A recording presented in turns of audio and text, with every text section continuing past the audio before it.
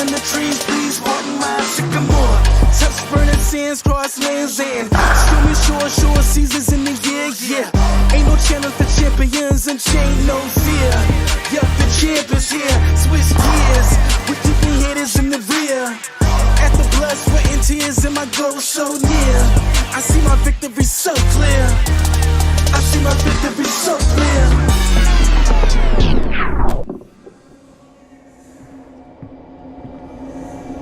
Anyone for tea?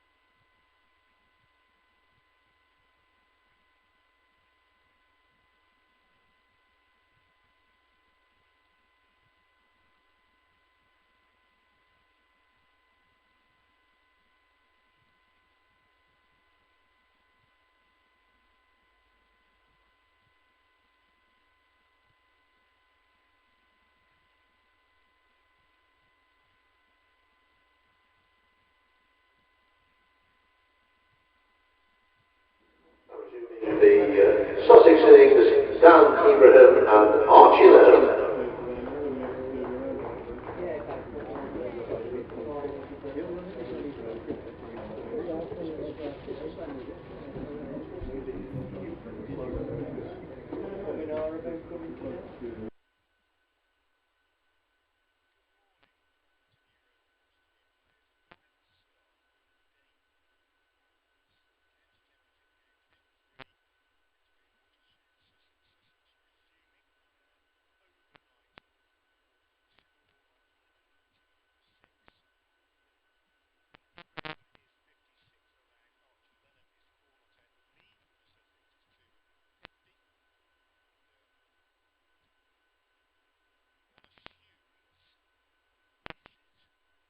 surmises that they will attempt to push on fairly quickly this morning, get that lead up to around about 300 before declaring and giving themselves enough time to bowl Worcestershire out.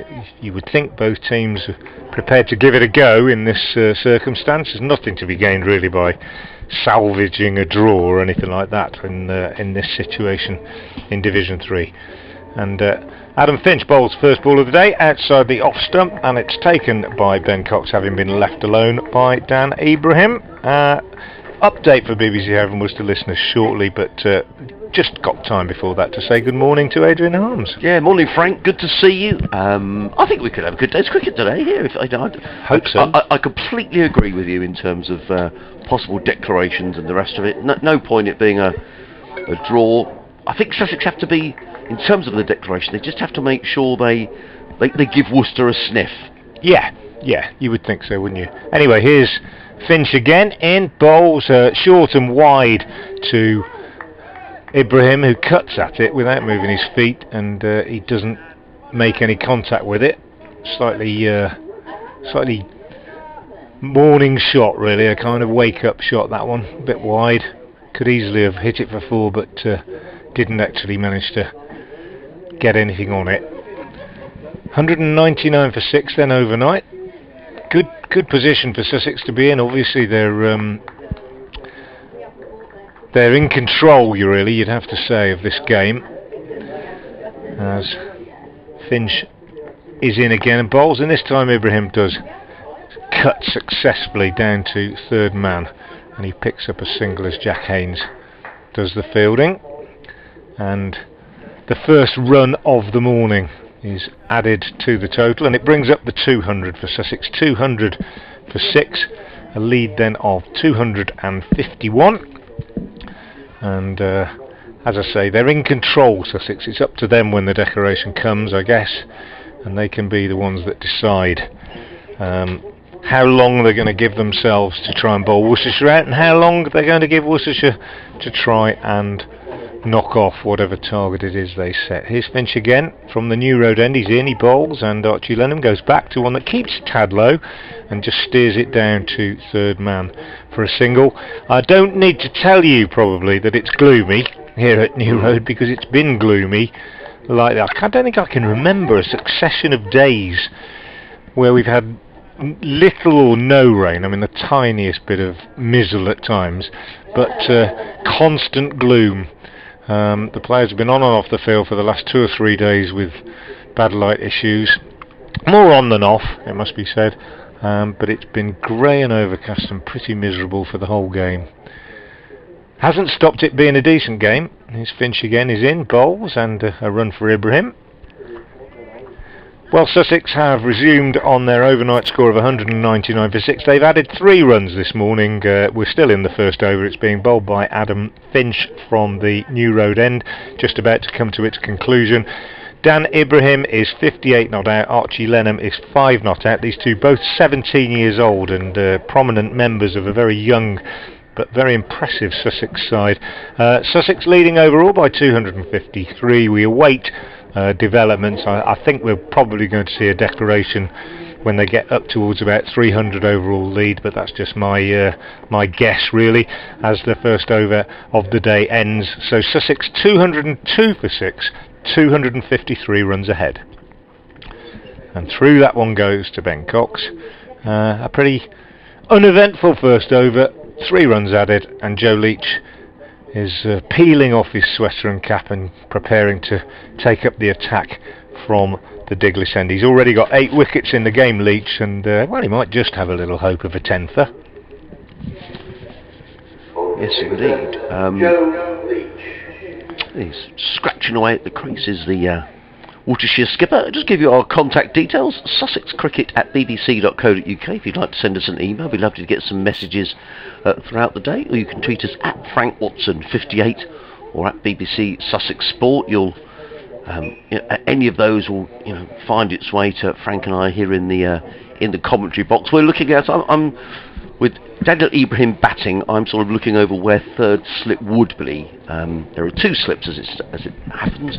2 slips, a third man, a sweeper on the cover boundary, extra cover mid-off, mid-on. a deep mid-wicket and a fine leg. It is gloomy as in comes Leach over the wicket, bowls, and Ibrahim stretches forward and plays that through the covers and picks up a single to the sweeper on the cover boundary, fielded there by Ed Barnard. One more to Ibrahim, he goes to 59, Sussex 203 for 6. The weather forecast I saw this morning, Frank, on the local television was that it might be brightening up during the day, and actually they're talking about, from I think about sort of Sunday onwards, 2 or 3 days of decent weather. I know you're heading down to Canterbury. Yeah, that's right. Next week, and I think you're going to get lucky with the weather. Well, I hope so. I could do with a bit of sunshine just to warm the old bones a bit. Monday in particular is meant to be quite a warm day. As in comes Leach over the wicket, bowls, and Lenham lets it go outside the off stump, taken by Cox. Today's local forecast is pretty much for it to stay as it is, I think, unfortunately. But at least we've got cricket. It's better than sitting watching the rain, isn't it?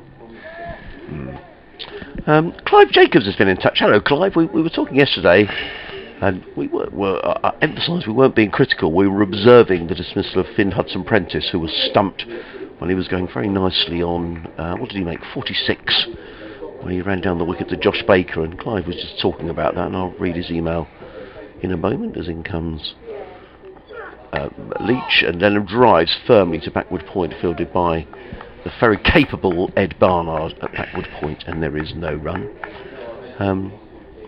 So this was Clive's view. He said Finn not only threw his wicket away, but he failed to read the match situation. With bad light always likely to curtail the day's play, any suggestion that he took a risk with the intention of upping the scoring rate with the intention of having a bowl in the evening is not credible. Oh, well, that's what I said last night, I think. Yeah, I'd agree with that, Clive. Leach back to his mark. But he did bat very nicely, and having got a first ball in the first innings, he looks a good acquisition for Sussex as Leach is in bowls, and Lenham's beaten outside the off stump. Playing down the wrong line is Archie Lenham. Ball goes through to Cox. The light really isn't good, and it's I mean, I think the umpires have done their best to keep the players out there for as long as they can in this game, but you know, it's not as dark as when we went off last night, but I tell you, it's not far away. No, it's not far away. When I drove in this morning, I thought, we might struggle to start on time here. But it's going to be like this for most of the day, I think, whether we like it or not. Leach, 3 for 45, runs towards us and bowls, and Lenham is forward, plays him to the offside. There is no run fielded there by Jack Haynes, and there is no run. So thank you very much, Clive, for your views on Finn Hudson-Prentice, who taken dancing down the wicket and was stumped. In fact, Ben Cox had all day, really, didn't he? And Hudson-Prentice didn't even bother turning round, he just wandered off. I talked to Josh Baker about that last night and said, you'd just been hit over the top for 4, but you didn't fire the next one in. You did just hold it back a little bit, floated up there a bit. And he said that that's what Ben Cox had told him to do. Leach in bowls, and Lenham again right in behind the line. It's a very composed batsman, does Archie Lenham, following in the footsteps of Dad Neil and Grandfather Les. Plays to backward point, and there is no run. Certainly not scared. 203 for 6, Ibrahim 59, Lenham 5. So it was a nice team effort by Baker and Cox to get rid of Hudson-Prentice. I think going in Hudson-Prentice's defence, I mean, sometimes when you're batting, you play a good shot, you just get a little bit of a buzz, a little bit of adrenaline, and it is difficult to not feel, things are going my way now, and I'm going to hit the next one as well. And he just got a little bit carried away, I think, really. Played a good shot, he'd broken the shackles, but you could say, well, having played that shot, he didn't need to do it again so soon. Anyway, here's Adam Finch from the New Road End with a full delivery outside the off stump, left alone by Daniel Ibrahim and taken by Ben Cox. I'm going to plug a book, if I may. Why not? Tim Jones came to see us this morning in the press box. He's written a lovely book called The 52 Worcestershire's Forgotten First Class Cricketers, and it's a book about 52 people who played for Worcestershire who have kind of gone under the radar over the years, and people don't sort of feature much in histories of the club or statistical records. It's a lovely book. Here's Finch again, bowling to Ibrahim, who plays defensively out in the offside, and I'd encourage Worcestershire listeners to, if they're interested in the history of the club, to find out about this book, maybe get themselves a copy. The definitive Who's Who, packed with biographical information about the lives of 52 of Worcestershire's first-class cricketers, bridges many gaps in existing cricket records and provides a definitive guide which complements and in some cases supersedes what is already known about these players. A lovely book written by Tim Jones, a regular here at the ground, a big Worcestershire fan. In comes Finch again and bowls, and Ibrahim is forward defensively, pushing out on the offside, no run. And it was published in July, this book. It's now available if you want to. It's on Amazon, called The 52 by Tim Jones. It's available from Waterstones, or you can get in touch with Tim himself, and if I can, I'll give his email address out. It's Tim A. Jones, all lowercase, Tim A. Jones 405, which might be something to do with Graham Hick. Tim A. Jones 405 at AOL.com. Tim A. Jones 405 at AOL.com for that book. Finch into Ibrahim, and a single for the impressive Ibrahim, pushing this one wide of Joe Leach at mid-on and moving on to 60, and the total to 204 for 6. So the 52 by Tim Jones, have a look at it on Amazon or at Waterstones, or by contacting Tim A. Jones 405 at AOL.com. 204 for 6 then, 255 the lead, and Adam Finch, Mr. Angry, we dubbed him yesterday. Yes, we did. Mr. Tetchy, wasn't he? Coming in from the New Road end and bowling to Archie Lenham, who drives nicely, but not for any great reward. Straight up to Joe Leach at mid-on. Interesting stat here from Wisden last night. Talking about we're talking about young cricketers here, but Darren Stevens is 45, and apparently he has hit 25 sixes in the county championship this season. No one else has hit more than 13. It's extraordinary, isn't it? Talk about Indian summer. Absolutely amazing. In comes Finch again. Bowls to Archie Lenham, who steers that down to third man for a single. 205 for 6. I've just had a tweet from somebody who says they've just bought that book. That's amazing. I'm going to go and see Tim Jones and see if I can get some commission, I think. Great stuff. It's a tweet from Mark Potter, who says he's bought the book for his dad. He'll love it. I hope he does. I really do. I think it'll be a super addition to your cricket library, Mark. And as I say, I'll be claiming 50p off Tim, I think, for my commission. At the end of the over, 205 for 6, 256 the lead. Ibrahim 60, and Lenham, who's kept the strike with a single off that last ball, on 6. I don't know why, but the BBC Live scores are not updating this morning. As in comes Leach, comes in and bowls. Nice looking shot by Lenham through square leg. It's going to race away. Dolliver in hot pursuit. He's going to pull it up inside the boundary, but the batsmen are going to come back for a couple of runs. Nice looking shot by Archie Lenham, who goes to 8, and Sussex 200. And has that gone up? 207 for 6. Yes, there we go. Add 51 makes the lead 258. No sign of Sussex batsmen sort of running down the wicket or looking to club the ball away for 4s and 6s this morning, but there will be a calculation in Tom Haynes' mind, or I'm no doubt assisted by Ian Salisbury and James Kirtley, as Leach runs in from the Gligdis Road end, bowls to Lenham, who's up on his toes, all just slightly short of a length, and Lenham just plays it into the onside, and there is no run. So you spoke to Josh Baker? He was pleased with the way he bowled yesterday? Yeah, he was, and he was, he was just saying how much he's enjoying it and feeling a bit more part of it now that he's been in the setup for a few weeks, and I suppose just probably just plucking up the courage to be a little bit more forward in the dressing room and chat a bit to his teammates, and just taking it all in, really. It's all happened very quickly for him, but yeah, bowled well, didn't he? And we talked about his catches, his 2 caught and bowled. In comes Leach bowls, and Lenham forward plays into the offside, and there is no run. Yes, certainly the caught and bowled to dismiss Carter was a very good caught and bowled. Really good. Just looking here, just around some of the other cricket around the world, and just having a nose, because the the Caribbean Super League, or whatever they call it, is being played at the moment. And just looking at the St Kitts and Nevis side, and one Ravi Bopara is playing, which I'm a bit surprised about, because his final say is only a couple of weeks away. And you've probably got to be a bit careful about quarantining and stuff, haven't you? I don't know. I don't know. Just caught my eye, that was all. And in comes Leach, bowls, and Lennon gets runs off a thick outside edge down to third man. And the man we were talking about, Josh Bakerfield's literally down below us and gets in a nice throw to Ben Cox. Lenham goes to 9, and the total to 208 for 6. I watched a bit of the Caribbean Super League last year, and it was on in the evening, just around about that time where, you know, in my case, where I'm looking for something to watch on TV, and you know, don't want to watch the sort of stuff that's on mainstream TV. And I watched a fair bit of the Caribbean Super League last year, where it was nearly all played on one ground, I think, because of COVID and so on, and the pitches weren't very good.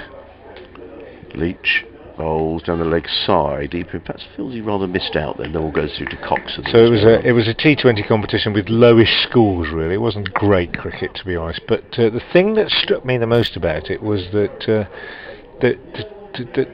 some of the sponsors had missed out, you know, because I saw at least 2 square inches on each player's shirt that hadn't got a logo on. Never seen anything like it. Each player's shirt had about the advertising logos of about 8 different sponsors. Comes Leach, bowls short, and Ibrahim looking to take on that short delivery, looking to pull it down towards fine leg. Doesn't make contact. It was. The ball whistles through to keeper Cox. End of the over, 208 for 6. So we've got another 92 overs remaining in the day. We will lose 2. If Sussex decide to declare. The lead is 259. But going back to that, you know, with the 100 and T20, we've got used to coloured clothing. Quite well, it's just part of the scenery now, isn't it? I remember at the time when it first came in, it was regarded as quite revolutionary, but we've got used to it. Tight fitting, coloured clothing, lots of logos, lots of sponsors' logos, lots of stickers on bats and that kind of thing. But the Caribbean Super League just took it to a new level last year. And not only that, but they're always tended to be very gaudy and very glitzy logos and so on. Have a look this year and see what you think. Here's Finch in bowl, short to Archie Lenham. He goes for a hook and he's caught behind down the leg side, sort of strangled. Just swinging at that short delivery, trying to swing it away, and I think he suffered a similar fate in the first innings, didn't he, off the bowling of Ed Barnard? Yeah, I think he gloved it. And I think it's very similar. Banged in short, he's gone for the pull. I think either glove or top edge, you can't believe it. And he's been strangled by a short delivery and gloved it through to the keeper, and he's gone for 9. So the first wicket down, and it's a first wicket of the innings, and in a way I feel quite a deserved first wicket for his efforts throughout the innings for Adam Finch. 13.1 overs, 2 maidens, 1 for 34, his figures now. It was a quick delivery, wasn't he? I mean, he's not frightened, Archie Lenham. He took him on, but I think he got a bit of glove through to keeper Cox. So the new batsman making him out is Jack Carson, who top scored in the first innings, making 87. No real signs of a hurry up here from Sussex this morning. Maybe they're just, I don't know, maybe the word is that let's bat sensibly for half a dozen overs, so get the lead up to sort of 280 and then perhaps have a thrash for a couple of overs. Carson's capable of playing that way, isn't he? Yes, he is. As he showed in the first innings. He is, and actually, when you speak to Jack, he'll tell you that when he was playing his cricket in his younger years over in Northern Ireland, that he regarded himself very much as a batsman who has since learnt to bowl off spin, and I think very much the same with Archie Lenham actually, who was regarded in his younger years. He's only 17 now, but coming up through the ranks as a batsman. Bats boy. Yeah, but he's a very competitive cricketer. Is Jack Carson. As he showed in the first innings. Anyway, here's Finch into him and bowls, and he lets that one go outside off stump. Another good delivery, that one. Just outside off, and then climbing quite steeply. I mean, this ball's 73 overs old and still hard enough, and the pitch got enough in it for Finch to get that one to to climb quite sharply, and he got the wicket with one that climbed quite sharply as well, though he did bend his back a bit, it must be said, with the delivery which dismissed. The diminutive Archie Lenham going for a hook shot and getting a glove tickle through to Cox. Here's Finch again in, bowls, and Carson is just rocking back and steering this one out square on the offside, and there's no run as Ed Barnard comes in to do the fielding. So Dan Ibrahim, the immovable Ibrahim, 48 in the first innings, still there on 60, played very well. Been most impressed by him, as I said repeatedly yesterday. Fine crop of young cricketers that Sussex have got. I've really enjoyed watching them over these 4 days, and I think Dan Ibrahim probably stands out more than any for me. This Finch is in again, bowls outside the off stump. This one fuller, left alone by Carson, keeps a little bit low and is taken by Cox around about shin height. Ben Cox standing back. Ben Cox just picked up another catch, and probably should have said the other day that in the first innings one of the catches he picked up was his 500th in first class cricket, which is quite a nice milestone for a wicketkeeper. Part of the scenery here at New Road for quite some time now. Ben Cox. Here's Finch in, bowls, and Carson is on the back foot defending this one again, just pushed out on the offside. So one man out today, Archie Lenham for 9, and Sussex 259 runs ahead. I reckon 300, you know, that's my guess, is what they'll look at. 300 is it takes some getting, to be fair. Takes some getting. I mean, that's another 40 runs away, and at this rate, that's going to use... Yeah, it's going to take too long, It's going to take 10 overs, and you're going to lose 2, so, you know, that's going to leave about 80 overs left. Here's Finch in, bowls, and Carson is forward, pushing out square on the offside, fielded by Barnard. End of a successful over for Adam Finch, and his figures now 14 overs, 3 maidens, 1 for 34. And well, we called him Mr. Angry yesterday, and he'll maybe just be a little bit less angry. I think got a meaningful impact on the game in terms of statistics. In other words, he's got a wicket. Now we might now see things accelerate. I was thinking about this. You know, when we were just speculating a minute ago, Adrian, about how many they look for and so on, and you said, well, you know, we both said Carson's capable of accelerating things. This is almost an invitation from Joe Leach, isn't it, bringing Baker on at this stage to say, right, if you want to play a few shots, play a few shots. You might lose a wicket or two, which would be great for Baker, but it's going to accelerate things one way or another, and that's in Worcestershire's interest as well as Sussex's, I think. The light's improving. In comes Baker, bowls to Ibrahim, who turns that, or looks to turn it down the leg side. Doesn't get a run. The ball just runs behind him, and there is no run. Steve Rook has been in touch. Hello, Steve. He says another fascinating game of county championship cricket. Let's hope the powers that be scheduled some more midsummer games next season. In comes Baker again, bowls. Ibrahim is forward and plays none too convincingly out into the offside, and there is no run. Sussex's next game actually starting on Monday. Every other county championship game starts on Sunday, but I think because there's an international down at Hove on Saturday, it's probably been put back a day as in comes Baker, played into the offside. There is no run. Steve says, I'm not sure if I've missed something, but what's happened to Aaron Thomason? That's a very good question, Steve, and hopefully the club will put something out soon about Aaron as in comes Baker, bowls, because no one's seen him around for 3 or 4 weeks.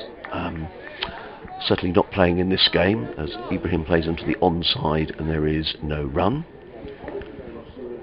There's Baker in again, bowls, and driven by Ibrahim without timing back down the track, and Baker's down very quickly in fields low to his right hand side, and there is no run. Certainly started off the season opening the batting and did a pretty decent job for a number of weeks. To Aaron Thomason as in comes Baker again. Ibrahim using his feet and drives into the covers. There is no run.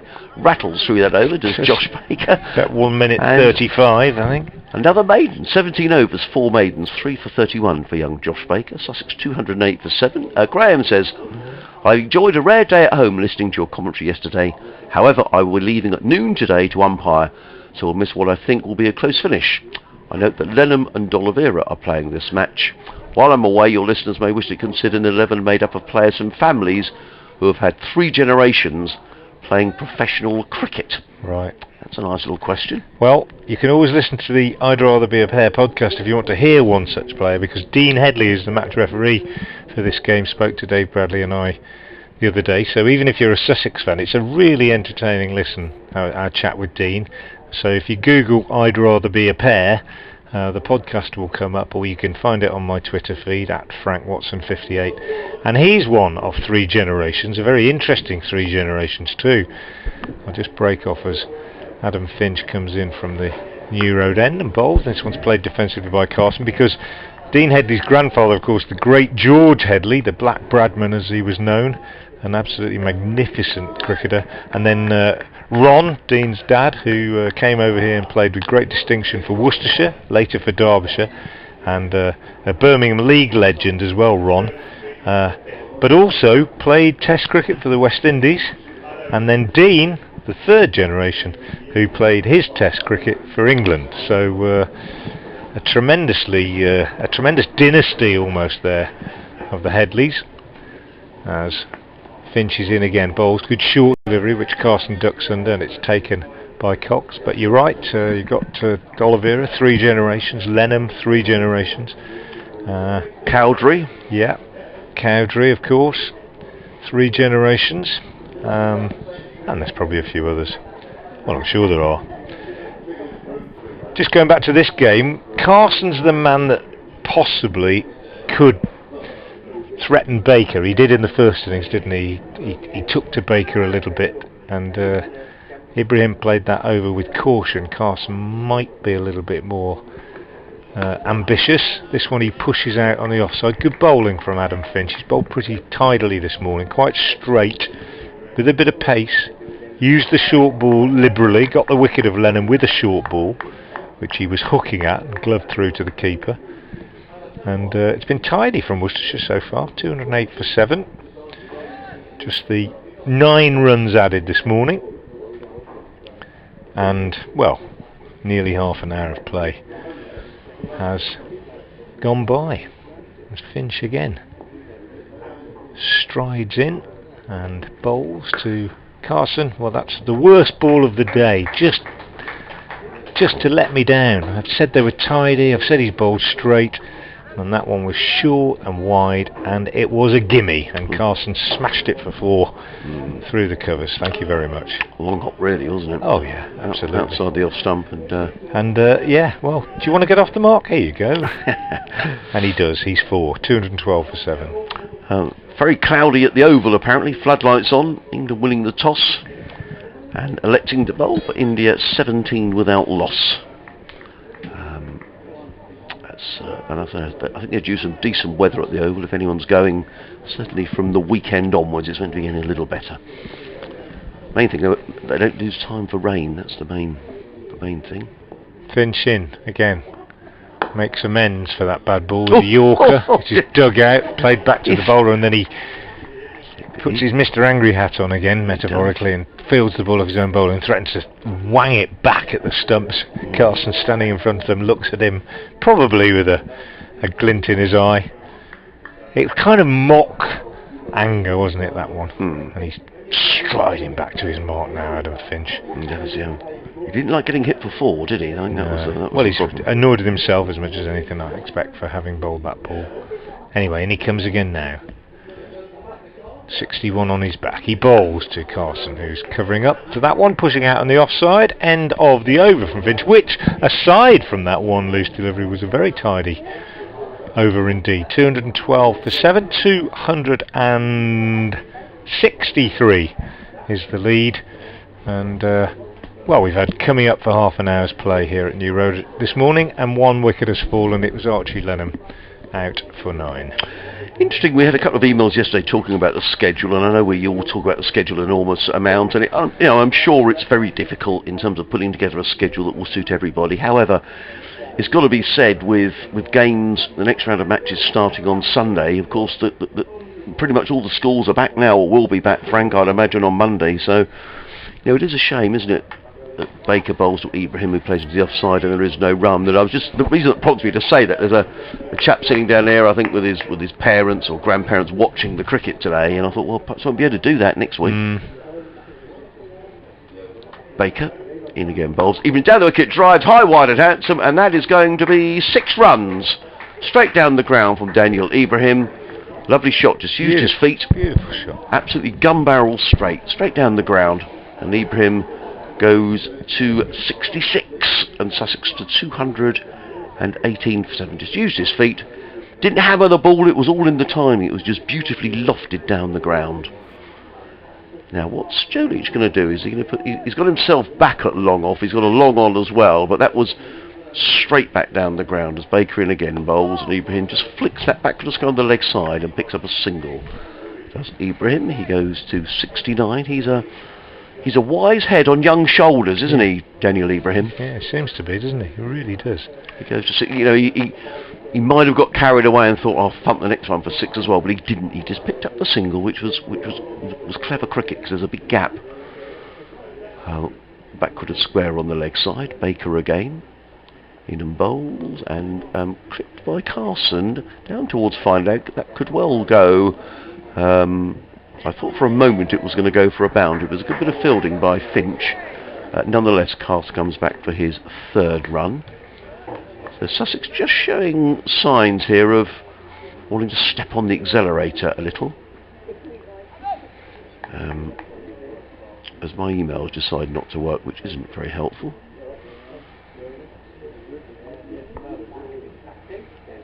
Baker again, in and bowls, and Ibrahim plays firmly to mid-wicket, and there is no run.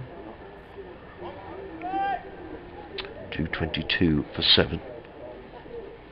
Baker again in bowls. Ibrahim plays to backward point and picks up a single. Actually, it goes between backward point and cover, so 10 off that over from Josh Baker. At the end of the over, Sussex are 223 for 7. Ibrahim on 68, Carson on 7. Add to that 51, and you get a lead of 274. And I need to disappear to do an update. Thank you, Adrian. And I'll have one myself very shortly, I'm sure, for BBC Hereford and Worcester listeners. In fact, here it comes.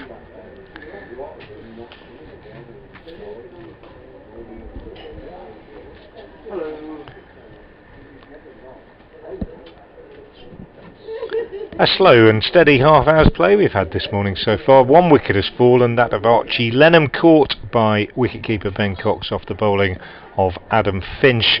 Finch banging one in short, Lenham going for a hook shot, and we think just getting a little glove on it and through to Cox, who took the catch high above his head. Lenham out for 9 then. That was 208 for 7. Since then we've seen Daniel Ibrahim, this impressive young Sussex all-rounder, move on to 68, just with a straight 6 off the bowling of Josh Baker just a minute or 2 ago. And Sussex at the moment in the 78th over of their second innings are 223 for 7. That's a lead of 274, and we're guessing that they're going to push that on to around about 300 before perhaps thinking of a declaration. But that's the situation at the moment. Sussex 223 for 7, Ibrahim 68 and Carson on 7. As Finch bowls that through outside the off stump, and it's left alone by Ibrahim. This next one is pushed out on the offside into the covers, where it's fielded by Tom Fell, and there's no run this time. 223 for 7 then. Finch 1 for 38 so far. He's in his 16th over. Generally I think it's been pretty tidy stuff from the Worcestershire seamer.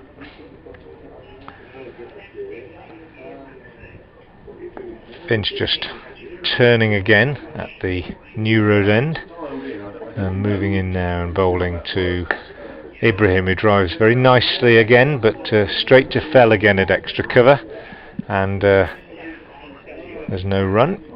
I'll listen across anyway. I can't hear programme, but I'll listen.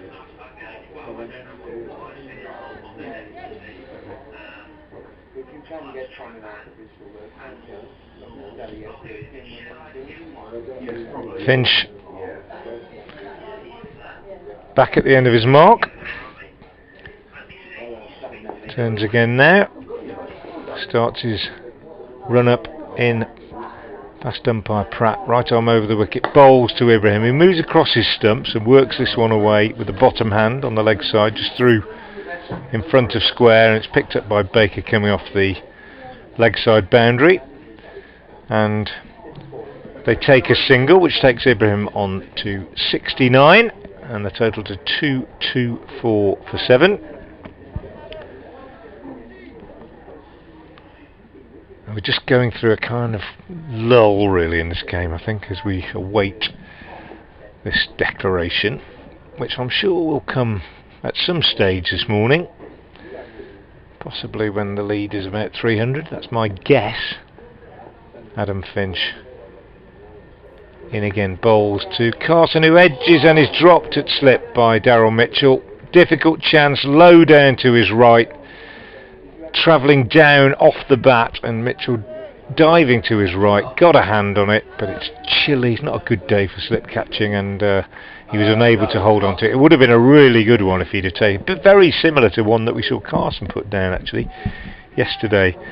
And he got his hand to it, got the ball almost in his hand, but as he hit the ground it just ran away from him and the batsman went through for a single. That won't do anything for Adam Finch's mood. As he struts back to his mark and turns and comes in again now and bowls to Ibrahim, who steers this one out on the offside much more competently than his partner managed off the ball before. It's fielded by Barnard, end of the over. And it's 225 for 7 at the end of that over. The lead 276 then. And Josh Baker to continue from the Diglis end. Interesting to see whether Carson does get after Baker, or try to get after Baker as he did in the first innings. Carson, of course, in the first innings made the top score of the match so far, a very good 87, before he was last out in that Sussex first innings. And he waits now. Long off and long on back, and Baker round the wicket from the Diglis end, bowls, and he does take on the challenge. Carson goes down the pitch and smashes this down the ground for 4. It bounced about 10-15 yards in front of Jake Libby, who was moving across from long on, and he sprawled away to his left in an attempt to prevent the boundary, but was unable to do so. So Carson not even having a look, first ball he's received from Baker, and he's decided to give it a smash, and it was an old-fashioned smash, genuinely. Ibrahim's 6 off Baker was a rather smoother affair as he moved down the pitch and struck it beautifully straight down the ground, but that one a proper, well, not a slog, but a real good biff as he moved down the pitch, cleared his front leg and whacked it down the ground for 4. So the challenge accepted by Carson. 3 men out on the leg side boundaries. Baker decides to go over the wicket and bowls a little bit quicker and flatter and shorter, and that one beats Carson as he goes back and tries to cut it, sort of angled across the right hander from this new line that Baker's adopted over the wicket, trying to get some purchase out of the footmarks. This one is a bit of a slog from Carson as it goes out on the leg side behind square for a single. Adam Finch coming off the boundary to do the fielding, and now Ibrahim on strike. No change in the field it appears, but I think Baker might come back round the wicket to Ibrahim. No, he's decided to stay over, just aiming to get a little bit of purchase out of the footmarks perhaps outside the right-hander's leg stump. He's in, he bowls, and Ibrahim drives nicely, conventionally really, straight up the ground to long off for a single, which takes him on to 70, added to his 48 in the first innings. Pretty impressive effort from the 17-year-old. 231 for 7. What will Carson do now? He's on 13. Baker is in, bowls to him, and Carson goes down the pitch and gives it a big heave up towards long on. He's got away with it. It's bounced in front of Jake Libby, who's come in and returned that. Carson wanted 2, just as well that he was sent back by Ibrahim, because the throw was already on its way. He'd have been out by miles if he'd gone for 2. As it is, they settle for 1. Carson, the more agricultural of these two at the moment against Baker. 232 for 7 as Baker is in and Ibrahim plays very cautiously forward, and that one just runs away on the leg side. End of the over from Josh Baker. He's bowled 19 overs, 4 maidens, 3 for 49, 232 for 7. The lead is 283. Yeah, I was just thinking, you know, that if this wasn't the final day and if Sussex weren't pushing for a declaration, I think there's a very good chance here that Ibrahim might have got his maiden first-class century. Yeah, but I don't think it's going to happen. No, it's not going to happen. Signs in the last 5 minutes or so that Carlson's gone out there with a brief. Yeah. And I reckon that is, let's get 250. I think that's what they're looking at. Lead of 300 and then pull out. That's my guess. No, I think we'll see that declaration in about the next 10 minutes or so. But I don't know. I'm only guessing. Well, this might be entertaining because Adam Finch is bowling to Jack Carson. As Finch is in, bowls, and Carson is solidly forward to ball of good length and punches down the ground to mid-off. There is no run. And I say it might be entertaining only in that Jack Carson is clearly looking to get on with it. He's on 14 off 18 deliveries, and Adam Finch, we don't want to over-egg it, but he's got a bit annoyed on a couple of occasions when he's been hit before. And he had a catch dropped as well in the last over. Mind you, that would have been a wonderful catch. Yeah, it was like Carson's one, wasn't it? Yeah. Yesterday, very similar. Yeah. Very similar. But it might be quite interesting to see if Jack Carson does decide to take Finch on. We shall see. Finch running away from us. Tall man, bowls short. Carson pulls it away onto the leg side and picks up a single to deep backward square, fielded out there by Baker. Gets in the throw, one more to Carson. He goes to 15, the total 233 for 7.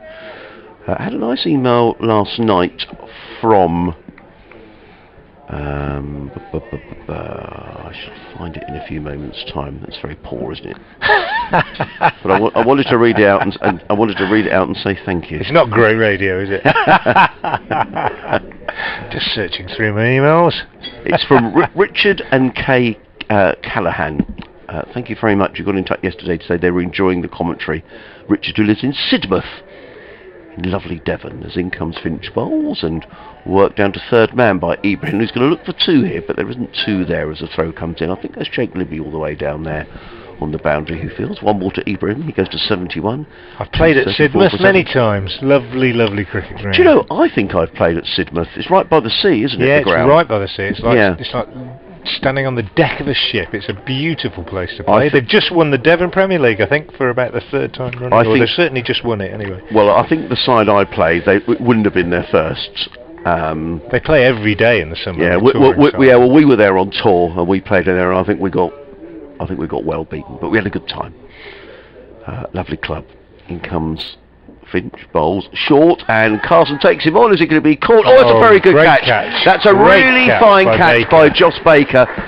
Coming in from deep backward square, it was pulled away by Jack Carson, and Baker came running in probably 5 yards or so. It was one of those where you're probably thinking as the fielder, do I go for the catch or do I just let it bounce and concede the single? But he's a very confident young cricketer, and he took a really fine low catch, inches off of the turf, probably centimetres off of the turf, and Carson is on his way for 15. Ibrahim looked towards the pavilion as if to say, is that the declaration at 234 for 8 and a lead of 285? But no signal has come, and Henry Crocombe is coming out to bat. But we've seen some really good cricket in this match, and Josh Baker, who's got very impressive figures of 3 for 49, has now taken a splendid catch. Absolutely brilliant catch. You watch the players practising these catches, don't you, every single day, and more often than not they take them, but that was a horrible one, because if he hadn't caught it, you know, he was wearing it, wasn't he? It was one of those. It was a really, really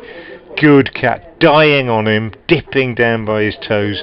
He's a big man as well, Josh Baker, and he dived forward, got 2 hands under it. It was a cracking catch, really, really impressive. The second impressive catch he's taken in the innings, because the one he took yesterday to get rid of Ollie Carter off his own bowling was also a splendid effort. So he's certainly improving his reputation with almost every session, Josh Baker, at the moment.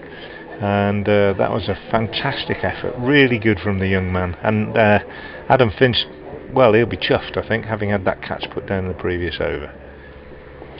So, the batsman did cross, as in comes Finch to bowl to Ibrahim, and Ibrahim smashes that Down through wide mid-on for 4 runs. It was a bit short from Finch, but Ibrahim absolutely middled that. Dismissed, that was, wasn't it? Great description of the shot. Yeah, he just Brilliant. smashed the ball down the ground dismissively.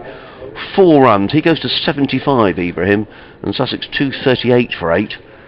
And that really was a super shot. And Adam Finch won't have liked being hit for 4, but you know, if you get hit for 4 and it's a good shot, you probably think, well, you know, can't do much about that.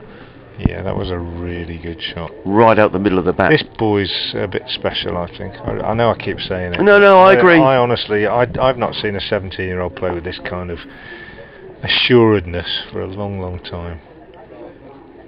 Finch in again, bowls, and Ibrahim is down the pitch, and well bowled Finch, to be fair. He saw Ibrahim coming, he just drifted it a little wide, and in the end Ibrahim was caught in 2 minds. The ball rattles through to Ben Cox, and there is no run. So 238 for 8. The lead for Sussex is now 289. You know, we're thinking they're going to pull out at 3, but there's 85 overs left in the day, 300 runs, 3 and a bit and over. So we shall see. But Joe Leach is coming back into the attack. So clearly, perhaps the skipper's thinking that if they're going to try and take Baker down. Well, yeah, that's probably, to be fair, that's probably good captaincy. Yeah, I think so. And it'll just take a little bit longer, won't it, to bowl the overs as well.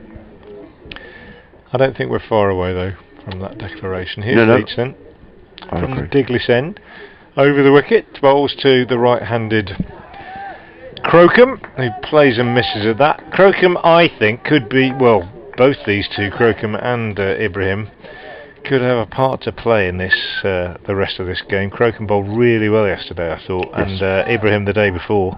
And if they set Worcestershire a target and they're making an effort to get it and not just trying to shut up shop, I think Crocombe's fast medium will be a significant factor in the day, as Leach comes in again and bowls to him, and he again feels for this one outside the off stump, misses it, taken by wicketkeeper Ben Cox. 238 for 8 then. 2 men out today. Archie Lenham caught by Ben Cox, hooking at Adam Finch and getting a little glove, and Carson again hooking Finch, and brilliantly caught by Josh Baker out on the leg side boundary, or moving in from the leg side boundary, diving forward to get 2 hands under a difficult catch. Leach in again, bowls, and Crocombe is off the mark, steering the ball down to Baker at third man, and the total goes on to 239 for 8, and Ibrahim on 75 on strike again. That's what the lead now, 290. 290, yeah. A couple of lusty blows may see the declaration. We'll see, but lusty blows against Joe Leach are not easy to come by. Here comes Leach in, bowls, and Ibrahim pushes this one up to mid-on. Couldn't do much with that. Good delivery from Leach. One of the Sussex, there's a couple of Sussex supporters, and shamefully I forget their names, very nice couple I was speaking to this morning who was sitting up by the hotel, who said good morning and were asking me about the selection of the 3 young Sussex players for the one-day series against West Indies, and speculating that we may not see much of them in the county championship. I think the final game in that series is the day before finals day, so I don't think we'll see them in the next couple of championship games. The 3 have been selected.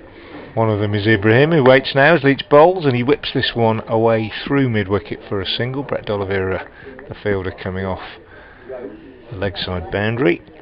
Just making an effort to keep my arthritic knee moving here, Adrian. Had an injection in it this morning, and the doctor said it won't bring you instant relief. It might take a day or 2. Hasn't kicked in yet. Right.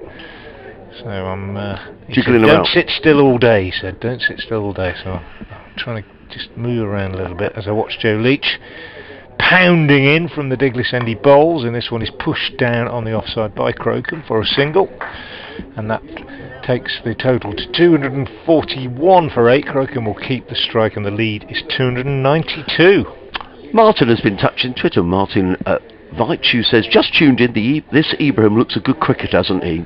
He really does, and I think we just need to be a little careful in terms of perhaps talking him up too much, but you cannot help but be impressed. And, you know, I'm talking to Frank here, who hasn't seen him play before, who's been extolling and waxing lyrical about him. I'm self-appointed chairman of the Dan Ibrahim fan club. I really am. I'm so impressed. But Martin goes on to say, surely Sussex need to declare very soon. I would agree, because there are 84 overs remaining in the day. Martin goes on to say, maybe the coaches have said to Ibrahim, go for your century, but do it quick. He and Lennon have really stepped up for this season. If these kids keep improving, we need a name for them. And the Busby Babes or Fergie's Fledging, maybe the Kirtley Creche, suggests Martin. Well, it's Henry Crocombe, who's relatively senior in the side at 19 years of age. He's going to face a new bowling, who is Dylan Pennington, who comes running in from the New Road end. Tall, fair-haired, fast bowler, but Crocombe plays that nicely down to third man and picks up a single, fielded way in the distance by Jake Libby in front of the scattering of spectators in the Basil d'Oliveira stand at the far end of the ground. Let's hope they get rewarded, those that have turned up today, by seeing a good day's cricket. The light is not great, but it's perfectly playable. 242 for 8 as Pennington in bowls to Ibrahim, who plays a loose shot outside of the off stump. We haven't said that too often. The ball rattled through waist high to Ben Cox, and if you weren't listening yesterday, we were also singing the praises of the groundsman here at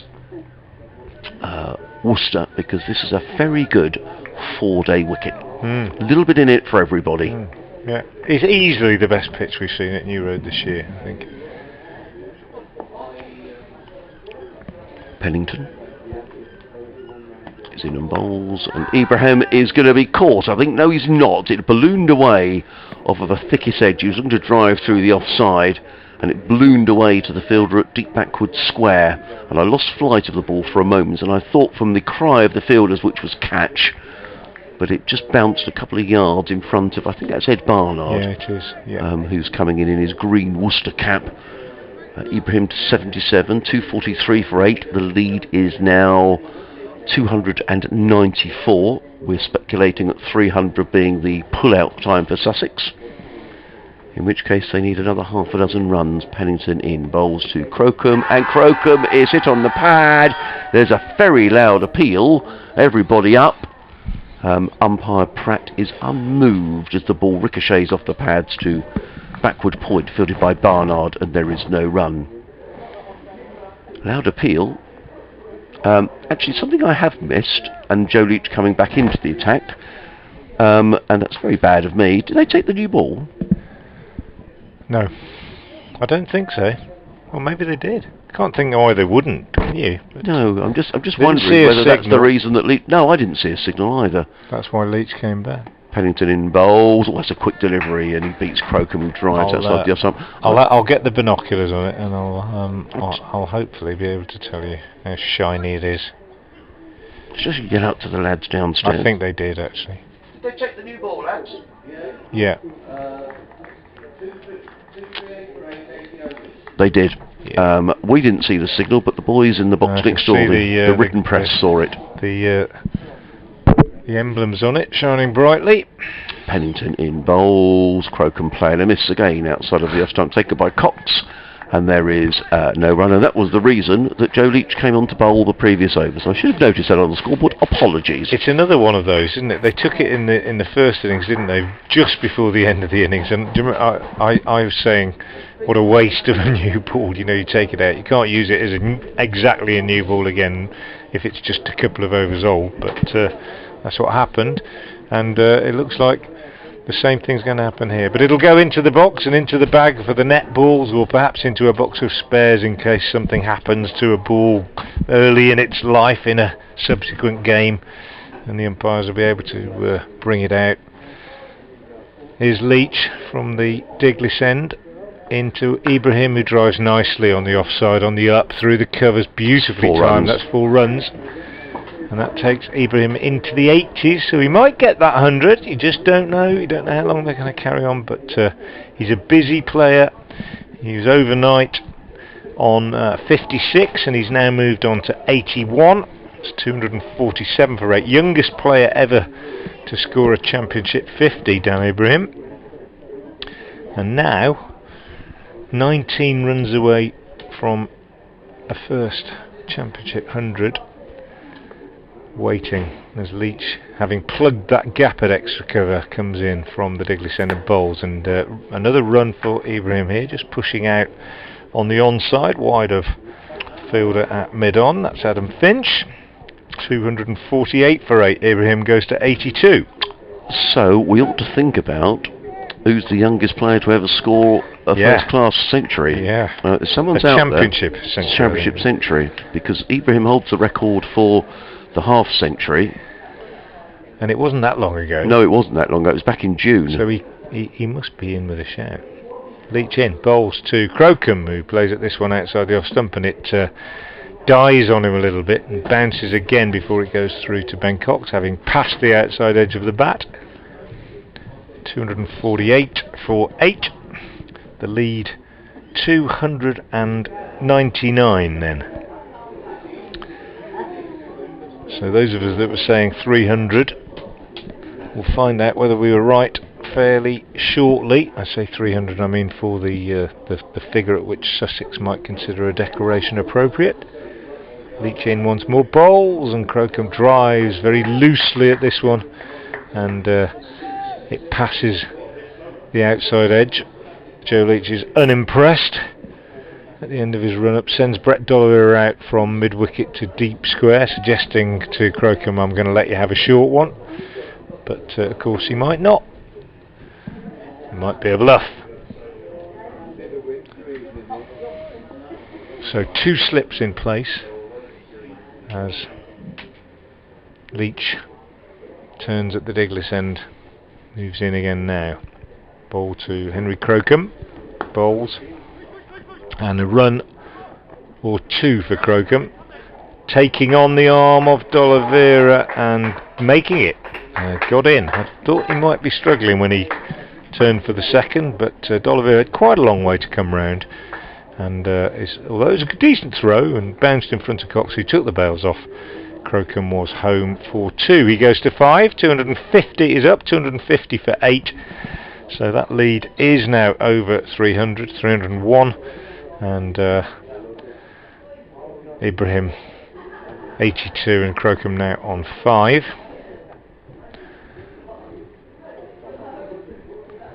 As Leach turns again. Dan Lawrence scored 161 for Essex against Surrey at the Oval with 17 years and 290 days, and that was apparently the youngest.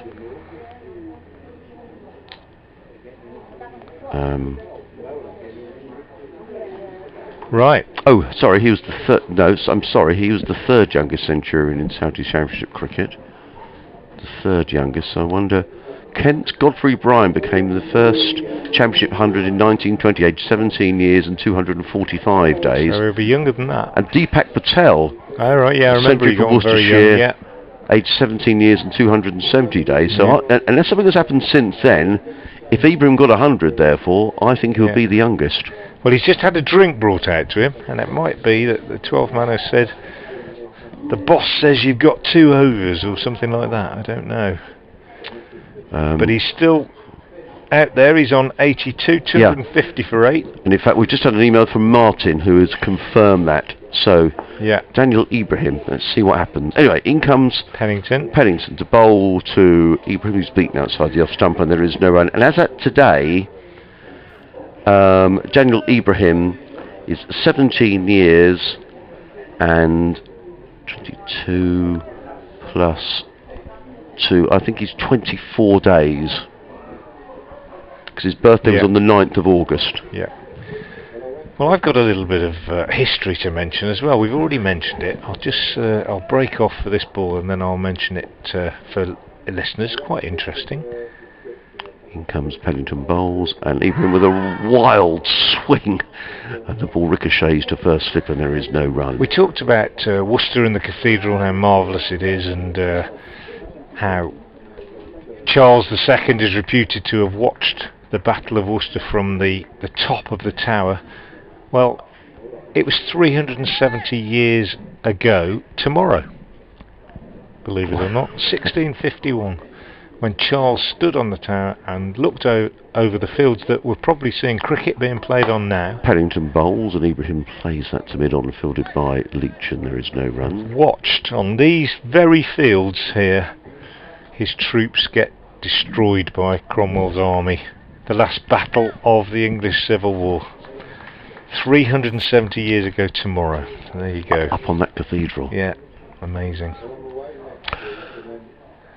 Crocombe waits. Ibrahim now 83 as the cathedral clock tolls 12 as played into the offside by Crocombe. It's going to be a quick single. The throw comes in and misses the stumps. It's going to go for an overthrow or a buzzer.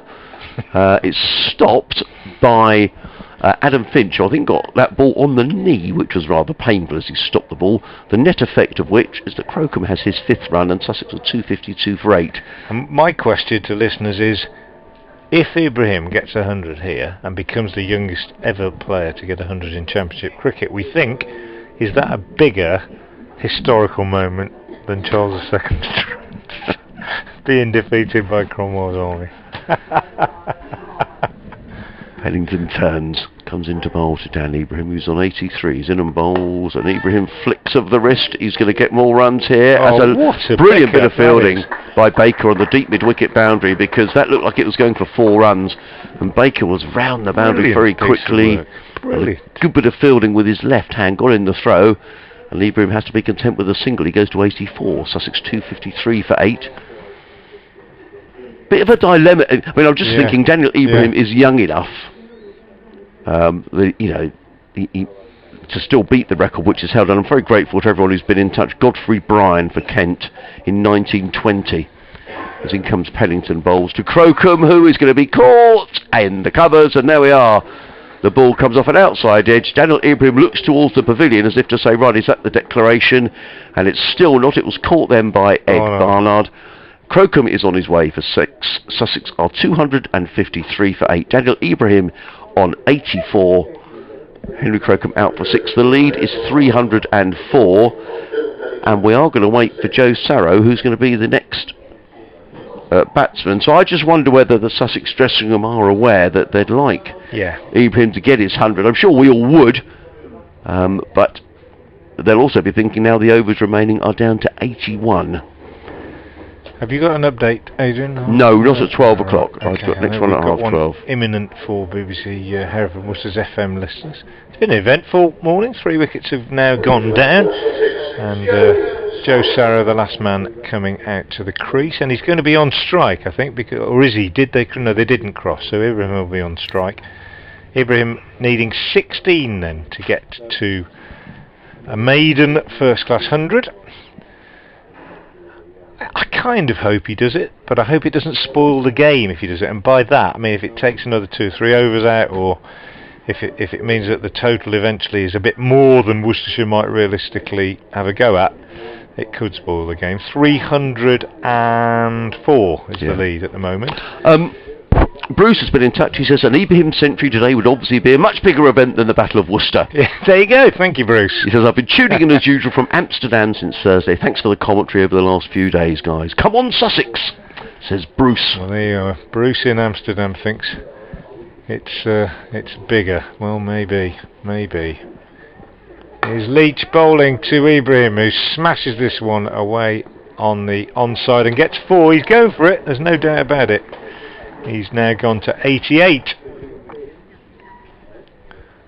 Update for FM listeners now.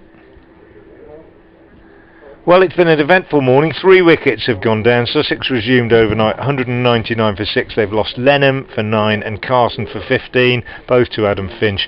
And a moment ago, Crocombe caught by Ed Barnard in the covers off a leading edge from Dylan Pennington's bowling. Crocombe out for 6, but Daniel Ibrahim is still there for Sussex. He's moved on to 88.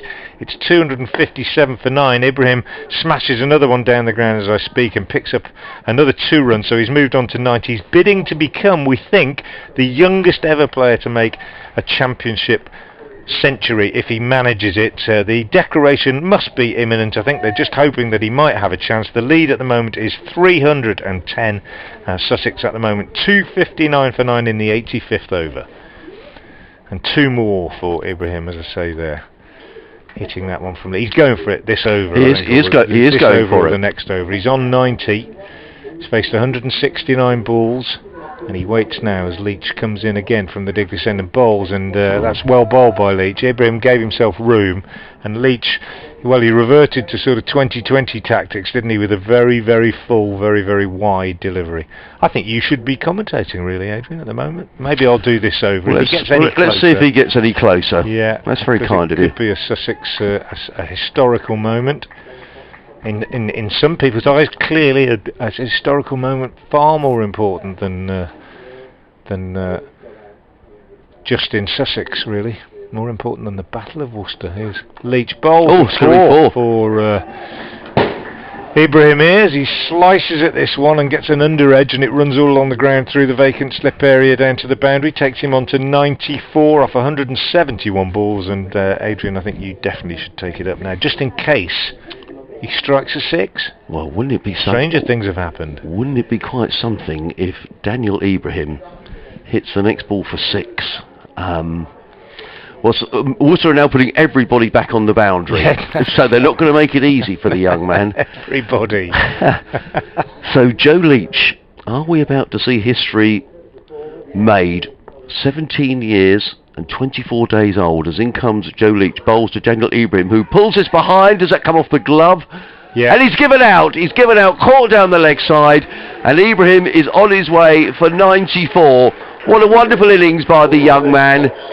So that record is going to have to wait for another day, but nonetheless, what a tremendous performance by Daniel Ibrahim, who gets applause from the Worcester fielders, which is really good to see.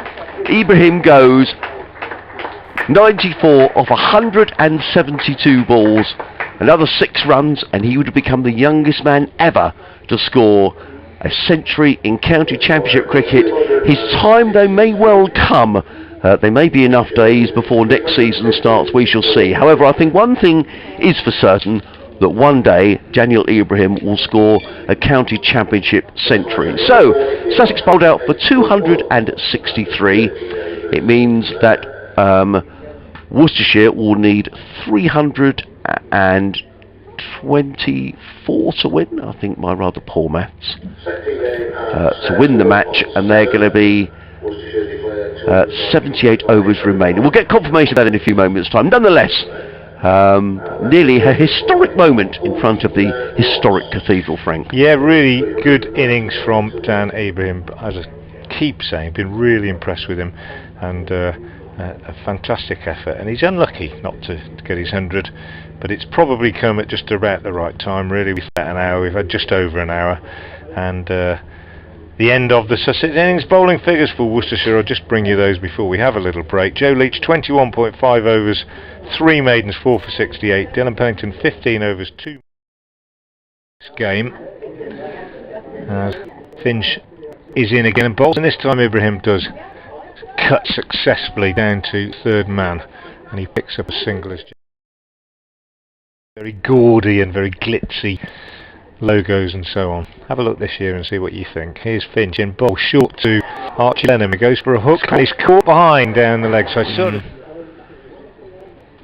Baker in again, bowls even down the wicket, drives high wide at Hampton, and that is going to be 6 runs straight down the ground from Daniel Ibrahim. Lovely. And Baker round the wicket from the Digley end, bowled, and he does take on the challenge cast, goes down the pitch and smashes this down the ground for 4. It bounced about 10-15 yards in front of Jake Libby. We had a good time. Lovely club.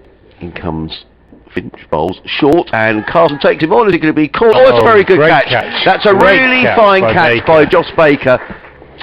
So, the batsman did cross, as in comes Finch to bowl to Ibrahim, and Ibrahim smashes that down through wide mid-on for 4 runs. Here's Leach from the Digley end into Ibrahim, who drives nicely on the offside, on the up, through the covers, beautifully timed. That's 4 runs, and that takes Ibrahim into the 8. Moves in again now.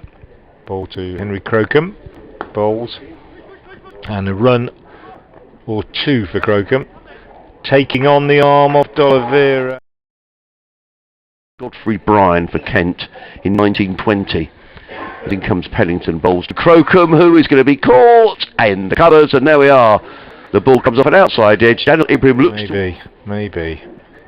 Here's Leach bowling to Ibrahim, who smashes this one away on the onside and gets 4. He's going for it, there's no doubt about it. He's now just in Sussex, really. More important than the Battle of Worcester. Here's Leach bowl for Ibrahim is. He slices at this one and gets an under edge, and it runs all along the ground through the vacant slip area down to the boundary, takes him on to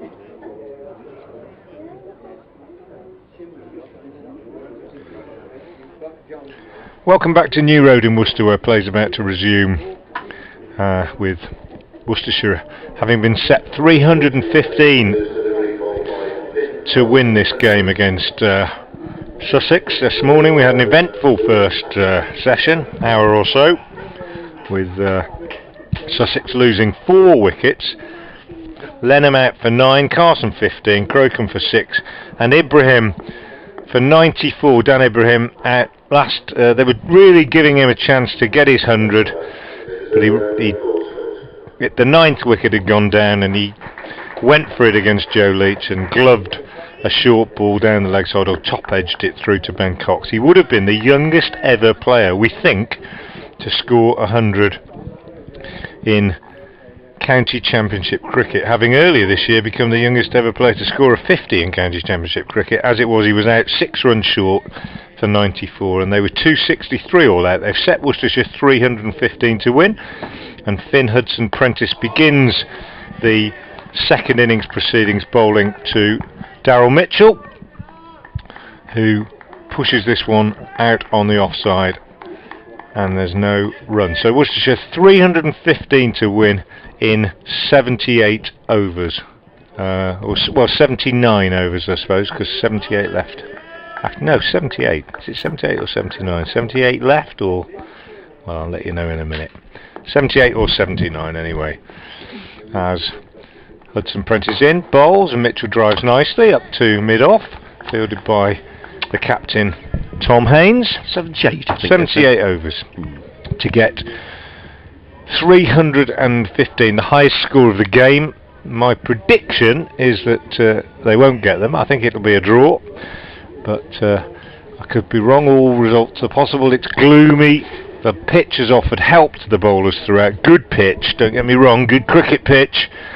Bit in it for the bowlers, but batsmen have proved you can play shots as well. Hudson-Prentice in, bowls, Yorker. Mitchell just squeezes it out on the offside, and there's no run. But to score 315 in 78 overs on this pitch, I think, is a very tall order. If Worcester are to do it, then I think much will depend on these two, Jake Libby and Daryl Mitchell, experienced opening pair, against this very young Sussex attack, whose oldest member is indeed the current bowler Finn Hudson-Prentice, moving away from us now from the New Road end. He bowls, and Mitchell drives beautifully through the covers. Daryl Mitchell, they don't come much better than that. It was a half volley, it was wide-ish, and he played it, as he has many times in his career, superbly. High left elbow, punched through extra cover, and Worcestershire are away 4 without loss. Do get in touch if you'd like to. If you've got comments about the Sussex declaration, about the brilliant performance, as far as I'm concerned, of Dan Ibrahim. 48 in the first innings, a couple of wickets, 94 in the second innings. He's only 17 years old, very mature cricketer. We'd love to hear from you. I'm on Twitter at FrankWatson58. Just break off as Finn Hudson-Prentice comes in again now and bowls, and this beats Mitchell outside the off stump as he fields for that one. Good delivery just outside off stump. Well bowled, good response from the bowler. Yep, on Twitter at FrankWatson58. Adrian is at Adrian Harms, capital A, capital H, and it's HARMS. And there's the BBC Sussex Twitter feed, which I always forget, Adrian. At BBC Sussex Sport. At BBC Sussex Sport, or you can email Adrian, he'll give you that email address very shortly. Quite a few Sussex fans in particular using the email, but feel free if you're a Worcester fan to do the same. As this one from Hudson-Prentice outside the off stump is left alone by Mitchell, and that's the end of a lively first over from Hudson-Prentice. Worcestershire 4 without loss. Remember, they've been set 315 to win this game at New Road in Division 3 of the County Championship. Not a particularly meaningful game in terms of points and positions and so on, because it's in Division 3 in this new format, but for a young Sussex side, a very significant game indeed. And well, it's a game of cricket, it's a game of county cricket, but it would be nice for either side to win for their confidence going into the last 3 games. No, absolutely. you know, and for the you know, the spectators who are here, and you know, as you say, in terms of the annals of cricket history and all the rest of it, you know, it's a game of cricket where no one's going to take a huge amount of notice, but for the players out here, it means a lot. And you know, let's face it, we very nearly saw history made. We did. You know, for all the years of County Championship cricket. In comes Sarrow over the wicket, bowls let go outside the off stump by Jake Libby, taken by Carter, and there is no run. And we were extolling the virtues of this pitch, and here we are on the 4th day, and you know, Carter is taking that one round about his midriff, which shows his good carry throughout. 2 slips in a gully, backward point cover mid off, mid on, mid wicket, and a fine leg. And Ibrahim may well have a role to play with the ball here as well, because he bowled nicely in the first innings. Sarrow in over the wicket, bowls, and Libby up on his toes, punches that into the covers, and it's that man Ibrahim who's there, and there is no run. So in terms of runs per over, Worcestershire needing to score at about 4 and over if they're going to win the game, and they've got 4 off the first over, so you know, it's a tall order, batting last, but yeah, the Worcestershire view might be, what kind of set? Let's have a dart at it. Absolutely. Not a lot of point just stonewalling and playing out. Well, I think they'll see where they are at lunch. Probably be the first thing, won't it? Sarrow in bowls, and 4 runs to Jake Libby, who's really annoyed with the shot that he played. I've never seen a batsman less pleased to hit a boundary. He hung the bat out outside the off stump. The ball went between gully and second slip. Had there been probably a 4th slip, he would have been out. I tell you when you have seen it, Adrian, in the first innings. Well, he edged one through the slips, didn't he? And he got off the mark with it, and he walked away in disgust. Why have I done that? Why did I play at it? But it just shows, doesn't it, that Sarrow, as much as any of the seamers, if he gets it in that slot and gets a little bit of a way shape on it, yes, he'll pose problems for any batsman, any right-hander anyway. That could so easily have been out. Yeah, it was. As soon as he played the shot, he just looked really, really cross with himself. Sarrow in the game, bowls, and Libby plays this behind square on the leg side. He's going to get a couple of runs as Henry Croker has to come running around from fine leg to field. So 2 more to Libby, who goes to 6, and Worcestershire have got their 4 runs for the over. They go up to 10 without loss. Well, you never know. You get it wasn't a life because it didn't go to hand, but he might play perhaps. If he finishes on 100 or something, you might think, well, I could have been out for a duck. The vagaries of the game. 2 slips and a gully, 3 men saving 1 on the offside, mid-on, mid-wicket, fine leg. Sarrow from the Digley's end bowls, wide of the off stump, and so wide, I think that might be the first wide of the match. And in Championship cricket, you've got to go some to bowl a wide. But that was a long way wide, and in fact, Carter, the wicketkeeper, took the ball pretty much in front of Carson at second slip. It was that wide. Joe Sarrow is back to his mark. On his way past umpire Bainton bowls, and that's a much better delivery. Played off the bottom of the bat, that sort of slightly tinny sound as Jake Libby propped forward. And there is no run. Total 11 without loss on a cloudy morning at Worcester. Probably only a couple of 300 people inside the ground. But nonetheless, let's hope they get a good day's cricket. Just a sign that lovely horse chestnut tree over by the pavilion is just slightly changing its colour, which is always a lovely time of year, but also slightly depressing because it means the cricket season is only got a few more weeks to go. As Sarrow in bowls, and Libby with an exaggerated lead lets the ball go outside of the off stump. It's the end of Joe Sarrow's over, an over in which he conceded 7 runs. Worcestershire are 11 without loss. Mitchell on 4, Libby on 6. Just coming back to those Sussex players who have been selected for this one-day series against the West Indians. Richard Dawson, who's going to be the coach, quoted that they may be able to prioritise first-class cricket over the under-19 matches. That's why there's an 18-man squad been picked. So not a given that they'll be missing. So I think what Richard Dawson is saying is they've got 18 there. They're not going to have 7 players just hanging around doing nothing for. I hope not. Anyway, for umpteen days. So it could well be that perhaps they'll want to have a look at all of them. I'm sure over the next week or so. Here's Finn Hudson-Prentice beginning the third over of the innings, bowling to Mitchell. He plays defensively back up the pitch. Worcestershire, remember, requiring 315 to win, are 11 without loss. I'm going to mention Tim Jones's lovely book again, The 52. I mentioned it this morning.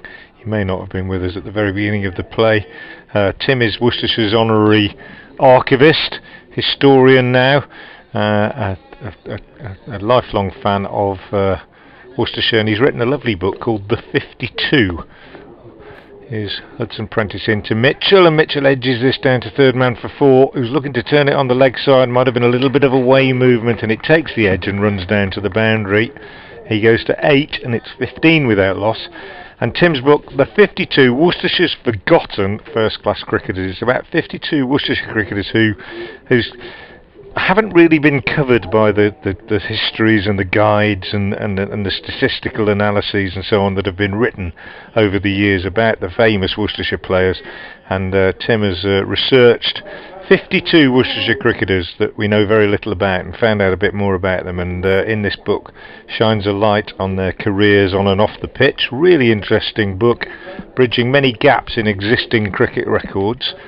Hudson-Prentice in again, bowls. Mitchell's going to get no, he's not going to get a run here down to third man because there's a good diving stop at third slip, and so having almost sort of set off for a run, he realises that he can't get there. Harrison Ward, the fielder, bringing off the save, so no run. And Tim's book, The 52, it's called. It's available on Amazon. Just put Tim Jones, The 52 in. It's available through Waterstones, or you can get in touch with the author direct, and you'll probably get a signed copy if you do that. Finn Hudson-Prentice in again now from the New Road end. Bowls. Mitchell drives sweetly, but straight to mid-off, no run. Tim A. Jones, all lowercase, at Tim A. Jones 405 at AOL.com. I'll just repeat that, Tim A. Jones 405 at AOL.com. If you want to get in touch with Tim and order a copy, or you can get it on Amazon, as I say, or via Waterstones. It's called The 52, 52, Worcestershire's Forgotten First-Class Cricketers. Super book, and well worth a read if you're a Worcestershire fan.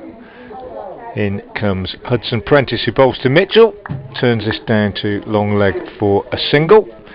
Mitchell moves on to 9, and the score moves on to 16 without loss. Worcestershire having been set 315 to win, so 299 more runs required, and Worcestershire, I guess, we'll just have gone out there and said, well, let's see if we can get through to lunch without losing a wicket. Just see where we are at lunchtime.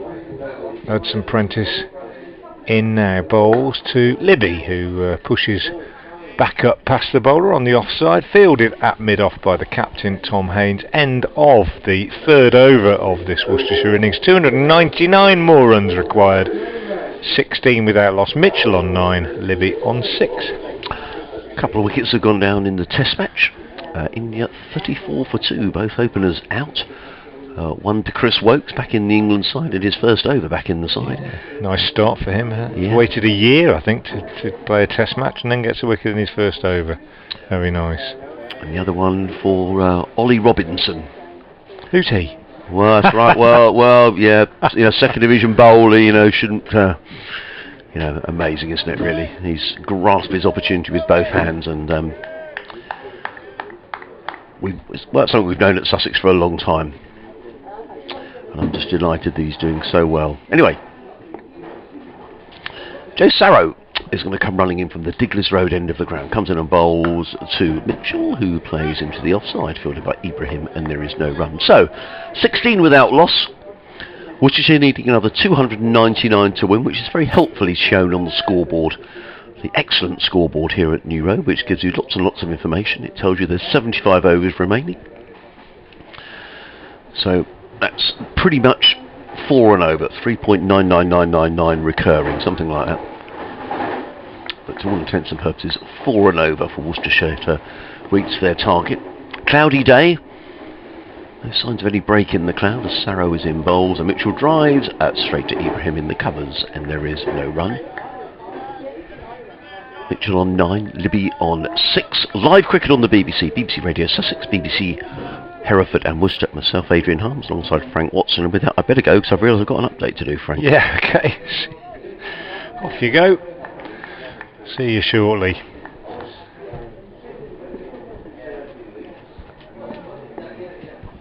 Joe Sarro from the Diglis end coming in to bowl to Daryl Mitchell. Bowls and Mitchell gets 4 down to third man. More controlled this time than the one that Libby edged off Sarro in the previous over. This one was well, steered down off the edge by Mitchell down to third man. Brings his score on to 13 and the total to 20 without loss. But it's a testing start for these two in these gloomy conditions on a reasonably helpful pitch. Joe Sarro and Finn Hudson-Prentice asking plenty of questions of the Worcestershire opening batsman.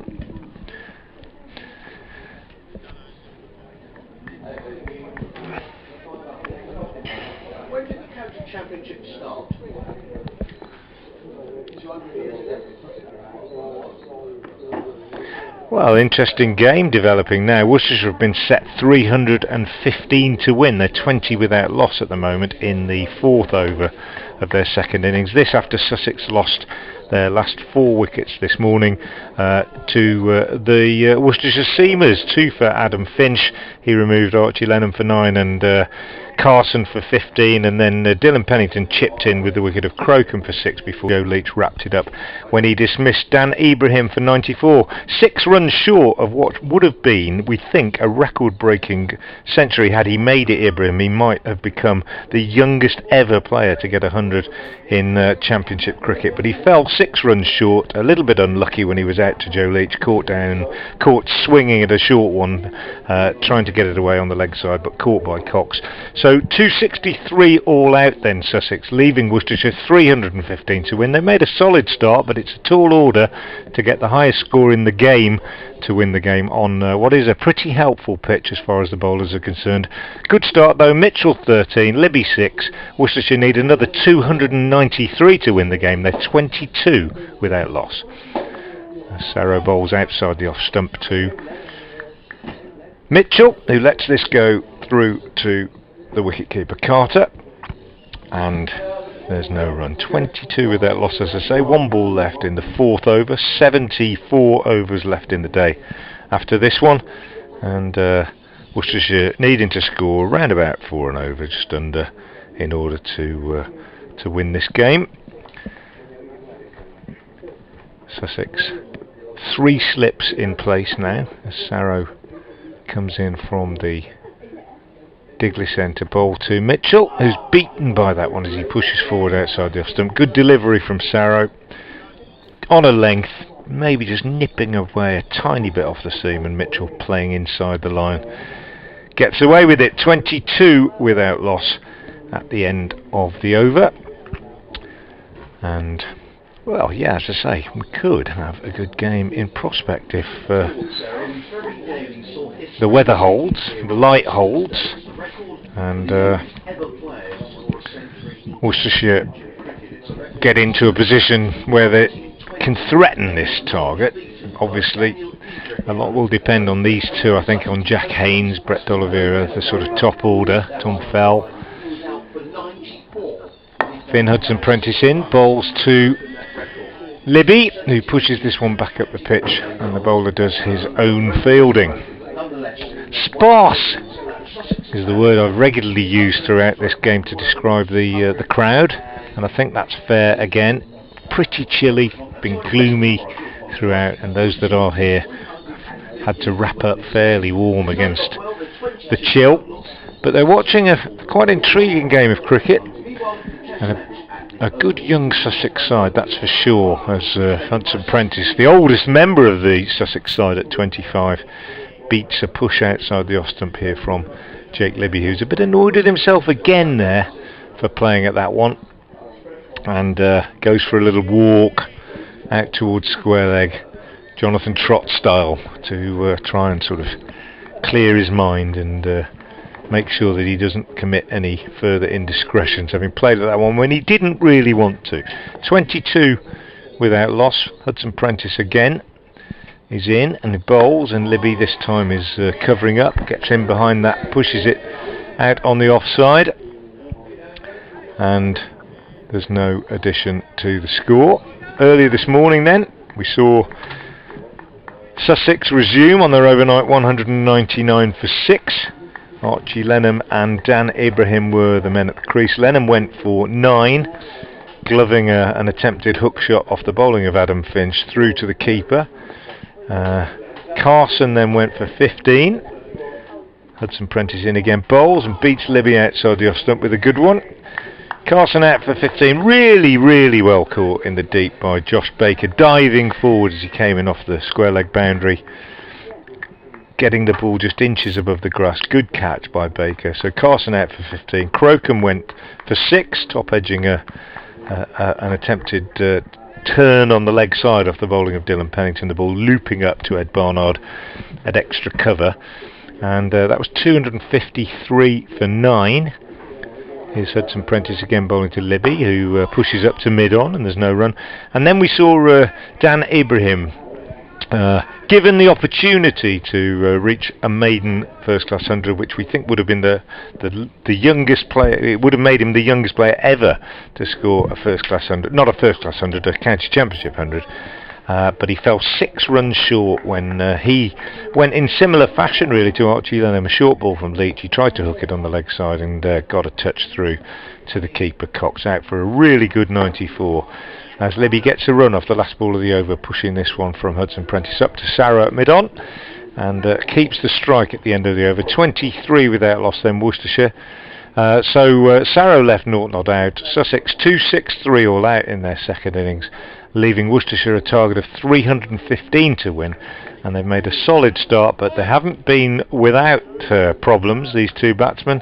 They've both seen edges go flying down towards third man, but they're still there. Mitchell on 13, Libby on 7, and 23 without loss, a further 292 needed, and Adrian Harms is back.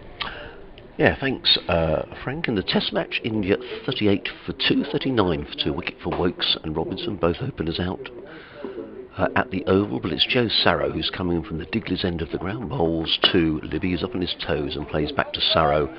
And there is no run. One other game in this group, because the game at Grace Road finished yesterday with Kent beating Leicestershire.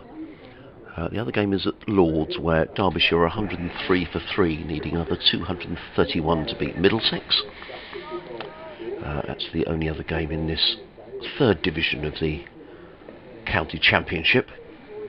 3 slips in place now, or Carson and Coles are waiting as Sarrow is in and bowls, and Libby just lets that one pass by outside the off stump, taken by keeper Carter. The rest of the field is a backward point, cover mid-off, mid-on, mid-wicket and a fine leg, and this will be testing Tom Haynes' captaincy. He's only 22, his first time he's captained Sussex in the county championship. You've got to get your sums right, but you've got to get your field placings right here, and he'll be thinking about changing his bowling around and striving for that wicket. They've only got 72 overs after lifts one to pick up these 10 wickets. Sarrow under cloudy skies is in again, bowls, and Libby covers up to a ball just short of a length and plays it into the onside, fielded at mid-on by Finn Hudson Prentice, who's one of 2 Sussex players who are sporting sun hats. Not needed because there's no sun, the other one being James Coles, who's standing at third slip. Jack Carson seems to be showing off his right knee to the wicketkeeper. I don't know why, he's just rolled up his trouser. he's just showing something to keeper Ollie Carter. Oh, look at that, Ollie. But he's now put his trouser leg down as Sarrow bustles in and bowls, and Libby plays a nice looking drive, which is very well fielded by Ibrahim in the covers, diving away to his left hand side. Prevents a run being scored, and the total remains on 23 without loss. Mitchell on 13, Libby on 7. Live cricket on the BBC, BBC Radio Sussex, BBC Hereford and Worcester Myself, Adrian Arms, alongside Frank Watson. It's been really good to be here for the last few days. Always love visits to this part of the world. The River Severn just behind us, lovely cathedral in the distance. Racing at Worcester Racecourse last night, all the cars were parked there as in comes Sarrow Bowles, and Libby plays to backward point, and there is no run. Clive's been in touch. He says another great knock from young Daniel. What great potential he has. I hope he's well nurtured. With the pitch still being sporting, Sussex may have a chance of winning, although with bad light curtailing the day's play so much already, it's reasonable to think bad light will end the match early, and the draw seems the likeliest outcome. Well, certainly Frank thinks that. Sussex Cricket at bbc.co.uk if you'd like to drop us an email, or tweet us at FrankWatson58 or at BBC Sussex Sport as Sarrow makes his way in again. And well, I don't know what quite happened there. I think that kept low, it a little really low. Goodness and, me. Libby played right over the top of that delivery. The ball missed the off stump. There was a bit of a howl from behind the stumps. Not too many deliveries have misbehaved here this week, but that one certainly did. Libby survives. He's on 7. Worcestershire 23 without loss. They need another 292 to win. They need to score those runs in 72 overs, so they've got to score at around about 4 and over if they're going to reach their target. Yeah, that kept really low, didn't it? And it was just lucky for Libby that it wasn't straight. When you get one of those, you just hope it doesn't. It's not on the stumps really, but it took everybody by surprise. A bit like the one Jack Haynes got in the first innings, which did hit the stumps, but nothing you could do about those. It just scooted through, didn't it? About 6 inches off the turf. Anyway. No damage done. Finn Hudson-Prentice starts a new over from the New Road end with a full-length ball outside off stump, which is left alone by Darryl Mitchell and taken by the wicket-keeper Carter. Mitchell 13, Libby 7. We're in the 7th over of the Worcestershire second innings. And yeah, I've enjoyed this game too. I think it, as you say, Adrian, it's not going to go down in history as a highly significant game of first-class cricket, but we've seen an array of young talent. Hudson-Prentice bowls to Mitchell, gets a single, tucking this one away on the leg side. We've seen an array of young talent on both sides, mainly in the Sussex ranks, but Josh Baker's continuing his development for Worcestershire, as is Jack Haynes, as is Adam Finch, and it's good to watch tomorrow's stars, you could say. I reckon one or two of these players might go on to have highly significant careers. I'm not going to say which ones, because you can always get shot down, but it's often nice, isn't it? Just break off as Hudson-Prentice bowls, and Libby gets a single, pushing out on the onside. It's often nice when somebody makes it really big to look back and think, oh yeah, I remember when he first... for example, Dominic Cork, I remember the first time I ever saw him play for Derbyshire against Worcestershire at Kidderminster. This young tearaway who was quite full of himself and bowled bouncers and liked a bit of chat and so on, and people were saying, oh, he's good, this kid, he's got something about him. And then of course look and see what he goes on to achieve, and you remember those days. I always like that, and I sometimes wonder when I see somebody play like, say, Dan Ibrahim has in this game. Hudson-Prentice in again, bowls, left alone by Mitchell, and there's no run. I often wonder whether maybe in 10 or 15 years I'll be watching him and think, oh yeah, remember that game at Worcester. So yeah, there's always that chance, and it's great to see these young players coming through. 25 without loss at the moment. Worcestershire, they need another 290 to win. I can think of 2 players since I've been lucky enough to be commentating on Sussex. The first is Ollie Robinson, who I saw make his debut at Durham. A debut notable by the fact that he made 100. Hudson-Prentice is in again. Bowls to Mitchell, who pushes out on the onside. No run.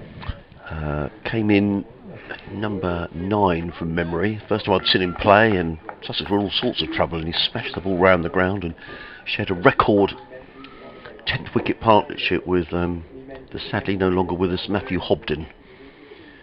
A record that I hope stands forever for Sussex Cricket Club. It really was a wonderful partnership.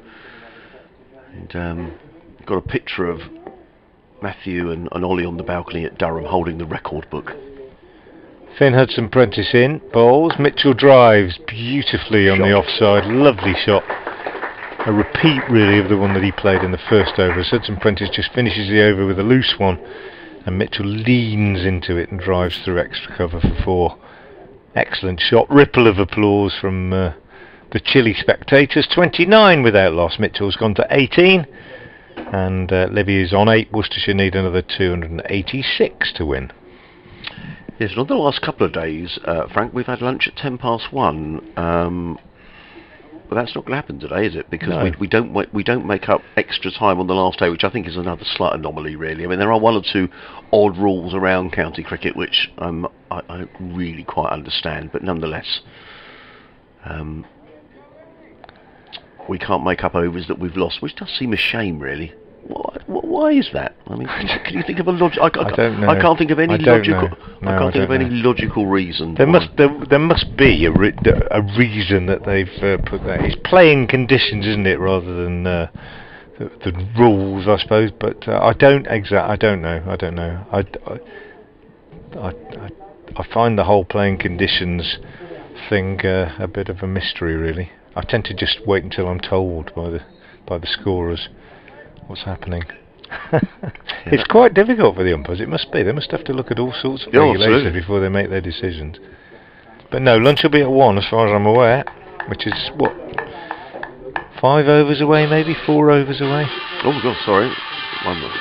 That's my machine making all sorts of noise. Go away. As the ball is played into the onside by Jake Libby, picks up a couple of runs. Total goes to 31 without loss. That partnership was 164 between Ollie Robinson and Matthew Hobden. So it was the first time I saw Ollie play cricket, and I'll always remember that day. Yeah. Then probably the other one I'll remember was going down to Taunton for a 50-over game and watching Jofra Archer bowl for the first time for Sussex before he got a contract at Hove. And he took 5 wickets and made 30-odd runs, and everyone thought, wow. In comes Sarrow, bowls, and Libby gets away with another shot. He's done that a couple of times. That was outside of the off stump. He rather hung the back out, and the ball flew past James Coles, who's in sort of slip position 3.5, really. Well, he was in slip position 5, wasn't he, earlier? Yes. And it went through the gap, so he's moved closer, and now it's gone on the other side of him. It has. But again, Libby played that shot, and you could almost see Jake Libby thinking, why have I done that again? Yeah. Again. But he's got away with it. He goes to 14. Worcestershire 35 without loss. Yeah, he's living dangerously, that's for sure. Still, it's 4 runs, and Worcestershire sort of keeping up with the run rate that they need. I mean, they're not going to be thinking too much about it at the minute. They're off to a good start, though. 35 without loss. Mitchell 18, Libby on 14. Sarrow in again bowls, and Libby plays a far more conventional shot up on his toes. It's one of those, isn't it? However well a partnership develops, I think, after watching the first 3 innings in this game, Adrian, you think, no, there's not going to be a partnership of 100, 150 or something. That is just not going to happen, because sooner or later, one comes along that, they nick, basically, isn't it? It's just happened again and again and again. If they get there, it'll require lots of significant partnerships rather than 1 or 2. Sarrow in bowls, and Libby just plays that onto the onside, wide of the fielder at mid-on, who is Finn Hudson-Prentice, and Libby goes through for another single. He goes to 15, the total 36. I suppose what I'm saying is, you look at a score, don't you, as a coach or as a captain, and you say, right, we've got to get 315. Well, that needs 2 partnerships. That needs 2 big partnerships. If you're chasing 200, 180, you say, right, we need 1 really good, significant partnership. But I think on this pitch, in these conditions, to get 315, you need 4 pretty useful partnerships. Sarrow in bowls to Mitchell, who let's take out as a good leave outside of the off stump, because that wasn't far away from the off stump. I'd be happy to be proved wrong, but what I mean is, it's going to require 3 or 4 partnerships of 40, 50, 60 to get 300 on this pitch. I very much doubt that it's going to happen with, a big partnership of 150 for one of the wickets, because you just can't have partnerships like that on a pitch like this if the seam bowlers get the ball in the right place. Somebody's going to come along and nick one to the keeper or the slips. Sarrow, last ball of the over in bowls. Mitchell punches that into the offside, fielded by Ibrahim. There is no run. End of the over, 36 without loss. Mitchell 18, Libby on 15. Sarrow 4 overs, 1 maiden, no wicket for 20. Another wicket has gone down at the Oval. Jimmy Anderson in on the act. Pujara the man out. And India are 45 for 3, having been put into back. So a good morning for England at the Oval. Good toss to win. Presumably they did win the toss. They did win the toss. Apparently the lights are on. It looks like conditions very much like they are here down at Worcester. But we are going to get a change of bowling, and it's got Finn Hudson-Prentice who's out of the attack, having bowled 4 overs. I'll give you his stats at the minute, because they've just disappeared off of the scoreboard. Away to my left-hand side, he'd bowled 4 overs for 16, and he's going to be replaced by Henry Crocombe. Who bowled very nicely in the first innings. I like Henry Crocombe. I think he's got a nice action. He's got a nice approach to the wicket. Let's see what he can do. 19 years of age, 20 next month. He's in, he bowls, and his first ball is full, and in the block hole pushed up to mid-on by Libby, and there's no run. Yeah, I like him too. In my newfound capacity as a Sussex fan, which I've become over these last few days in an odd kind of way. Still want Worcestershire to win, of course, but I've really enjoyed watching these young players. I've bigged up Ibrahim massively. Crocombe in again, bowls, and this is pushed up to mid-on again. There's no run. I'm waiting to see Archie Lennon bowl, because he only bowled 1 over in the first innings. I want to see a bit more of him. I was really impressed with Carson as a spinner. I think he looks a really good prospect, and like I've seen Hudson-Prentice a fair bit, obviously, for Derbyshire. Crocombe in again, bowls, and Libby is pushing this one back up the pitch. But Crocombe I haven't seen before other than the first innings, and he bowled really well, and I really like him too as a bowler. So I'm a big fan of this Sussex attack. I think they've got nice variety. Possibly a left arm seamer would complete the pick, but they've got a good off spinner, they've got a left arm spinner, they've got a leg spinner, and they're all young and keen. Crocombe in again, bowls, and Libby gets runs, probably 2, might be 4. No, Hudson-Prentice pulls it up in front of the marquee by the Ladies' Pavilion. They get 2, so Libby goes on to 17, and the total to 38 without loss. Worcestershire needing a further 277 runs to win then. And yeah, really enjoyed watching them, and I think they've got, whatever happens today, you know, I will go away from this game in my mind thinking, keep an eye on those Sussex lads, because the future looks bright. There might be in Division 3, down in the dumps a bit, along with Worcestershire at the moment, but the future looks bright. Crocombe in, bowls, and Libby pushes up to mid-on, where Sarrow does the fielding.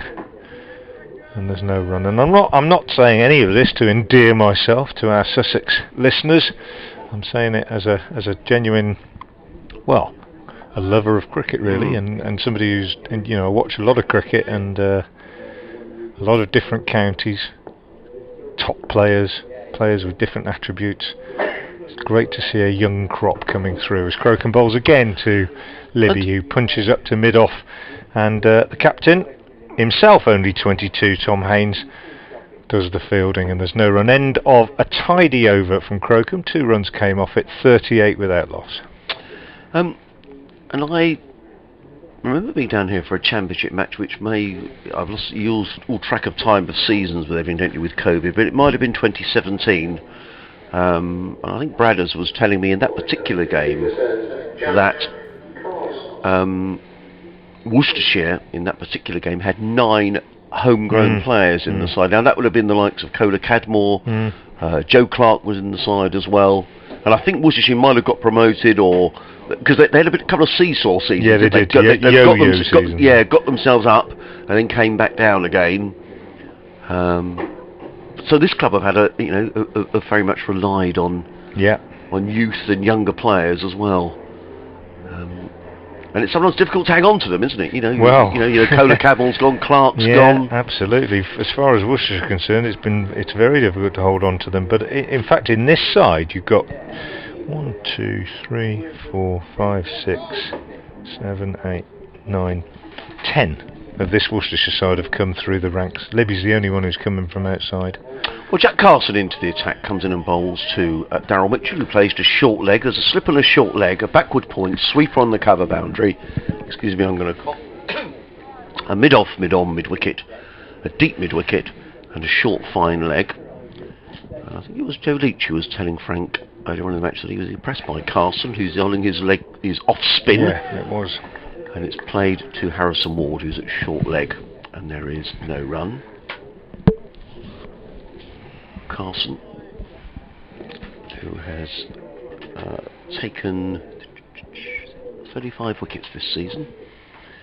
He's in again and bowls a nice looping off break that's played well by Mitchell into the offside. He spotted that there's no one saving one at cover, because that fielder is at sweeping on the cover boundary, and there's an easy single. Mitchell goes to 19, Worcestershire 39 without loss.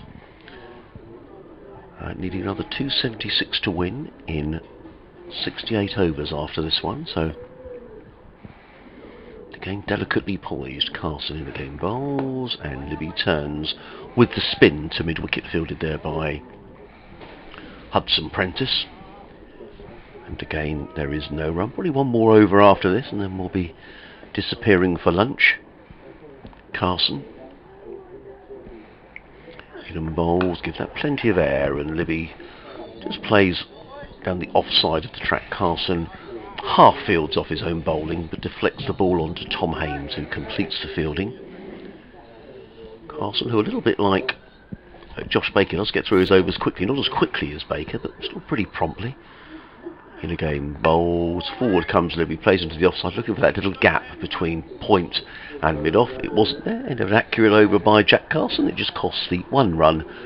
And one over to go until lunch. Worcestershire off 39 without loss. Mitchell on 19, Libby on 17. Worcester needing another 276 to win in 68 overs. That's about 4 and over. 268's a what, Frank? You were a teacher. 268, 136 multiplied by 2 gives you 272. So yeah, 4 and over. I hasten to add that I was an English teacher, not a maths teacher. That's and no maths excuse. was never really my strong point. I struggled a bit with maths until I had a teacher who said, "I'm not going to teach you maths, I'm going to teach you to pass the exam." Right, okay. And that was a turning point for me. Those were the days. 1974, O-level maths. Here's Crocombe from the New Road End. He bowls, and Mitchell plays nicely off the back foot. Defensively, into the covers, no run, but a lovely shot. Just up on his toes, held his nice sideways on position. So important for a player on the back foot, right-hander, not to get that right foot round too far towards mid-off, so that the right hip gets in the way and you're bringing the bat down, and you can't bring the bat down straight. That's why batsmen look so uncomfortable when they get really squared up, but he stayed nicely sideways on there. Crocombe in again. This one's fuller and he's forward, pushing out on the offside. Just want to get through this over now. The last before lunch, they'll have gone out, I'm sure, and said, let's just see where we are at lunch. That would have been the coach's message. Daryl Mitchell, I know, having talked to him quite a bit about batting, he's a man who works in small targets.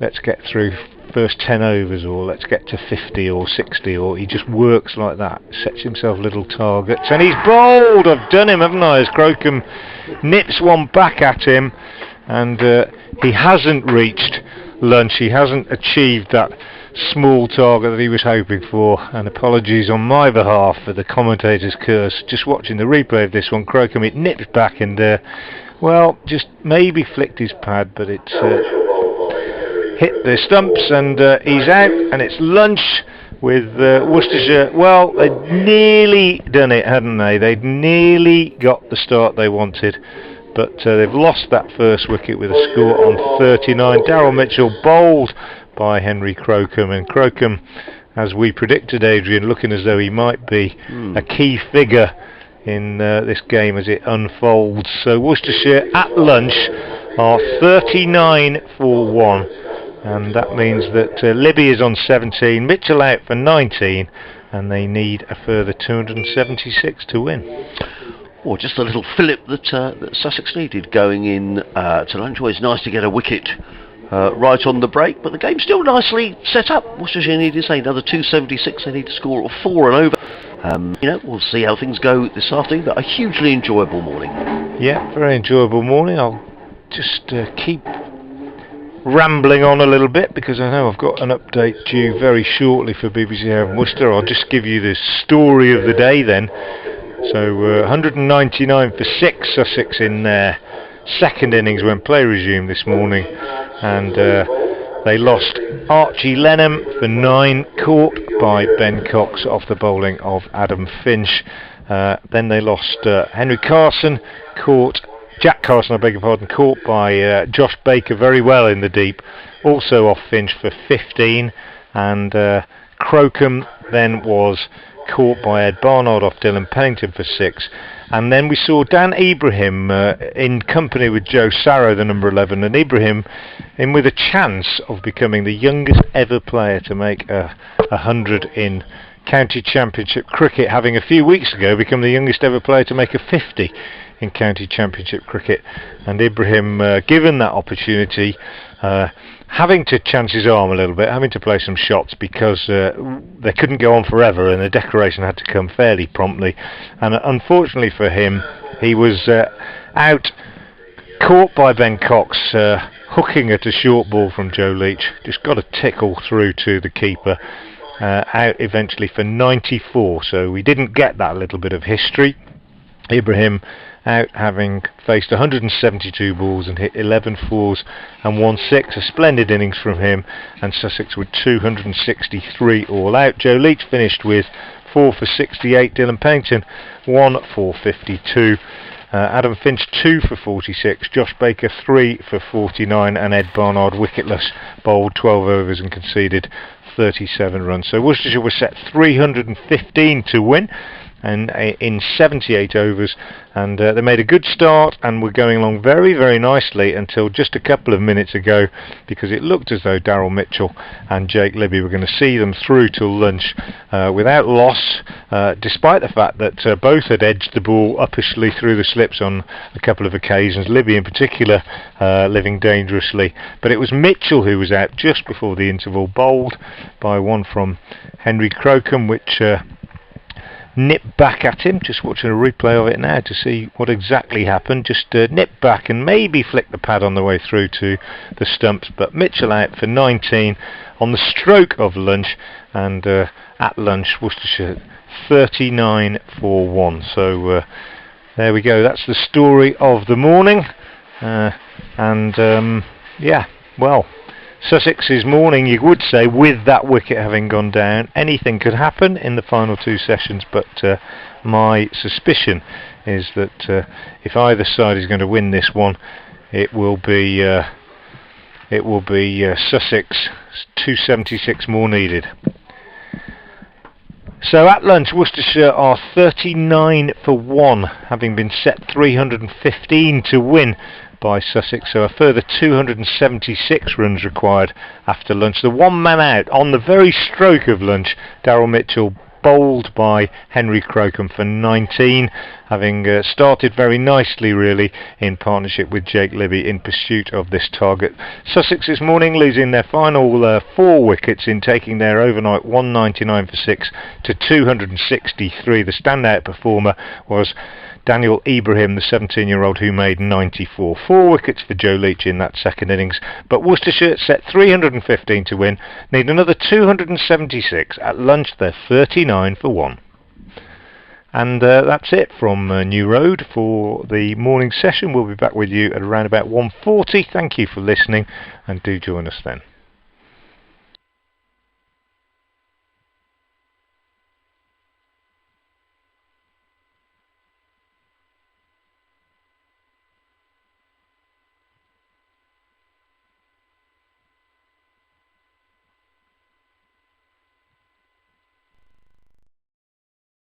Current bowler Finn Hudson-Prentice moving away from us now from the New Road end. He bowls and Mitchell drives beautifully through the covers. Daryl Mitchell, they don't get better than that. It was a half volley. I think they'll see where they are at lunch. Probably be the first thing, won't it? Sarrow bowls and 4 runs to Jake Libby, who's really annoyed. The 52 is Hudson-Prentice into Mitchell, and Mitchell edges this down to third man for 4. Who's looking to turn it on the leg side. Might have been a little bit of a way movement, and it takes the edge and runs down. Coming in to bowl to Daryl Mitchell. Bowls and Mitchell gets 4 down to third man. More controlled this time than the one in the record book. Finn Hudson-Prentice in, bowls. Mitchell drives beautifully on the offside. Lovely shot. A repeat, really, of the one that he played in the first over. Hudson-Prentice 5 wickets and made 30-odd runs, and everyone thought, wow. In comes Sarrow bowls, and Libby gets away with another shot. He's done that a couple of times. That was outside of the off stump. He ran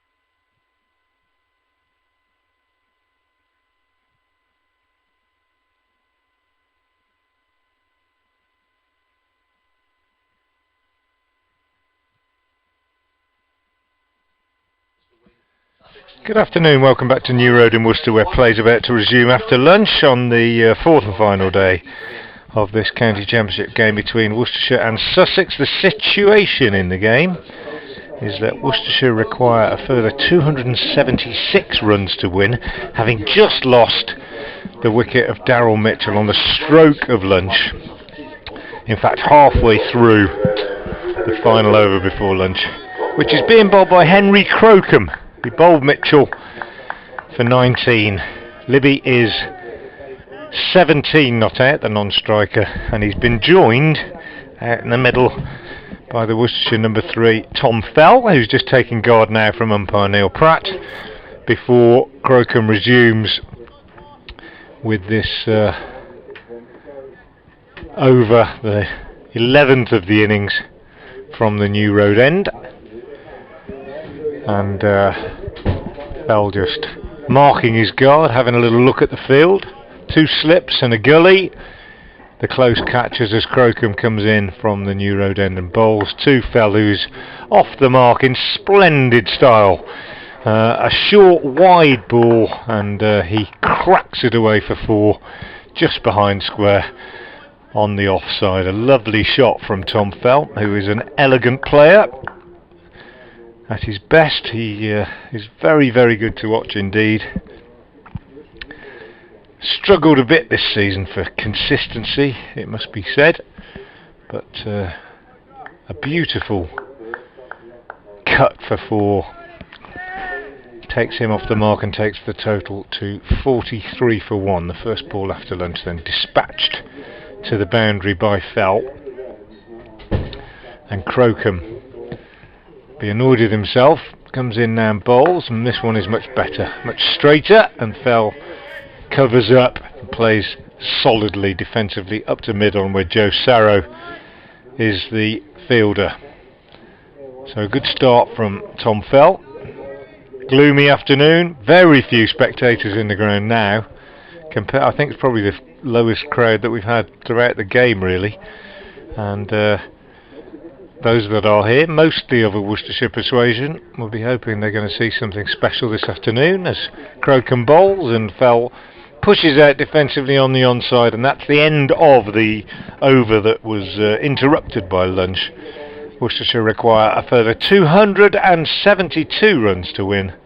They're 43 for 1, and it's good afternoon to Adrian Harm from BBC Radio Sussex. Hello, Frank. It just seems to be a little lighter actually now. There's a bit of brighter sky towards the cathedral side of the ground.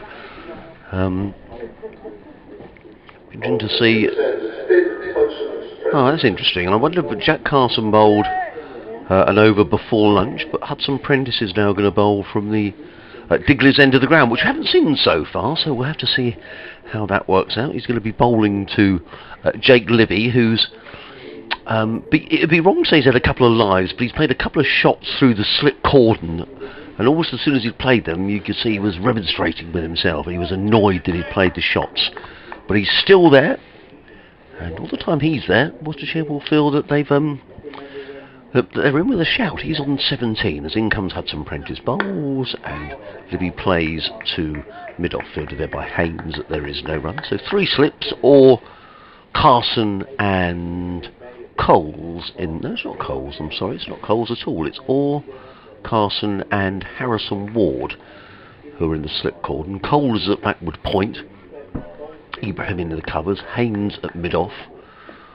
Sarrow at mid-on, Archie Lenham at mid-wicket, and Henry Crocombe down at fine leg as Hudson Prentice is running in bowls to Libby, who plays a fairly nondescript shot outside of the off stump. He didn't really move his feet and wafted the bat in the direction of the ball, and could so easily have got a little nick on that. Maybe kept a little low. Goes through to Carter, and there is no run.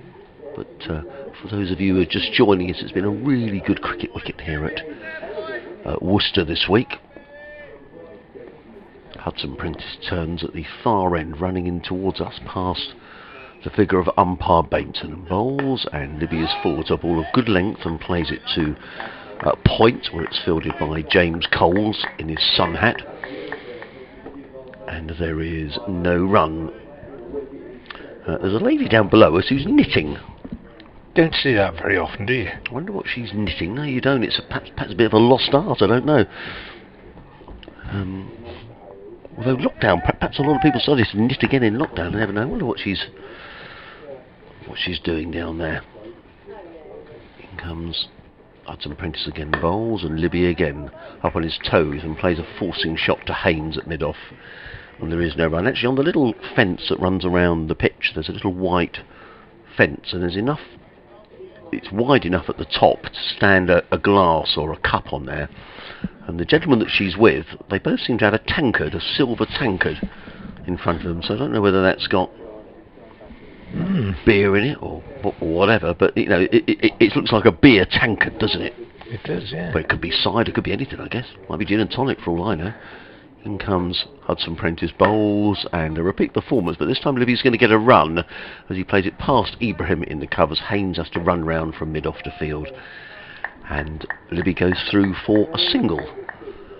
He goes to 18 and Worcestershire to 44 for 1, another 271 needed to win. 66 overs remaining after this. I wouldn't have the patience to be knitting, Frank. I have no idea. But when you see people doing it fast, I mean, they yeah, my mum was a great knitter. Was she? Fantastic, yeah. Hudson Prentice on his way, bowls and let go outside the off stump by Fell through to keeper Carter. There is no one. 44 for 1. Fell on 4. Libby on 18. Hudson Prentice 5 overs, no maidens, 0 for 17. I mean, I don't know. Generally, it's the sort of thing that, I don't know, perhaps knitting a jumper for a newborn baby or something like that. Well, who knows? But she's sort of looking up periodically to watch the cricket. But it's going to be... when you watch like I say, my mum was a great knitter. She was fantastic, and you could pick something you wanted, you know, a jumper with... She used to buy a pattern and you could choose what you wanted, but they could almost do it without looking, don't they? Yeah, absolutely. Just watch the telly while you're knitting and just rarely drop a stitch. Fantastic. Crocombe, showing our age. From the New Road end, bowls to Libby, who's kept the strike, and he pushes this one out on the onside and there's no run. 44 for 1. Libby 18 off 39, got off the mark in both innings with an edge at catchable height through the slip cordon. Hasn't quite looked as comfortable at the crease in this innings as he has done for most of his time since joining Worcestershire from Nottinghamshire, but you can't be on top form all the time, and one of the great qualities of an enduring first-class batsman, as Libby plays defensively again off the back foot, is that you battle through the tough times and you still register good scores when you're perhaps not seeing it as well as at other times, or your feet aren't perhaps moving quite as well as they do when everything slots into place. You just keep toughing it out. And that's what he's doing here. And Crocombe in again, bowls to him. And he just drops this one down on the onside. Fielded by Joe Sarrow coming in from mid-on. 44 for 1 Worcestershire, 271 more needed. And 65 overs left in the day after this one. It's a tall order. If it was a white ball game, you'd say it was a pretty gettable target. But in these circumstances, on this pitch, it's a tall order.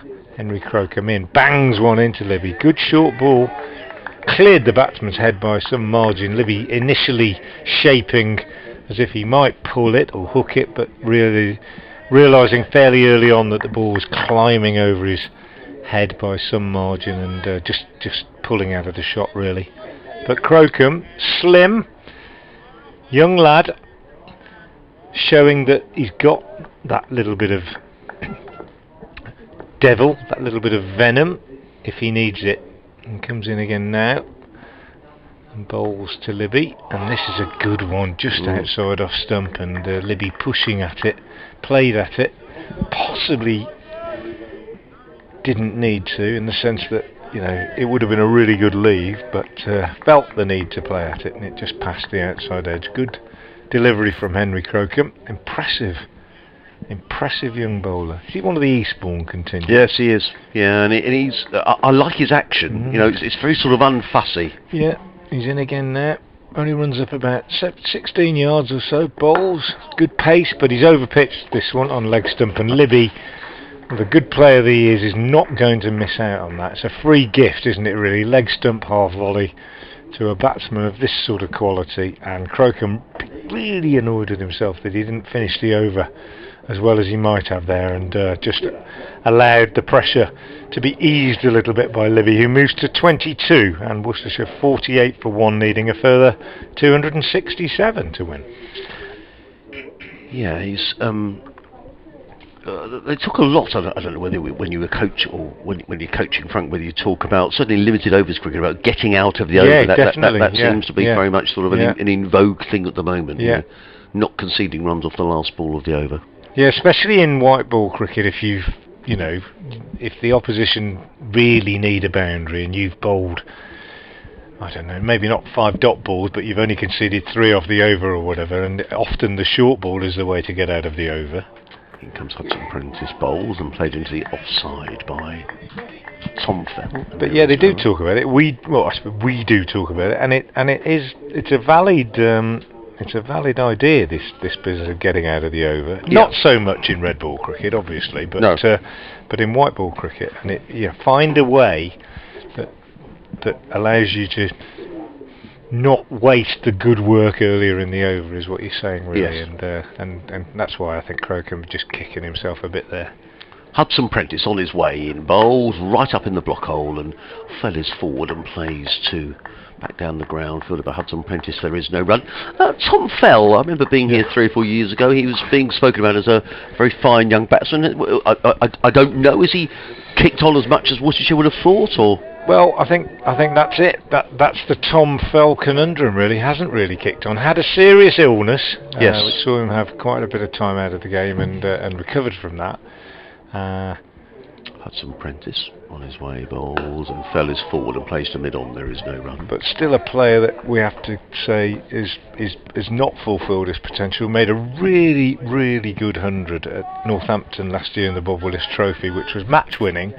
And some people thought maybe he'd turn the corner at that point, but this year it's been a little bit inconsistent again. He's one of those players that, he averages early 30s, and you probably say he needs to push that up by 4 or 5. Really. In comes Hudson Prentice. Bowls! Oh, is he dropped? He is dropped. He's put down, and that was straightforward. That was straight to Ollie Carter. Should have been taken. Poor shot by Fell outside the off stump. Straight in and straight out of Carter's, and I'm afraid that's a bad drop. And Carter's annoyed with himself as he slaps his guys together, but that should have been Stafford. That's a real let-off for Tom Fell. Dropped on 4, with the total on 48 for 1. So yeah, there you are. That's Tom Fell. I think he's averaging 30-32, and he needs to get that up to about 36 or 40 before people will say that he's really fulfilled that potential that you're talking about. And his next delivery is played into the slip corner. I'm not sure that Carson hasn't hurt his hand there, but I think he's okay. But he's a good-looking player, Tom Fell. He's an elegant player. Plays beautifully through mid-wicket. Off the mark with that glorious cut today. Always looks good at the crease. I mean, he's going to be 28 in October. Yeah. Born in Hillingdon. Hudson Prentice in again, bowls. Fell right in behind that, plays into the covers, fielded by Coles. There is no run. Fantastic golfer. Is he? Really good. Right, what does he play off, sort of? Scratch. Wow. Yeah. Okay. Yeah, really good. Well, how he ended up here at Worcester, because born in... just reading his stats here, born in Hillingdon, so I guess a Middlesex boy, really. Went to school at Oakham, though. Right, okay. Yeah. Which is Oakham, that's up near... Rutland, isn't right, it? okay. Yeah, where the Leicestershire production line of Stuart Broad and Josh Cobb and... Is that the route that he came? Oh, I see, yes, Oakham School, played for Oxford NCCU... Oh no, that was his debut against them, right.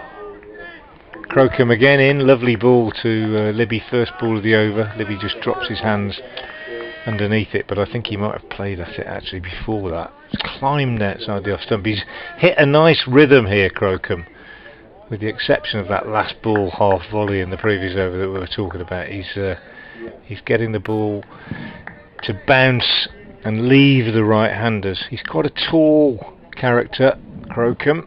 Probably what, 6'2", 6'3". He's in again, bowls, and Libby on the back foot pushes out on the offside, and that's a good run from Jake Libby. Saw that it had gone between the two fielders.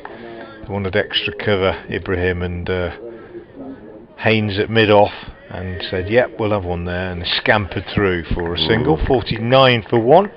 Just noticing his highest score, 171 against Middlesex in 2015. So that was 6 years ago. Pre-illness. Was it? Okay. Yeah, that's very unfortunate.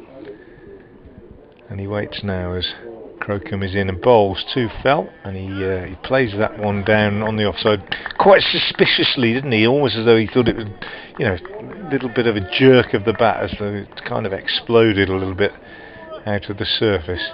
But he played it well. Yeah. Sorry, 6'2". Crocombe. Yep. Yeah.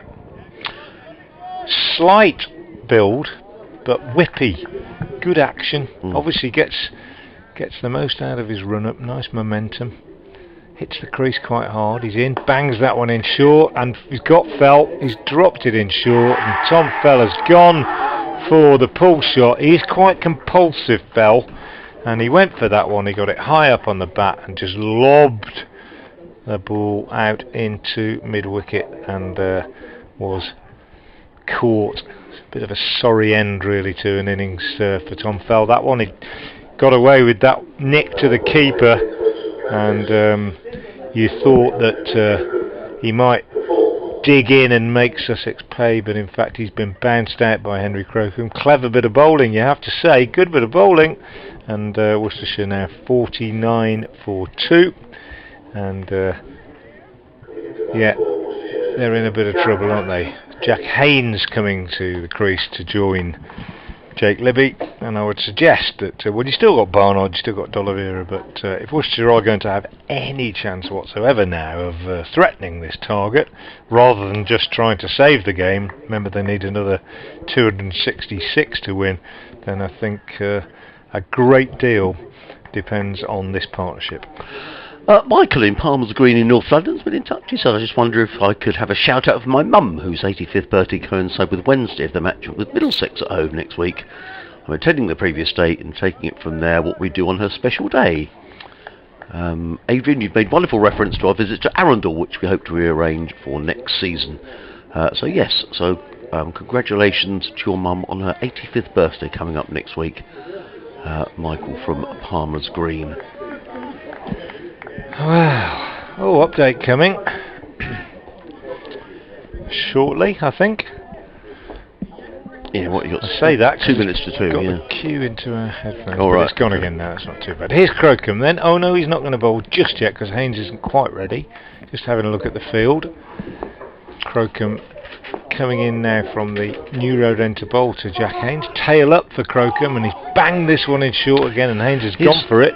Yeah. And it kind of pulled out of the shot, but he went for the hook shot. Crocombe, well, he's quite enjoying himself out there, Henry Crocombe. I think he's thinking, yeah, there's a bit in this pitch for me here, and I'm going to use it. And he's quite hostile, I think. I mean, he's a slight build, Henry, isn't he? He is. You know, compared to the other Sussex bowlers, Sarrow and Hunt and Jamie Atkins, but he's as quick as any of them. Here he comes, and he bowls to Haynes, who walks in behind that and pushes out on the offside, and that's the end of a very good over from Henry Crocombe. He's impressed in this game, both in first and second innings. 4 overs, no maidens, 2 for 11 now, and it's 49 for 2. After 15 overs of this Worcestershire second innings, they need a further 266 to win, and it looks a big ask, as they say in Australia now, and that's not least because of Crocombe. I think he's really got stuck in here. Yeah, he's taken 5 wickets in the match. Henry Crocombe, 3 in the first, 2 in the second. In comes Hudson Prentice coming in the bowl to Libby. He plays straight back down the track and fielded by Hudson Prentice of his own bowling. I'm sure the man who'll be very relieved will be Ollie Carter, who had put down Tom Fell in the previous over, a very routine catch for the keeper. So he'll be pleased to see the back of Tom Fell. who's back in the pavilion for 4.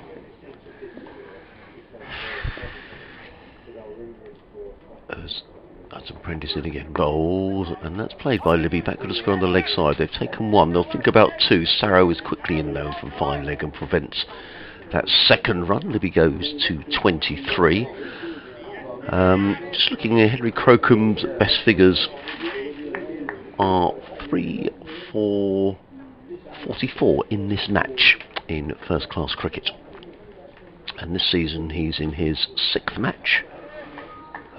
He's got 135 overs, he's taken 12 wickets this season, and that's updating all the time, so he could be up to 14 now. Quite expensive, goes at 39 and over, 39 a wicket as the ball is bowled by Hudson Prentice, and feeding for that one is Haynes outside the off stump. That kept low, goes through to Carter, and there is no run.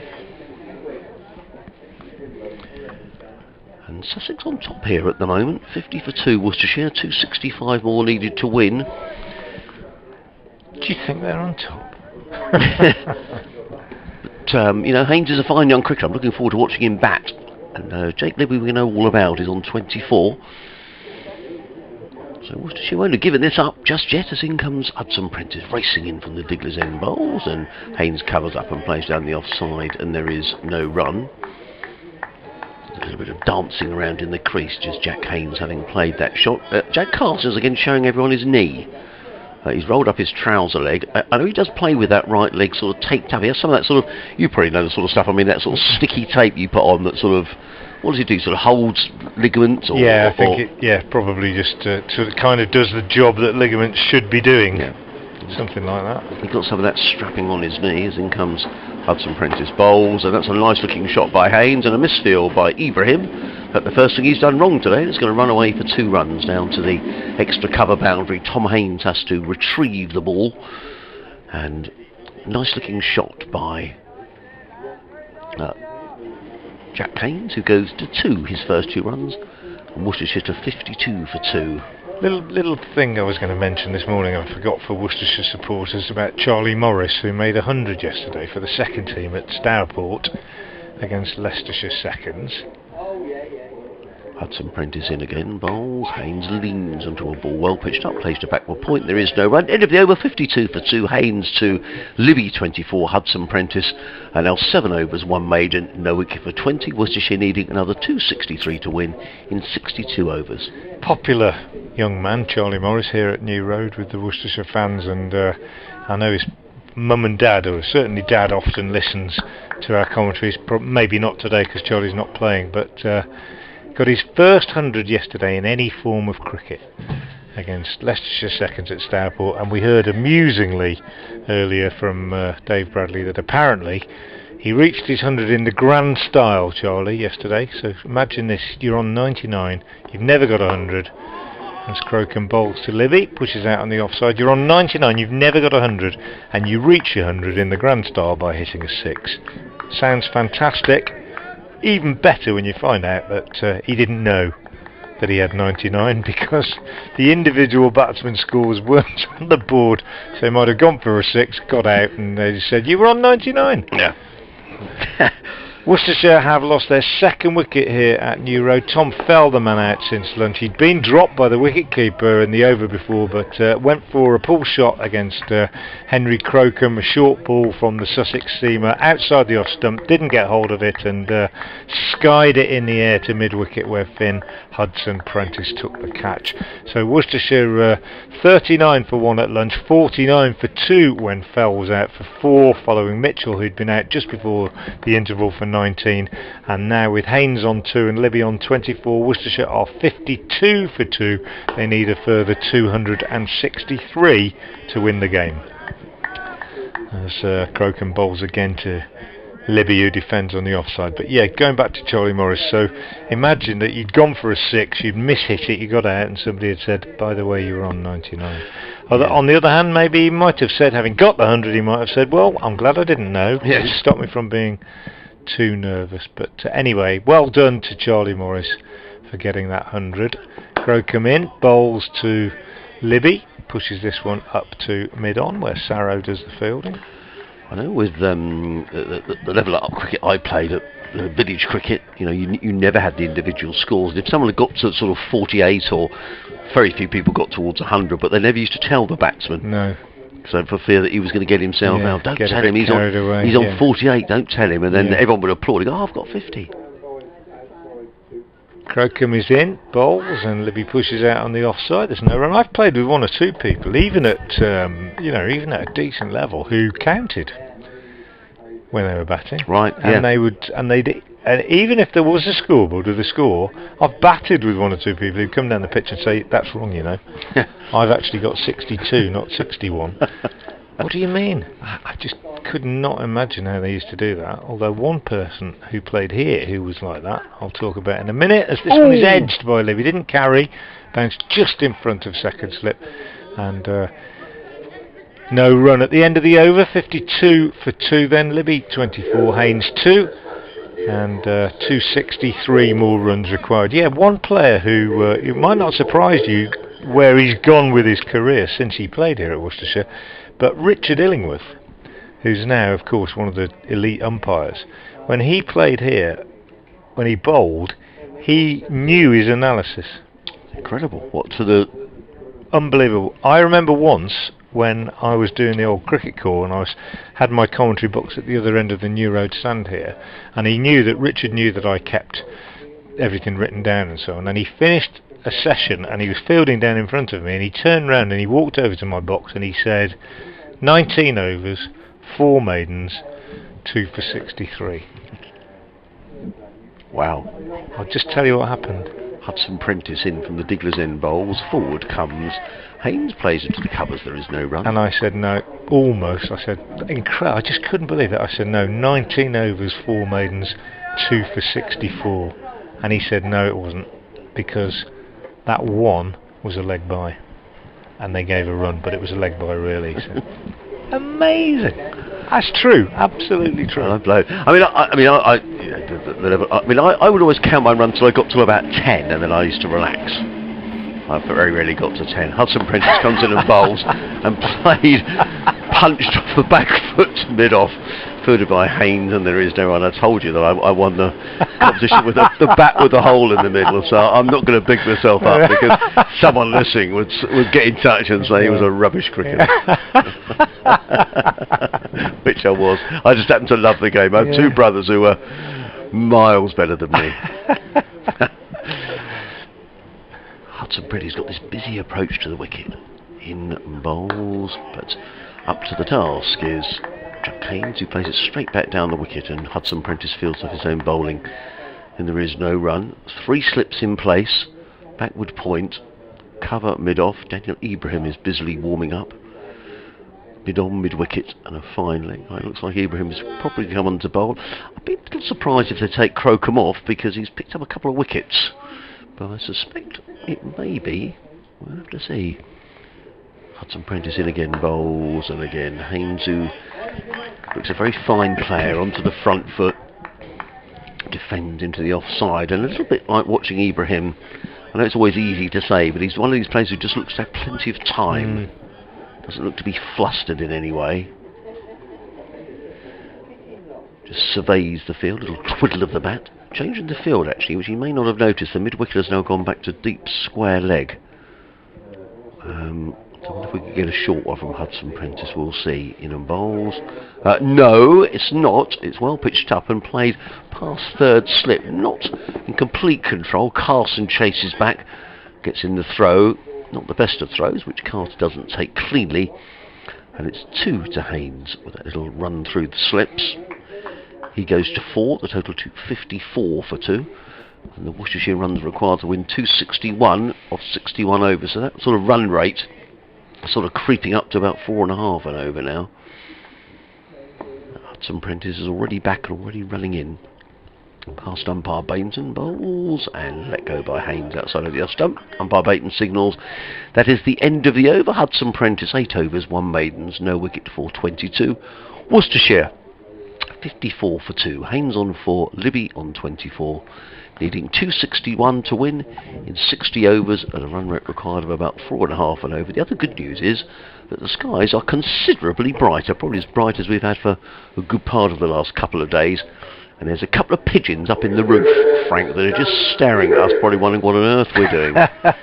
Well, they should be used to it by now. Yeah, they've been flying they've around. been regular visitors to this part of New Road for quite a few years. Well, assuming it's the same. I don't know if it's the same ones or whether it's the ones that get born here come back. Maybe I don't know. I don't know what the average life expectancy of a pigeon is. Yeah, probably. Someone will know. Probably at the higher end, I would have thought, in the avian world. Mm. Fascinating the way that swallows come back to the same place Year after year. Absolutely fascinating. My father-in-law has an old barn that the same swallows come back to year after year.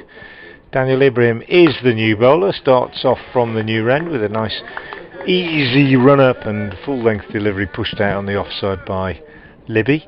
And they know, don't they, I think, that the swallows of the UK, I may have talked about this on air before, forgive me if you've heard me before, but the swallows of the UK, they know through ringing and so on and following them, all go back to one particular area in South Africa. Ibrahim in again, bowls, and this is let go by Libby, and that is the gardens of Bloemfontein in South Africa. Virtually all the swallows in the UK spend spend our winter in the gardens of Bloemfontein in South Africa. It's extraordinary, and they come back year after year to the very same nest that they had the year before, and then off they go. Fair old trip that is. Amazing, absolutely amazing. Ibrahim in, bowls to Libby, pushes this one up to mid-on. I'm not sure these pigeons are quite that energetic. I think they might possibly go up to Elgar's statue in the city centre for a bit of a sojourn now and again, then come back here. I don't know. I just googled it. I mean, I've no idea whether this is right or not, but it says the average pigeon lifespan is observed to be 6 years, depending on many factors like human intervention and natural predation. It can be as much as up to 15. Right. I don't think swallows live that long. Ibrahim in again, bowls, and Libby drives to short extra cover, and it's fielded there by Carson, who's got. Actually, is it Carson? It's not Carson. I keep getting confused with Coles. Coles. He's got the sun hat on. He's gone in there on the drive, and I think swallows. This could be. I might be getting into the areas of conjecture here, but I think if the same ones don't return, their offspring do or whatever. But certainly in my father-in-law's barn, they're there every single year. This one outside the off stump, left alone, and he keeps a note of the date they arrive each year, and sort of saw the first one on April the 20th or whatever it might be, and it's a source of great joy to many people, I think, when swallows return and the heralds of summer and all that. Yeah. We're going into that month now where you start seeing them gathering on the telephone lines and so on, and moving further and further down towards the south coast. Might see a few in Canterbury next week as they get ready to make the pilgrimage to Bloemfontein. Ibrahim in again, bowls, and Libby is forward, pushing this one up to mid-on. And there's no run, end of the over, 54 for 2. I hope I'm not talking rubbish about the ornithological world. I think I'm fairly right in most of certainly the thing about Bloemfontein. But you can always get in touch and tell us if we're wrong. Absolutely. I'm at Frank Watson 58 on Twitter. Adrian is at Adrian Harms, capital A, capital H. And also there's the BBC Sussex Sport Twitter, which Adrian will tell you about, and you can also email us. Yeah, at BBC Sussex Sport, or you can email us sussexcricket@bbc.co.uk. Do you know what? We are in danger of the sun coming out here. Ooh, steady on. It's a lot brighter than it's been, and I just sort of thought I saw a little glimmer. As Finn Hudson Prentice starts another over, his 9th, and the Diggler's End bowls down the leg side. That's a very good stop by Carter, diving away down the leg side. An ill-directed delivery, which Libby is probably, not Libby, Haynes is probably a little annoyed he didn't tickle down to fine leg for a boundary. I think Hudson Prentice thinks you can take those diving away to your left, but you can't take those little outside edges at waist height moving to your right. Yes, he was mortified, wasn't he, Carter, when he dropped that catch, because that was for a keeper. Yeah. A straightforward catch. He didn't take it. It didn't matter because Fell was out in the next over. Hudson Prentice in bowls, and Haynes down the track fielded by Hudson Prentice off his own bowling. And there is no run. The other game going on in this group looks like it's going the way of Middlesex, who will be the visitors to Hove, with the game starting on Monday, because Derbyshire are now 147 for 6, still needing another 187 to win. So Middlesex very much in control of that game.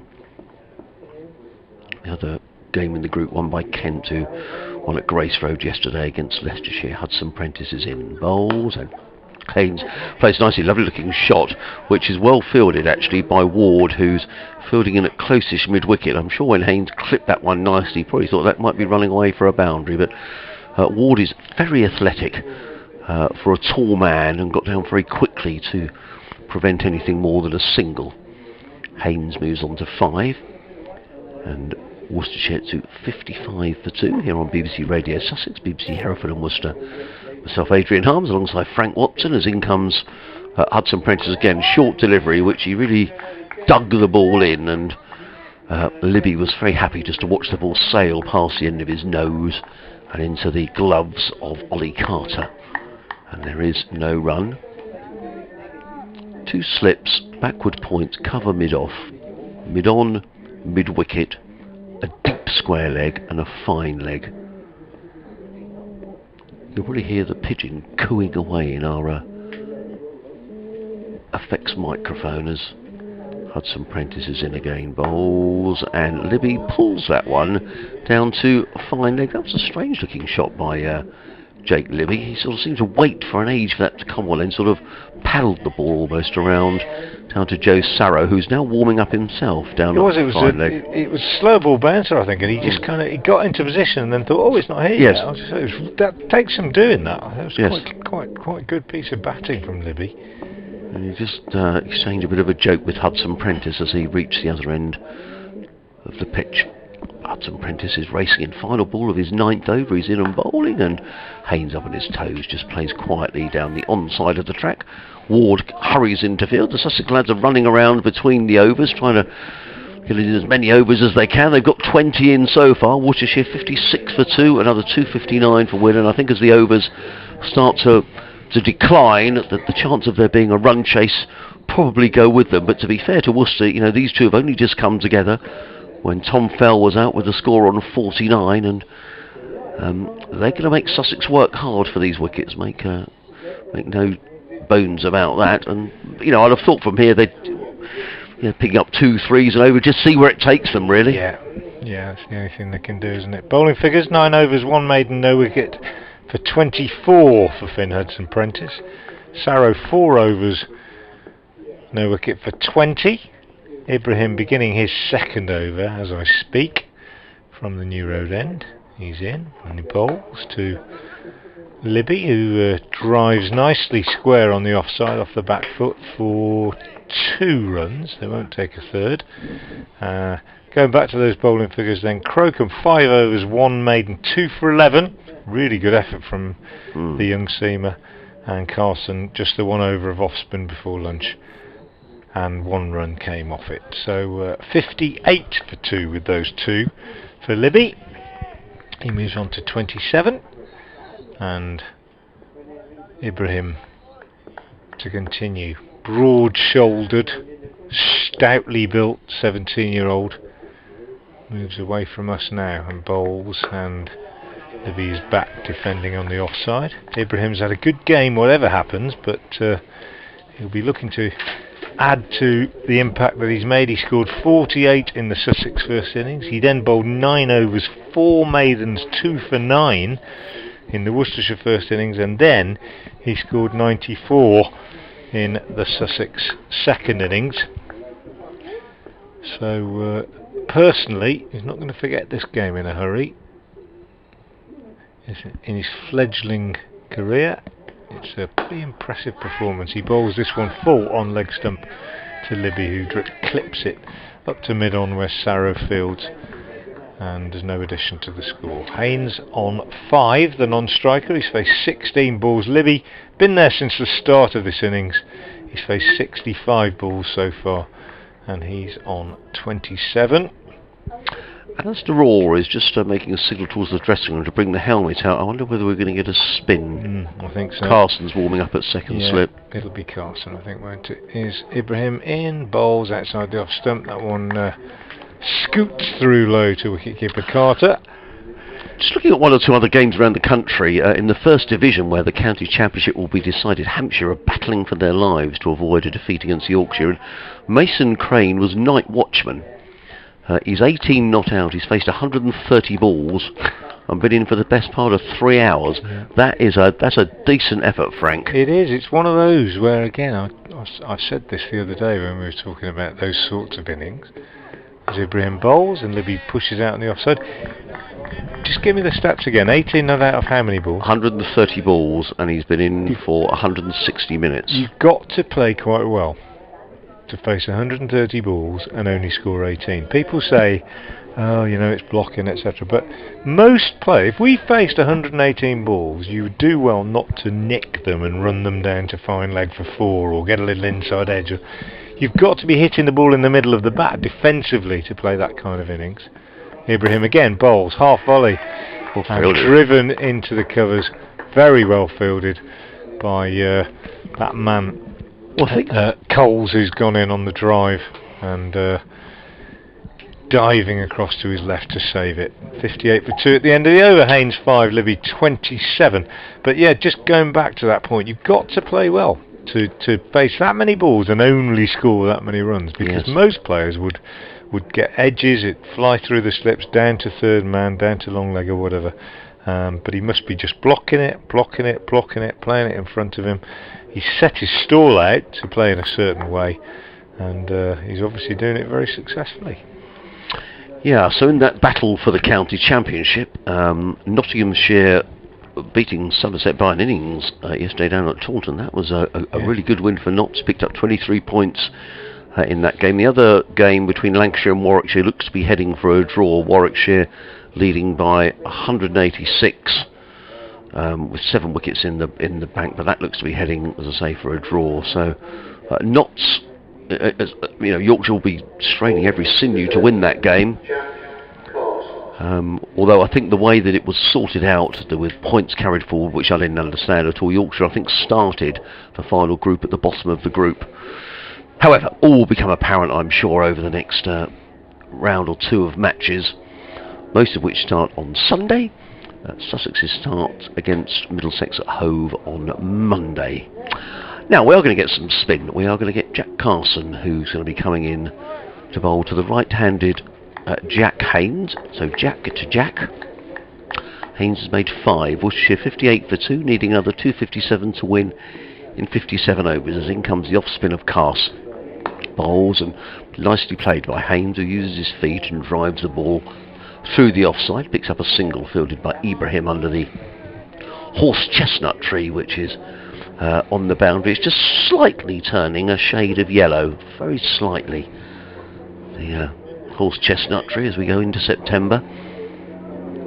Ward is underneath the helmet at short leg or at first slip. Carson in bowls, and again played into the offside by Libby. Picks up a single fielded by the sweeper on the boundary. Now, this is just an observation, it's not a criticism. I don't understand why there's a sweeper on the cover boundary. You said this when he bowled yesterday. Yeah, I agree. Why would you not have 3 men saving on? He's picked up 2 singles now for just little pushes into the offside. Yeah, I agree. Carson in again, bowls and played down the onside, fielded by Lenham, who gets across from mid-on to field. There's just a single. No, I agree. It's not as if you need to restrict the run scoring. No, I agree. It's just you never quite. It may be the bowler who's. Jack is normally a very attacking bowler, so I'm quite surprised to see the field right there. So maybe that's more of a captain's and a bowler's decision. Carson in again, bowls, and forward comes Libby and plays from the crease on the bounce to short leg, and there is no run. 61 for 2. Carson in his 2nd over, already back to his mark, and is on his way. Bowls and clipped into the leg side this time by Libby. As far as who's that comes running in? Henry Crocombe from deep mid-wicket to field. 1 more to the total. 61 for 2. There's a 253 required in 56 overs after this one. Brighter all the time here as Carson is in bowls and forward comes Haynes, plays into the onside. There is no run into the over, 62 for 2. Yeah, as I say, it's an observation, isn't it, of where you think of it. For me, what do I know? I would have a slipper short leg. I'll probably have a gully in there as well. I'd just make the batsman think a little bit. You know, all right. If all of a sudden you go for, you know, a couple of 3 overs go for, I don't know, 20 or 30 runs. Well, it's not the end of the world, really. Not from this position. No, I agree. Get some fielders in round the bat. Yeah, I agree with you, Adrian. I don't know about so many round the bat, but I certainly don't think the sweeper is necessary. It's not as if you can't afford to concede the odd boundary either, I think, and it might just encourage the batsman to look for a shot against the spin that they might not otherwise go for. Anyway, Ibrahim from the New Road end, rocking in. He bowls, and that one's short and wide, and 4 to Libby. Cut away behind square on the offside. Bad ball from Ibrahim, and he knows it. Just dropped it in short outside the off stump, and Libby, despite the fact that he had only a fairly small gap to thread it through between the 2 fielders, Finn Hudson-Prentice at cover point and the fielder at backward point, he did get it through that gap, and it raced away down towards the Cathedral for 4, and it takes Libby on to 33, and Ibrahim looking to do better, does do better with this next one, which is full and straight and pushed out on the offside by the Worcestershire opener. So Daniel Ibrahim in his 3rd over in this second innings, 2 wickets in the first innings. He's made runs in both innings, 48 in the first, 94 in the second. He's had a pretty good game as an individual, the Sussex all-rounder. He's in now and he bowls, and Libby gets more runs, well, a run, as he turns this on the leg side for a single. Here comes the sun, Frank. I told you it was on its way. Sun. Yeah, Henry Croker. There we go. Look at that. Look at that. Proper sunshine. Proper sunshine. Yeah. What is it? There ought to be a round of applause, really. It's not going to last. Proper sunshine. Proper shadows. Yeah. Oh, I need my sunglasses on. I don't think I can cope. You don't think it's going to last? It's gone again. Oh, there we go. Ibrahim. In again, bowls to Haynes, who plays a lovely looking clip to mid-wicket, but despite its aesthetic quality, it doesn't produce a run for Jack Haynes, who stays on 7. I've got a message for you after this over, Frank, from Phil Pennicott. Alright, look forward to it. 67 for 2. Ibrahim in again to Haynes. Bowls, and Haynes is forward, very watchful, very careful, lets the ball come, gets a good stride in, lets the ball come, and actually makes contact right under his eyes. Really top quality, textbook forward defensive shot from Jack Haynes. He's been well coached by his dad. Well, Gavin, tremendous coach, former Worcestershire all-rounder Gavin Haynes. Level 4 coach, highly regarded in these parts. Does a lot of work with his son. Lets this one go outside the off stump. Ibrahim taken by the keeper. End of the over, 67 for 2. Haynes has 7, Libby has 34. So Phil says, greetings Adrian and Frank, much enjoying the coverage as ever. I was very pleased to get a mention yesterday as the listener who sent you a picture of the old Hastings ground. If you'd like me to resend it for Frank's benefit, please let me know. Yes, please, if you could, that would be great, Phil. My question, probably for Frank, is what happened to the lovely hanging baskets that were always a feature at Worcester? Maybe they are there and off camera. I agree with all the comments about Dan Ibrahim. What a prospect. He must be making a case for going up the order, surely. Best wishes, Phil. So, it's a hanging basket question. I'm afraid I have no knowledge of what happened to the hanging baskets. I mean, I think there used to be a feature before the Graham Hick Pavilion was built, on the old pavilion. There used to be hanging baskets regularly outside the dressing rooms, I think, and maybe some on the ladies' pavilion, but no, I'm afraid I can't enlighten you as to what became of them. Carson in bowls, and Libby forward placed to mid-wicket, and there is no run. Mike in North London's been in touch, and he's talking about pigeons that we were talking about earlier. And he said, I read somewhere that the hierarchy of positioning on the branches of the tree, so the higher up the tree you are, you're more hierarchical, if there's such a word. The more senior the pigeon, the higher the branch. In comes Carson bowls, Libby plays to mid-wicket, there is no run. Apparently that doesn't work for us here, really, in the stand. Apparently, too, they point towards the sun because it cleanses the wings. I've seen wood pigeons hold their wings out in rain and just stand with or sit with their wings held out to the rain. Carson in again, Libby again, plays to mid-wicket, there is no runs. They look like that Angel of the North sculpture, you know, the Anthony Gormley sculpture. Just let the rain fall on their feathers. 67 for 2, Haynes 7, Libby 34. Carson with his off spin from the Digley's end is bowled. Clipped away by Libby through mid-wicket, picks up a single to a deep mid-wicket who is Lellum, gets in a nice throw over the top of the stumps. And there is no run. There's a sweeper on the cover boundary and a deep mid-wicket as well. Slipping a short leg. Keeping Haynes company. He's on 7 off 22 deliveries.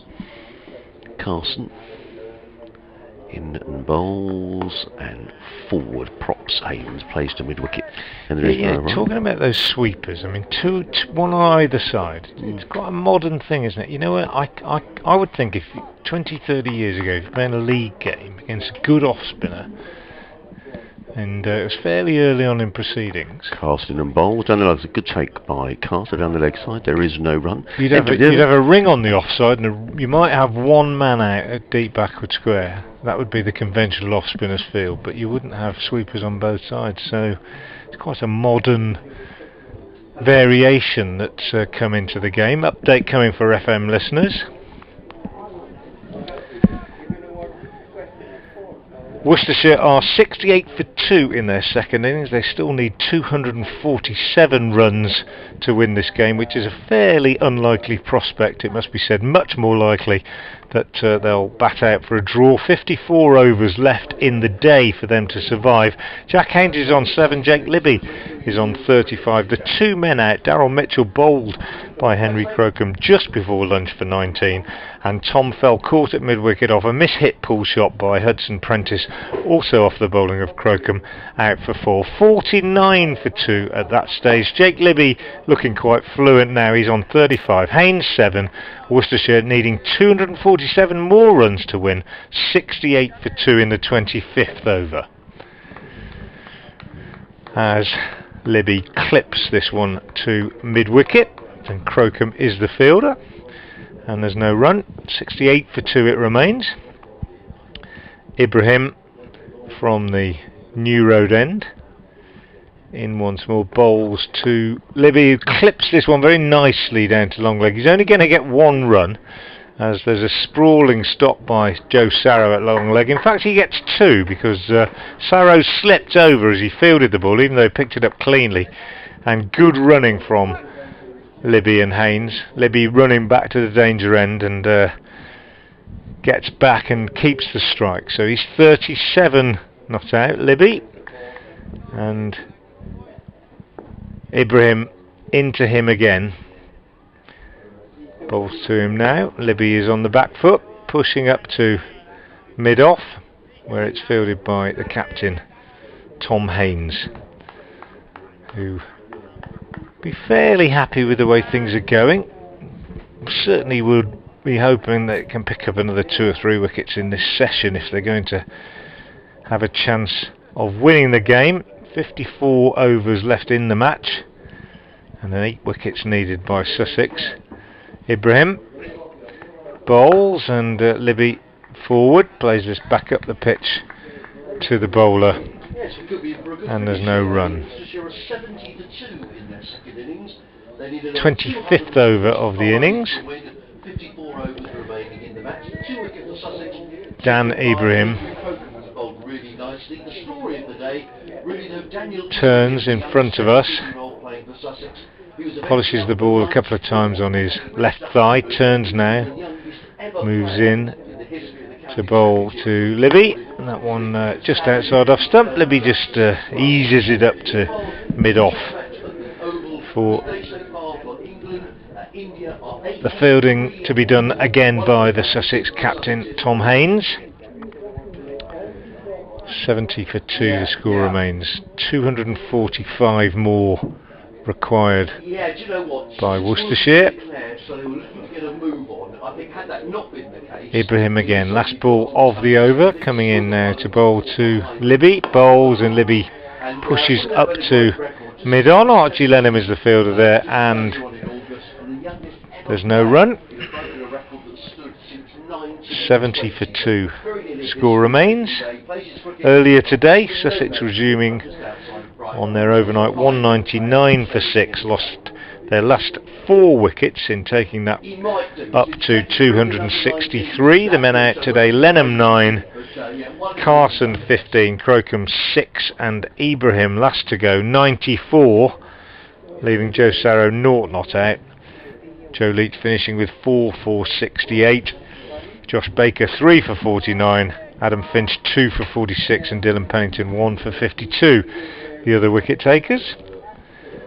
And we're now going to watch Carson again from the Diglis end. He's in now and bowls, and that's driven nicely by Haynes through the covers for a single. Fielded on the boundary under the chestnut tree, the sole remaining chestnut tree, by Dan Ibrahim. Haynes goes on to 8,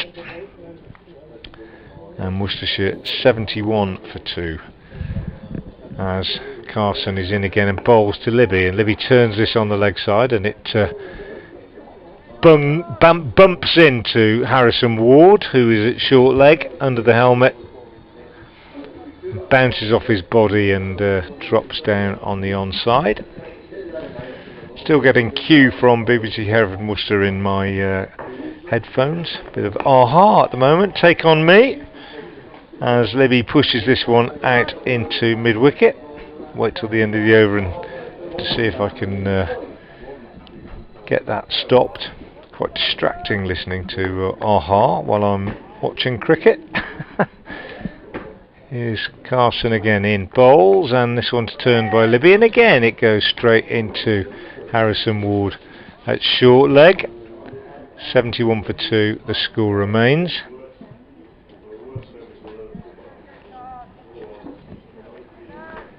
Carson again from the Diglis end bowls, and Libby turns it on the leg side again, and thinks he might get a run this time as he's got it a bit further behind square, but he's sent back by Haynes as Crocombe does the fielding at short fine leg.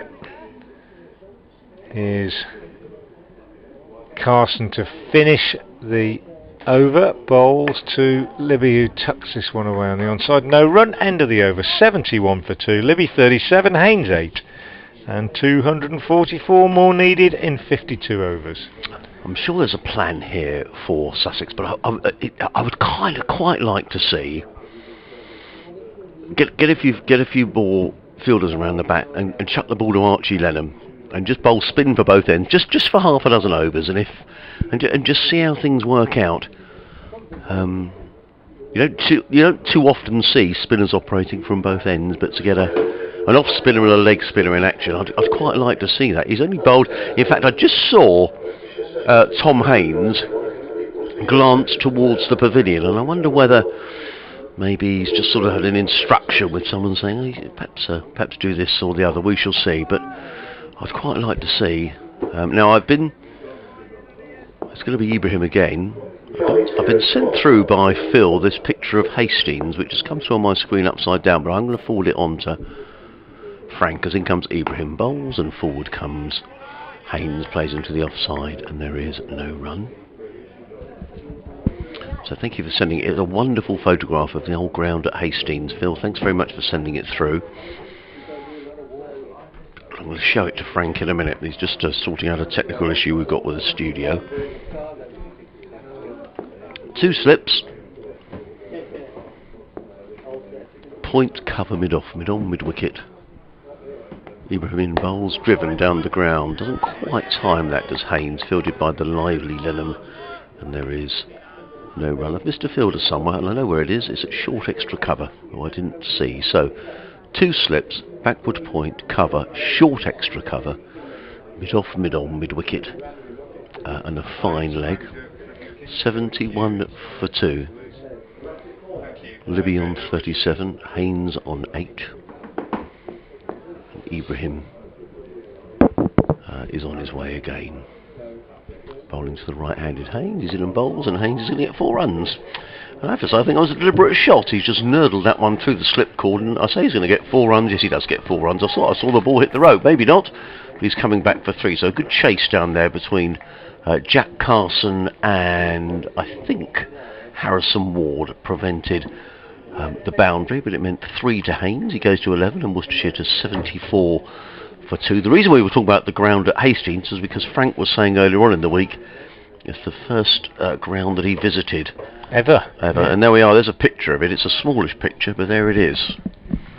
And it's I need to get it the right way around. And I reckon that you know, I said I was staying. It's one of those. One of those houses. The B&Bs that at the back with the balconies. Yeah, it's one of those. Ibrahim bowls and Libby is forward. And we had a balcony overlooking the ground. I didn't watch the cricket from there. I actually went to the ground, but that's fantastic. Thank you so much for sending that in. That's lovely. Called B&Bs in those days. These days, be an Airbnb. Actually, it was a bit more than a B&B. It was B&B and evening meal as well. But okay, yeah, you're right. Yeah, nice. Yeah. It was fabulous. Best. Just thought it was the most wonderful holiday ever at the time. 74 for 2.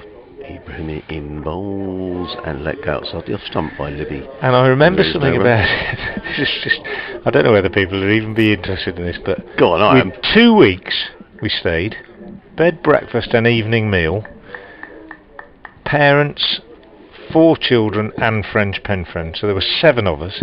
2 weeks, bed, breakfast and evening meal. So we must have had about 3 rooms at least. I think I probably shared with my brother and then my sisters and my mum and dad. And I remember when my dad paid the bill at the end of the 2 weeks, he didn't know I heard this, but my mum quietly asked him how much it was.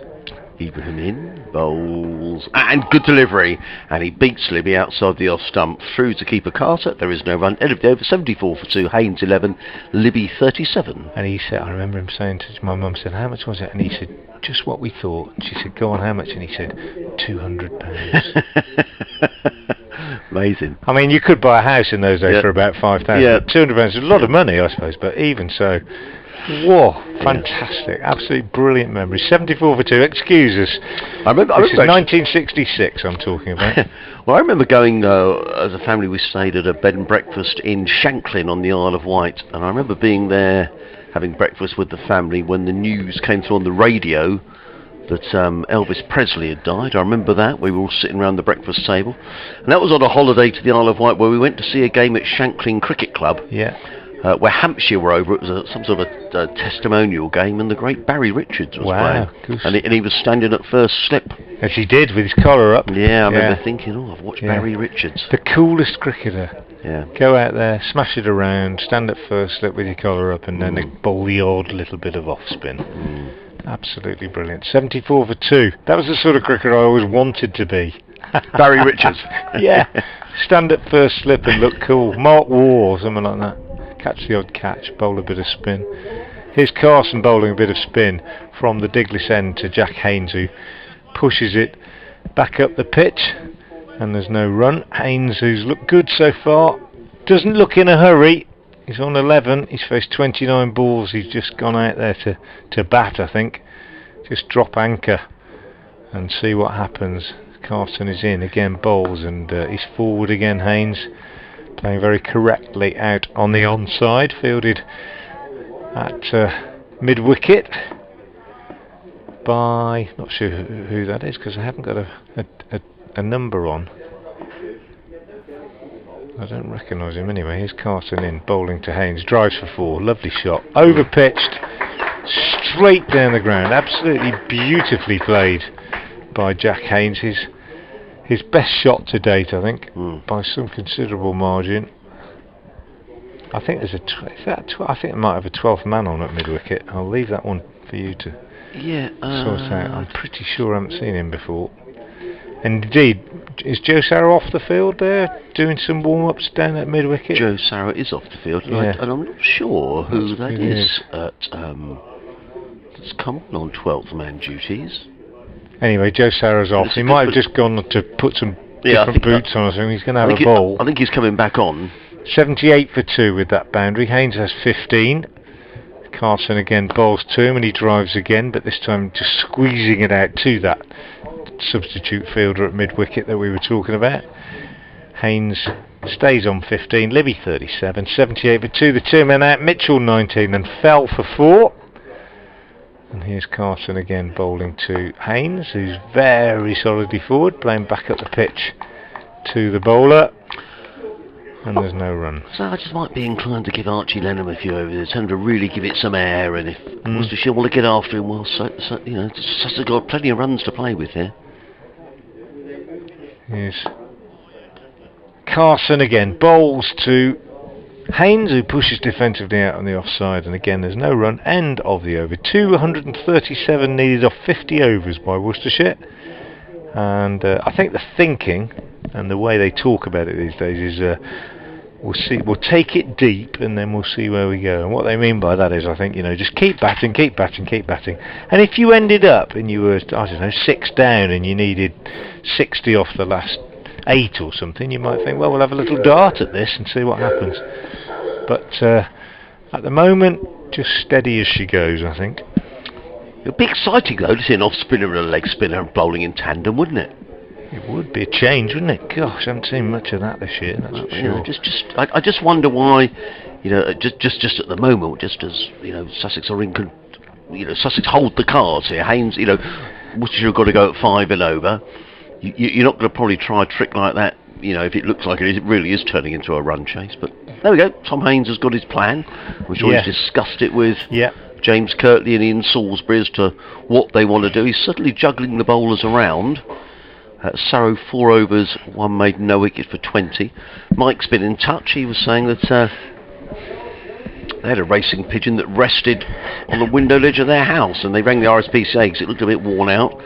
They said give it a bit of water and a bit of nosh. They did, and it flew off again. In comes Sarrow, bowls to. I thought you were going to say it stayed. He plays on. No, family pet. No, he was. He flew off the next day. Seemed as right as rain. Just having a stopover. Yeah. They fly some amazing distances, don't they? No, they do. Yeah, they do. Haynes does a natter to Sarrow, who's got 2 slips, a backward point to cover, short extra cover, mid-off, mid-on, mid-wicket, and a fine leg, 78 for 2. Sarrow in again, bowls wide of the stump, cut away to backward point. He rather feel he missed out there, Jake Libby. That was wide outside the off stump. And he's a little frustrated. I think they didn't breach the offside field. It was wide outside the off stump from Sarrow. 237 needed to win, 50 overs in which to get them, so the run rate is just a tad under 5 and over. Lightish skies around, no blue sky. We saw a bit of sunshine for about a minute. About 10 minutes ago, so that was we haven't seen a lot of sunshine, but the good, you know, to be fair, we haven't lost a pile of overs in the last couple of days. In comes Sarrow bowls, clipped away down towards fine leg. Ibrahim is very quickly in, and that's a good bit of fielding by Ibrahim. Actually, he was round very quickly and prevented prevented Libby from coming back from a second run. Nonetheless, Jake Libby goes through to 38. Worcestershire hit 79 for 2. In the test match, India are 100 for 4. And at Lord's, Derbyshire haven't lost another wicket since we last spoke. They're 166 for 6. Still needing 168 to win. As Sarrow runs away from us in and bowls. That kept low to Haynes, who did well to keep that one out. Plays into the offside. A Mason Crane update down at the Aegeus Bowl. He's now made 22 off 148 deliveries in 188 minutes, so that's a little over 3 hours he's been batting Good man, Mason. And James Vince, who is has had a terrific white ball season, has faced 34 balls for 8. So they're hanging on for a draw, Hampshire. The first division of the county championship. The sun is almost out as Sarrow's in, bowls and cut away nicely by Haynes into the offside, but fielded on the bounce by Ward, and there is by Coles. I'm sorry, short extra cover, and there is no run. Total remains 79 for 2. I don't know if our lady doing the knitting is still knitting. No, she's not. She's having a break. She's on the phone. She's eating a bag of crisps. the chap next to her's asleep. Yeah. He is. Isn't he nodded off? He's gone. I'm now beginning to think you might have been right about the tankard's contents. Yeah. I think it might have been not. Yeah. Anyway, he's having an afternoon snooze as in comes Sarrow and bowls and played to backward point. Oh, he's woken up. Haynes, and there is no run. Yeah, he is woken up. And now he's nodded off again. His head just boom. That was it. 79 for 2. Haynes on 15. Libby on 38. Worcestershire needing 236 to win in 49 overs. Joe Sarrow 5 overs, 1 maiden, no wicket for 21. Bit of debate going on between. I think Crocom's coming on now, the Diglis end.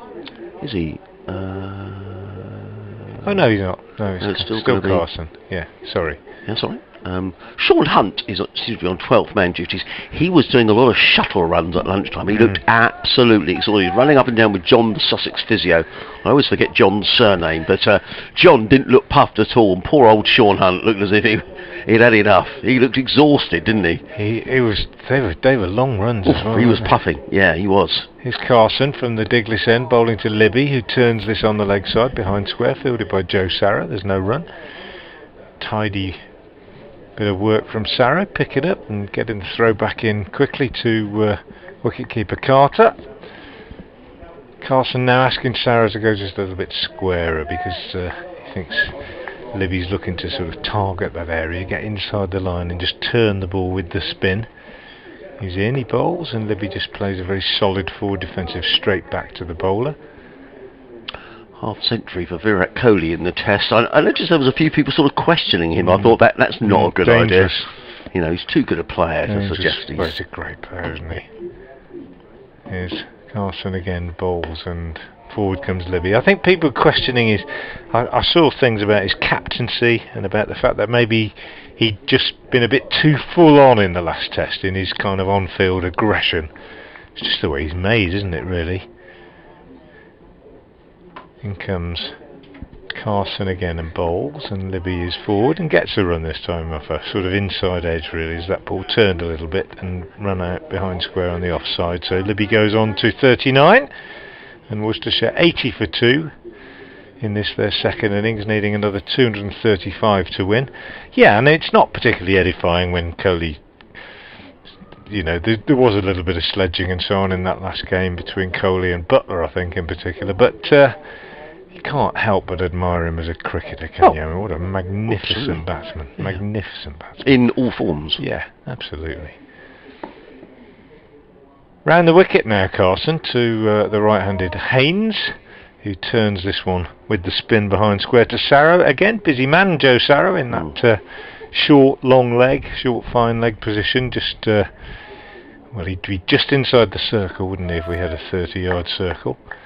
Back 45 degrees angle from the stumps as Carson is in again and bowls a little bit wider on the offside, and Haynes drives really nicely, beautifully timed, but straight to the fielder at extra cover, no problem for Carson. End of the over, 6 overs, no maidens, no wicket for 14 for the off spinner that Ian Salisbury describes as the best in the country, and it's 82 for 2 Worcestershire at the end of that over.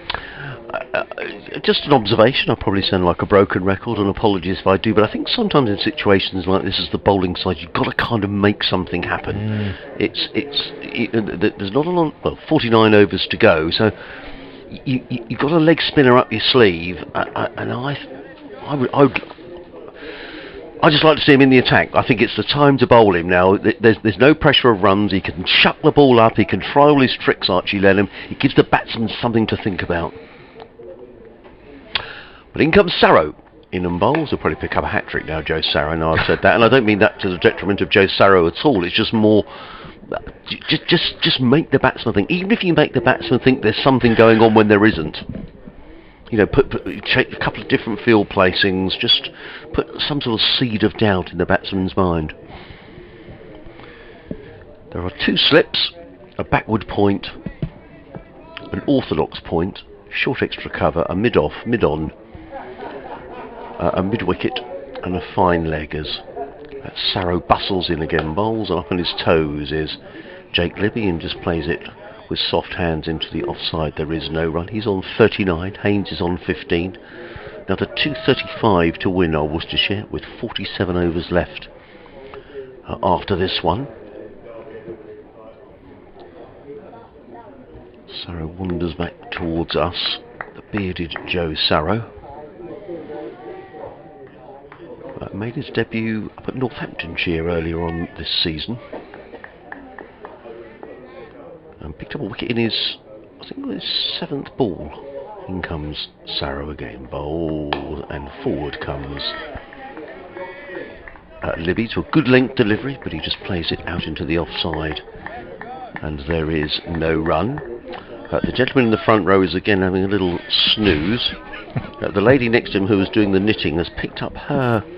She's got her tankard. She's having a little sip out of her tankard, which is perfectly entitled to. The gentleman down in front of us has got a flask. He's not got a tankard. He's got his turquoise coloured flask down by him, and he's assiduously watching the cricket.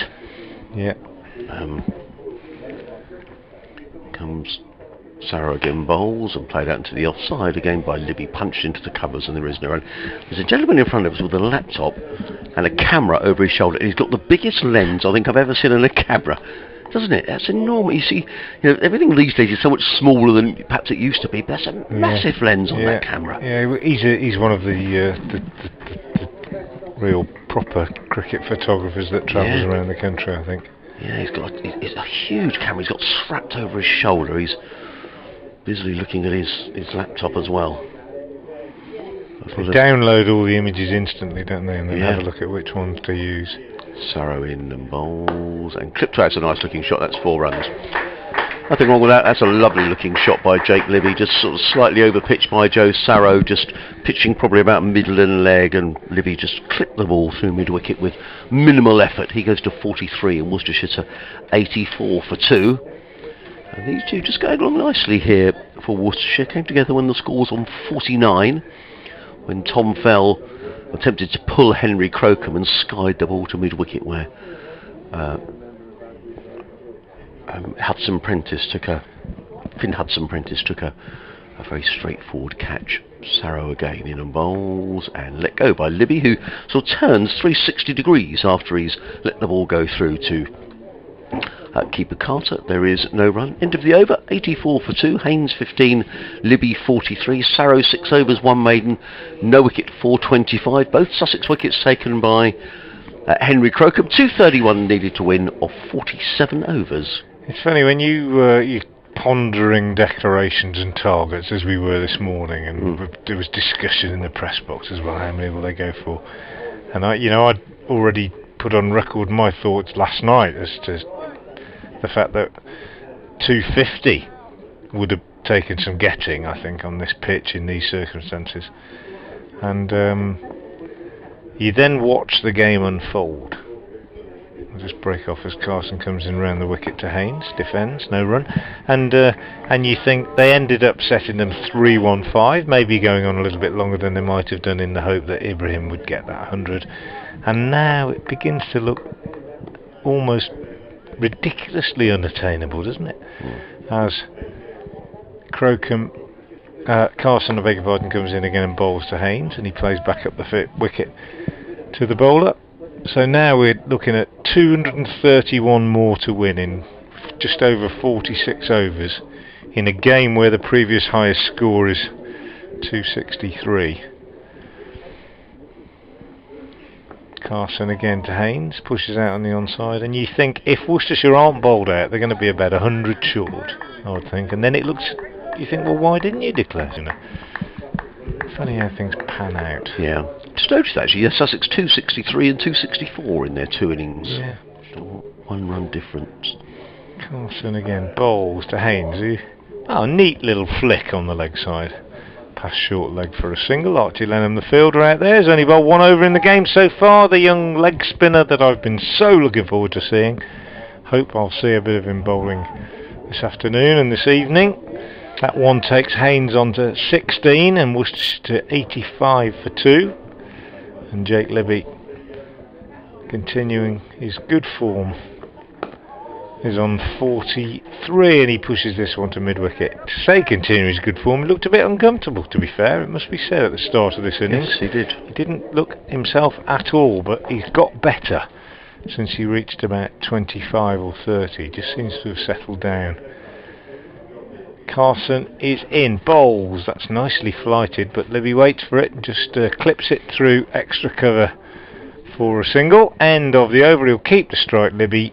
He's 44, it's 86 for 2. Well, there's not going to be Lenham time yet because Joe Sarrow's going to carry on. 6 overs, 1 maiden, no wicket for 25. 46 overs, as you say, remaining. I don't think we're going to get too many interruptions, not in short term anyway, because of bad light. The clouds look quite high, no sunshine, but clouds high. It is going to be Sarrow who's going to carry on here on BBC Radio Sussex, BBC Hereford and Worcester. Myself, Adrian Harms, alongside Frank Watson. Every ball of every game of every county in every format across the BBC. As in comes Sarrow and bowls, and up on his toes is Libby, plays to backward point. There's a slight misfield, which is unusual by Harrison Ward. Nonetheless, there is no run. Now, Archie Lenham is doing a warm-up down in front of you. He's rolling around on his back, doing all sorts of Pilates. I think it's going to be Archie time. Good. I'm pleased about that, because I think he should be bowling. And I'd like to see him bowling in conjunction with Carson. Oh, downward dog, look. He's doing all sorts. Bit of yoga. Yeah. Good to see. And in fact, the fact that Archie Lenham's going to be our friend in the front row is now woken up.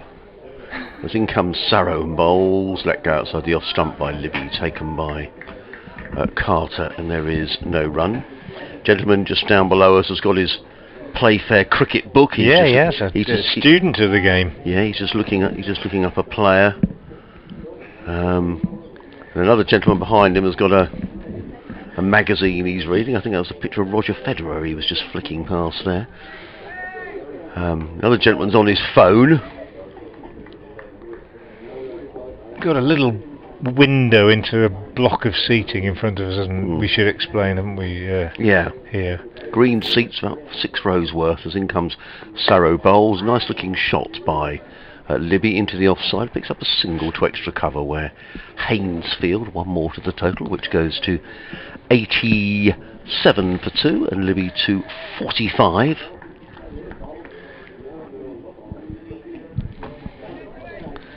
Nice little partnership developing for the 3rd Worcestershire wicket in this 2nd innings between Jack Haynes and Jake Libby. They came together shortly after lunch when Tom Fell was caught off a mistimed pull off the bowling of Henry Crocombe at mid-wicket for 4, and it was 49 for 2 at that stage, and Worcestershire in a little bit of trouble. But as I say, since then Haynes and Libby have settled things down.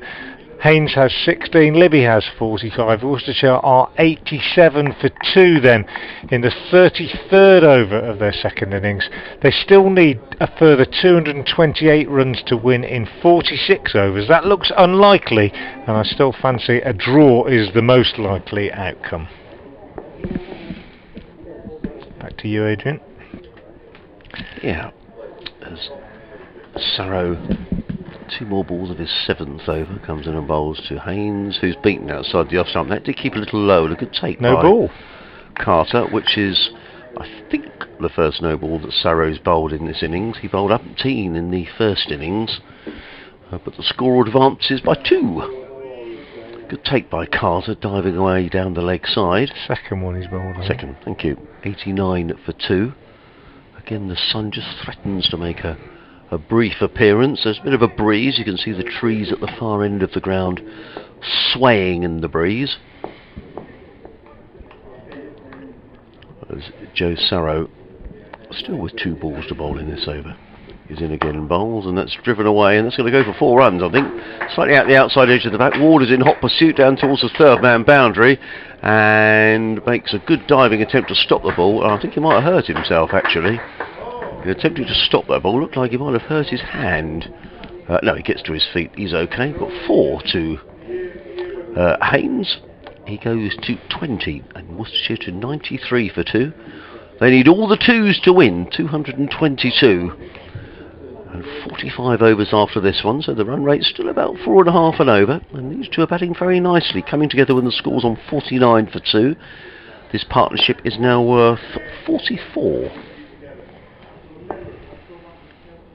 There's Sarrow with Archie Lennon's warm-up is continuing down in front of us. As Sarrow is in bowls, forward comes Haynes, head right over the ball, foot to the pitch of the ball, and there is no run. Now, Archie Lennon just went up and asked the umpire very politely something. Maybe if he could go, would you mind if I leave the field? Yeah. It was, wasn't it? Yeah. Would you mind if I leave the field, sir? Can I go to the toilet, please? Yeah, sir? and he's just gone running off the field, Archie Lennon. So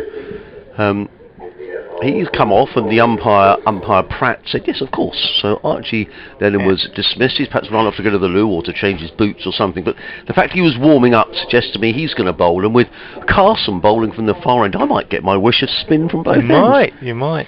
Ridiculously excited to see that. But I don't know why it's amusing, but you know, a cricketer goes to the umpire as he should and says, "Is it okay if I just nip off and do whatever? You know, change my boots, go to the loo or whatever." You're meant to tell the umpire, and it's perfectly customary. There's just something about little Archie Lennon doing it because of his diminutive size that made it look almost like a scene from a school match, didn't it? You know, excuse me, sir, would it be okay if I went to the cloakroom? Now the 12th man is on, and I have to say I don't know who he is because Sean Hunt was on 12th man duty, but there's another fielder who's on for Sussex who's gone out to deep mid wicket. He's another youngster, that's for sure. Yeah, he? I think I'll see if I can find out who he is.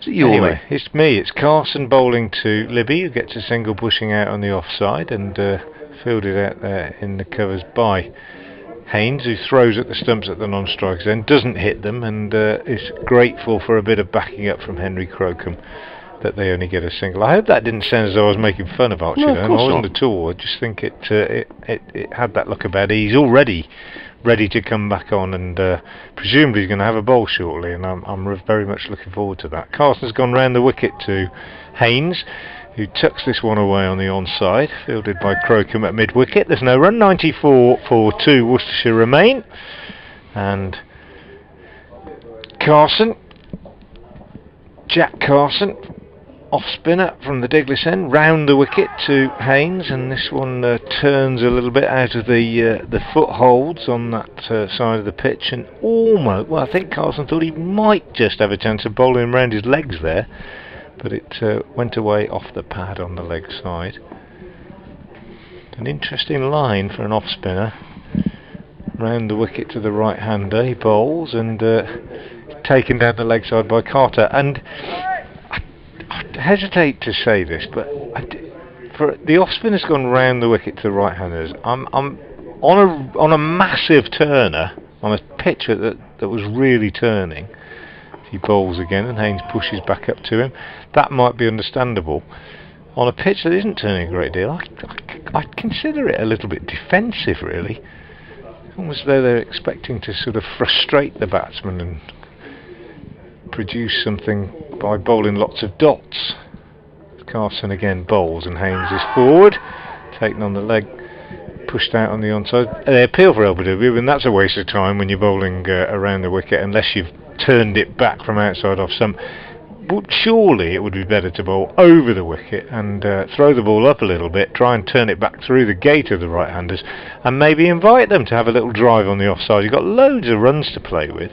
Can't quite see why a more defensive approach is being taken, but I could be wrong. People might disagree with me. 94 for 2, Haynes 20, Libby 46, and Henry Crocombe coming back into the attack, so we're not going to see spin from both ends at the moment. Archie Lennon was just teasing you with that warm-up, and Worcestershire need 221 off 44 overs. Well, I thought with Archie Lennon going off, we were going to get him Archie bowling, but he's still not had a bowl in this innings, which it's an observation. I always say this is an observation, not a criticism. I'm just a little surprised. Because Sussex are running out of overs in which to take these 8 wickets. Although in my book, Grokam's the most likely to take a wicket. I would agree. I think he's looked the pick of the seamers. He's coming into bowl to Jake Libby, who's 4 runs short of a half century. He's in on bowls, and what I would say about Crocombe, that first delivery is right on the money. Draws Libby forward as the sun makes a desperate attempt to break through this cloud. Going back to my analysis of Carson, if I were the captain out there, I wouldn't have the sweeper out on the offside. I'd have a conventional field. I'd have Carson bowling over the wicket, and I'd say throw it up outside off stump and try and turn it back in through the gate. Crocombe in bowls, Libby plays quietly. And we're inviting these 2 right-handers to drive on the offside. You know, and if they do, fine, let them hit 2 or 3 fours. But if I can get one to turn back through the gate, could bring a wicket. That'd be my approach, I think, at the moment, with this many runs on the board, bearing in mind that these are the 2 men that hold the key, really. I think you've got to get these 2 out if you're going to stand a chance of getting into the tail. Crocombe in bowl, played with the onside by Libby. There is no run. We were not just these 2. Obviously, you've got D'Oliveira, you've got Cox, you've got Barnard. They're all capable batsmen, but you know, one of these 2 still there in another hour or 2. Then I think going to be difficult to bowl Worcestershire out. Someone who is out is Virat Kohli, who's become another victim of Ollie Robinson, out for 50 at the Oval, India 105 for 5. Crocombe in bowls, well pitched up delivery, right in the block hole, but Libby is equal to the task and plays into the offside. Was that signalled as a low ball? Nope. No, it wasn't. It's the 4th ball of the over. I know often umpires do. They do that check. two balls thing. They used to do 1, didn't they? And now they do 2 in case. Because if you did 1, but there's already 6 gone and you've got it wrong, it didn't leave any margin for error. No. Like Ollie Robinson's record, you know, for a bowler new to Test cricket is extraordinary. It's right up there, I think, at the moment. Yeah. In comes Crocombe running in bowls to Libby, who eases onto the front foot, plays into the offside, fielded by Coles. Is it Coles or is that? No, it's Hudson Prentice who's under the sun hat. 2 Sussex fielders have got sun hats on. One is Hudson Prentice and one is James Coles. Henry Crocombe in his 6th over, figures of 2 for 11. And he's turning literally just down in front of us. And it's coming into bowls. The right-handed Libby's in on bowls and takes a quick single. That's good running because Sarrow was slightly on his heels at mid-on. And Libby played that for his 47th run. He's pinched to strike. The end of the over was to 95 for 2. 220 needed to win in 43 overs. As Frank was saying, if this was a limited overs game, if this was a 50 over game, and you had to get 220 to win in 43, you probably fancy your chances a little bit with 8 wickets in the bank. You would. Which is going to keep it an interesting contest. You would fancy your chances, I think, but Crocombe 6 overs, 1 made, 2 for 12, and it is going to be Carson who's going to carry on from the Diggler's end of the ground. You'd fancy your chances, but it's a completely different game, isn't it? Yes. And at least Carson's going back over the wicket, which I'm pleased about. Maybe he's only going to go around the wicket to Haynes, but much better. And he's also not got a man out sweeping the offside boundary. He's got a sort of deep backward point. Hardly a sweeper. You could drive through extra cover for 4. Libby doesn't. He turns this with the spin on the leg side for a single. But the man is going out for Haynes, you see. So yeah, it does seem a bit odd. and he's bowling round the wicket to Haynes as well, which is they obviously feel that Haynes is capable of driving through the offside. Crowson is in and bowls, and Haynes does drive through the offside. He kind of squirts the ball out square and gets 4, even if there's a fielder out there. So Carson's gone round the wicket and bowled across Haynes, and he's kind of square driven it for 4. But generally he's bowling around the wicket, and I think if he's not turning it a great deal, it's quite a negative line. But maybe he is. Maybe he's turning it a bit more than I thought. We shall see, but he's persisting with this round the wicket line, specifically to Jack Haynes, not to Libby. Haynes is down the pitch to this one, and then doesn't quite get there and pushes it out on the offside. Well, he's not bowled that one outside leg stump and into the rough. He's bowling round the wicket across Haynes. He's bowling sort of middle and off. Haynes batting on off stump, has opened his stance slightly and comes down the pitch again to this next one and pushes back to the bowler. And there's no run again.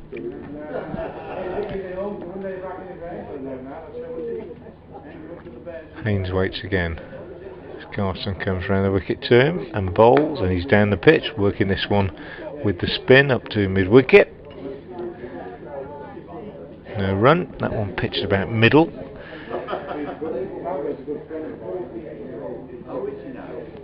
Here's Carson again, and he bowls to Haynes, who's very, very carefully forward, pushing back at the pitch to the bowler. End of the over, just one run off it, and Worcestershire are 100 for 2, needing a further 215.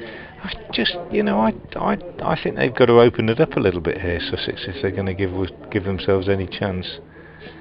No point trying to keep it tight, really. You've got to, I think, not exactly dangle the carrot, but encourage the batsman to play some shots in the hope that you might get a wicket. And I don't think what Carson's doing against Haynes is encouraging the batsman to play shots. Well, I said half an hour ago, I think that you've always got to make something happen here.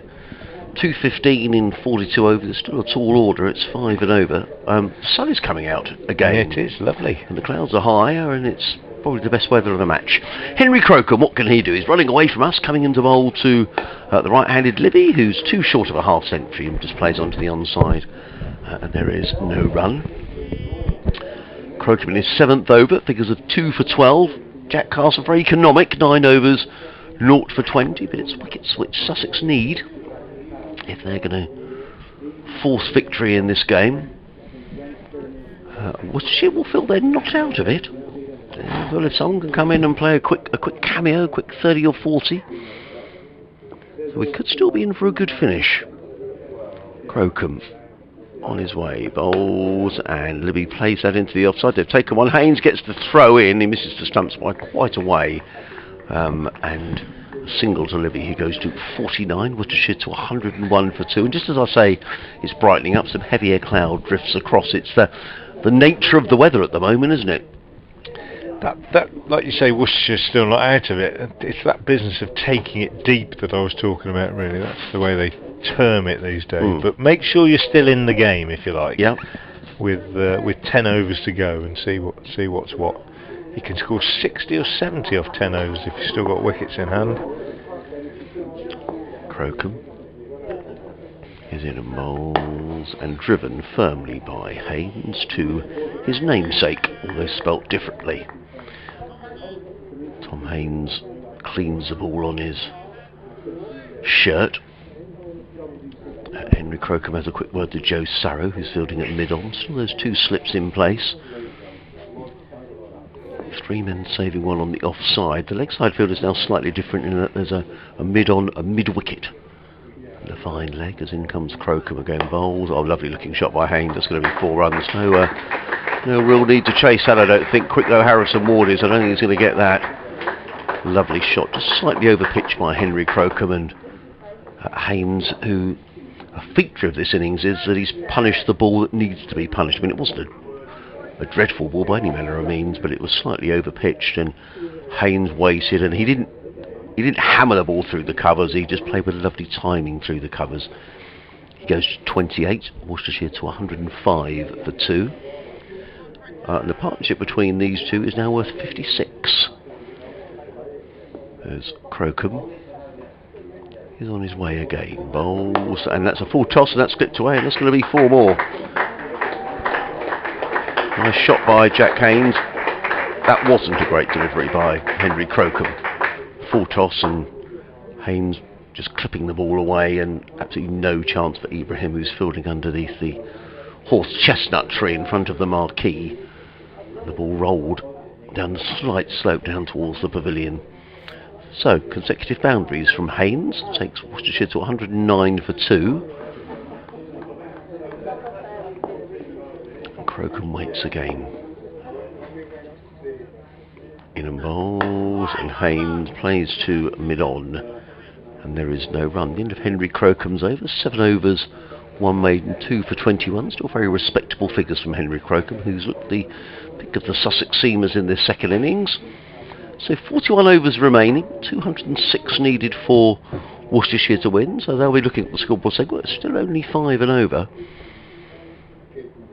And I think we are going to get some Archie Lenham. Hooray! He's going to replace Jack Carson at the Digley's end of the ground. And I was just going to say, the more that the Worcestershire batting keeps going along at that sort of 8 and over, the less chance we're going to see of Archie Lenham coming on. So I think I'd have had him on half an hour ago, but at least he's coming on now. The things you do when you've got Google at your fingertips. When you said about Haynes and the different spelling, I thought, I wonder where the name Haynes comes from. So I thought, I'll have a look, see if I can find out what the meaning of the word Haynes, the background, the etymology. And it comes from the Middle English name Hayne, thought to have originated as a pet form of Anglo-Norman names, such as Reynard, Rayner and Rainbert, and the Old English word Haga, meaning enclosure. So it could have been somebody who lived at the enclosure or something. It's quite a common name, isn't it, Haynes?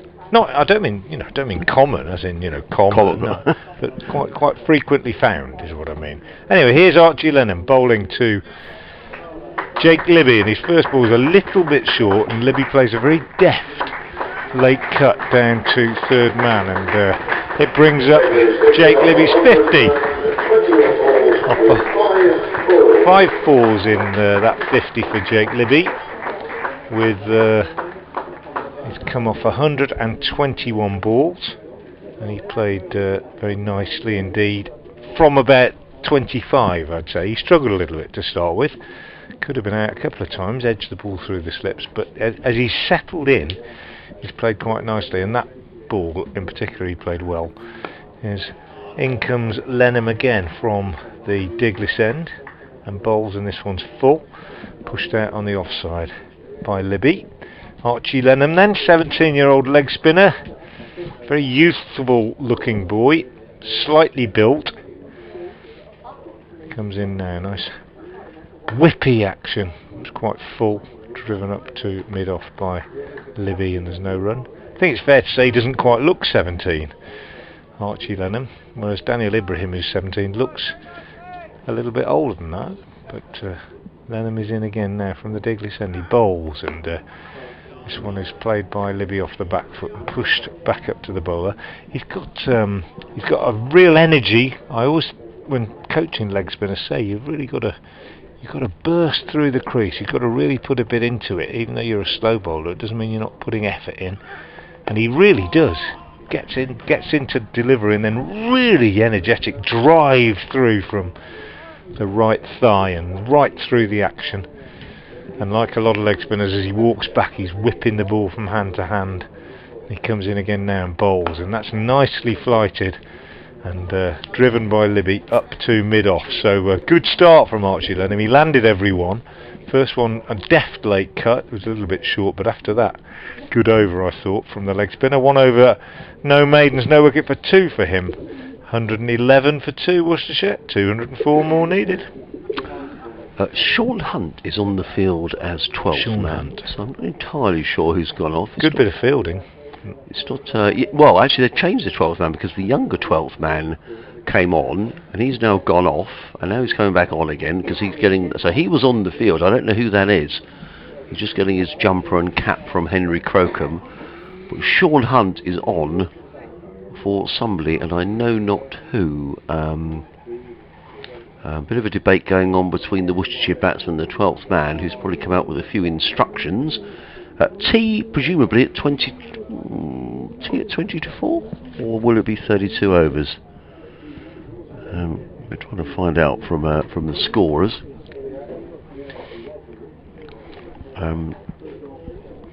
but it is going to be Henry Crocombe. 20 to 4. 20 to 4, so we've got 15 minutes to go until tea. 111 for 2 are Worcestershire. As Haynes faces Crocombe, and Haynes is forward and plays to mid-off, fielded by Tom Haynes. And there is no... I'm just trying to work out who's off the field here for Sussex. So I think it's not Ali Orr, he's at first slip. It's not Tom Haynes. It's not Harrison Ward, it's not James Coles, not Hudson Prentice, not Ollie Carter, it's not Ibrahim. I think it's Jack Carson who's gone off. In comes Lenham, in comes Crocombe and bowls to Haynes, plays to mid-on and there is no run, so Jack Carson is off the field at the moment. Right, here we go. This interesting surname has two distinct possible origins. It may be a patronymic form of the medieval male given name Hain, itself coming from the old German Hagana, originally a byname meaning hawthorn. There you go. That's one. Crocombe on his way again, bowls, forward comes Haynes. Henry Crocombe right on the money here. I think Haynes could do about that, plays into the offside, no run. And this name was found in England before the 1066 conquest. So a hawthorn tree, or somebody who lived near the enclosure or something like that. So there you go. And could be spelt either way. So they've probably got the same origins, Haynes Jack and Haynes Tom, even though they've got a slightly different spelling. Crocombe in bowls to Jack Haynes, who just deftly plays that back to the sky on the offside. Harrison Ward fields, but a single there for Jack Haynes. He goes to 33. Worcestershire to 112 for 2, 203 to win in 39 overs after this. So the run rate has never gone that much above 5. And that's roughly where it is at the moment. And tea will be at 20 to 4. So we're going to probably, I don't know. Well, we have to see 3 or 4 overs before then, and a chance for Worcestershire then to assess probably where they are in this run chase. Crocombe in bowls. Forward comes Libby. He was after a single there, but Sarrow had learnt from the previous over when he was a little bit too deep and a little on his heels, and Libby took a cheeky single to Joe Sarrow, but this time Sarrow was wide awake to that possible opportunity of a single, and Libby very quickly realised there wasn't a run. Crocombe does get on with it, you know, for a quick bowler. He's a bit like Ed Barnard. He sort of gets back, doesn't hang around, he just runs in and bowls, which I like to see. He's in again and bowls. That's short, and Libby, over the over. Yeah, Libby was thinking about the hook shot, decided against it. End of the over, 112 for 2. Crocombe, 8 overs, 1 maiden, 2 for 22. He's been the only wicket taker for Sussex. So Haynes 33, Libby on 51. These two coming together when the score was 49 for 2. So they've added 63 now for the third wicket, of which Haynes has made 33. Libby is on 51. We've done a quick sanitised break. So the equation, 203 off 39 overs, 8 wickets in the bin. I think it could be a good finish, Frank. Yeah, you might be right if they go deep. I still don't think it will, personally. I hope it is. I hope it is. Been around a long time. Be nice to end 4 days with a little bit of, you know, a real bit of excitement. Not that I'm not saying I haven't enjoyed the game. I've enjoyed lots of aspects of it, but it'd be great to get. Well, it's always great to get a really exciting finish at the end of a 4-day game, isn't it, or even a 5-day game. But I still think it's unlikely for the same reason that I said earlier, which is, you know, these two have put together a good partnership here, haven't they? So they came together with a score at 49. So what is it? 63 the partnership. But we haven't seen many. Well, we haven't seen any 100 partnerships in the game because something has happened always sooner or later. Pitch-wise, I mean, as Jack Haynes, Jack of the Hawthorn, cuts the ball away behind square on the offside for a single from this first ball of his second over from Archie Lenham. Archie Lenham bowling his leg spin from the Diglis end. And he comes in now, bowls to Libby, who works this one away on the onside for a single. Really energy. He's not just a lobber of the ball. a lot of leg spinners, particularly in club cricket, village cricket, so on. They spin it, but they lob it, don't they? They just sort of come up and rely on the wrist to do everything. Then I'm into Haynes, turns this off his legs. He's going to get 2 down to long leg here, as Sarrow chases. But Archie Lenham, like a proper leg spinner. When I say proper leg spinner, there aren't that many in county cricket at the moment, but a few in Test cricket and a few certainly in subcontinental cricket. He really bursts through the action, real energy. He comes in off a few paces and then really whips through that action. And this one is driven off the back foot by Libby. Update for FM listeners coming now.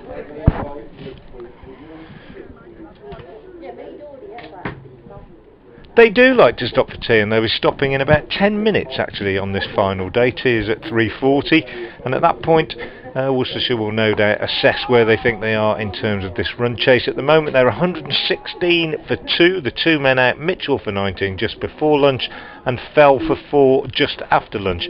But a good partnership developing between Jack Haynes and Jake Libby.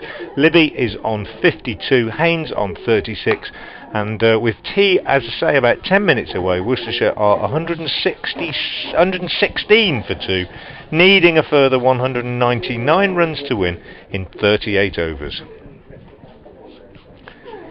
As that over from Archie Lenham is finished, with Haynes driving to extra cover for no run. So Libby, 52 not out, his 50 came off 121 balls with 5 fours, and Jack Haynes 36 not out off 70 balls, and 3 overs before tea, I would imagine. And as I say, I think Worcestershire will then go off, have a look at things and say, well, here we are, we've got another 35 overs, we need another 190 or something like that, and then they'll say, let's see where we are when there's 20 overs left, and we'll take it from there. Change in the bowling.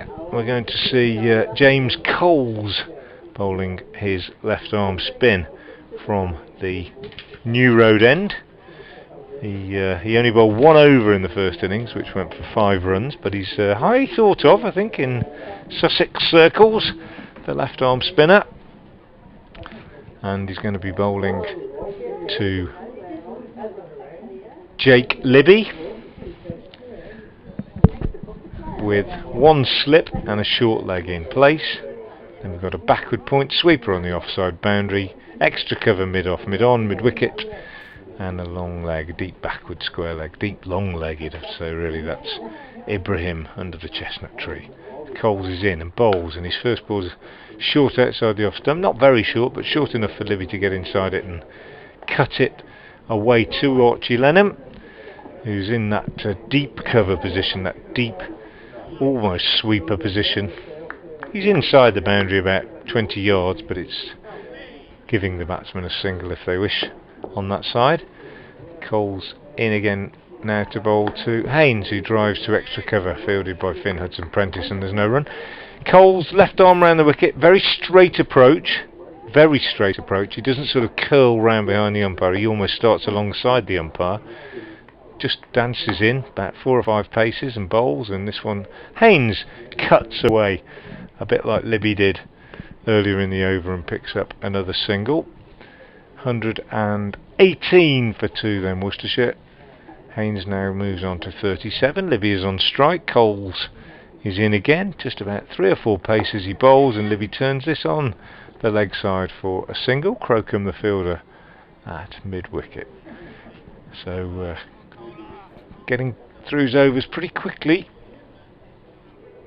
Coles, as indeed does Lenham at the other end. Lenham the leg spinner, Coles the left arm spinner is in, bowls. This one's slightly over pitched and driven very nicely by Jack Haynes, but also a very good stop by Tom Haynes at mid-off, and they get a single. 120 for 2, Haynes goes to 38, and Coles again in bowls, nicely floated up this one, and drifting on with the arm, played very late by Libby, and that got the wicketkeeper excited. Hands thrown skywards, but no danger as Libby picked up a single. He keeps the strike. He's 55 off 132 balls. Haynes 38 off 73 balls. And Worcestershire 121 for 2, needing a further 194 for victory.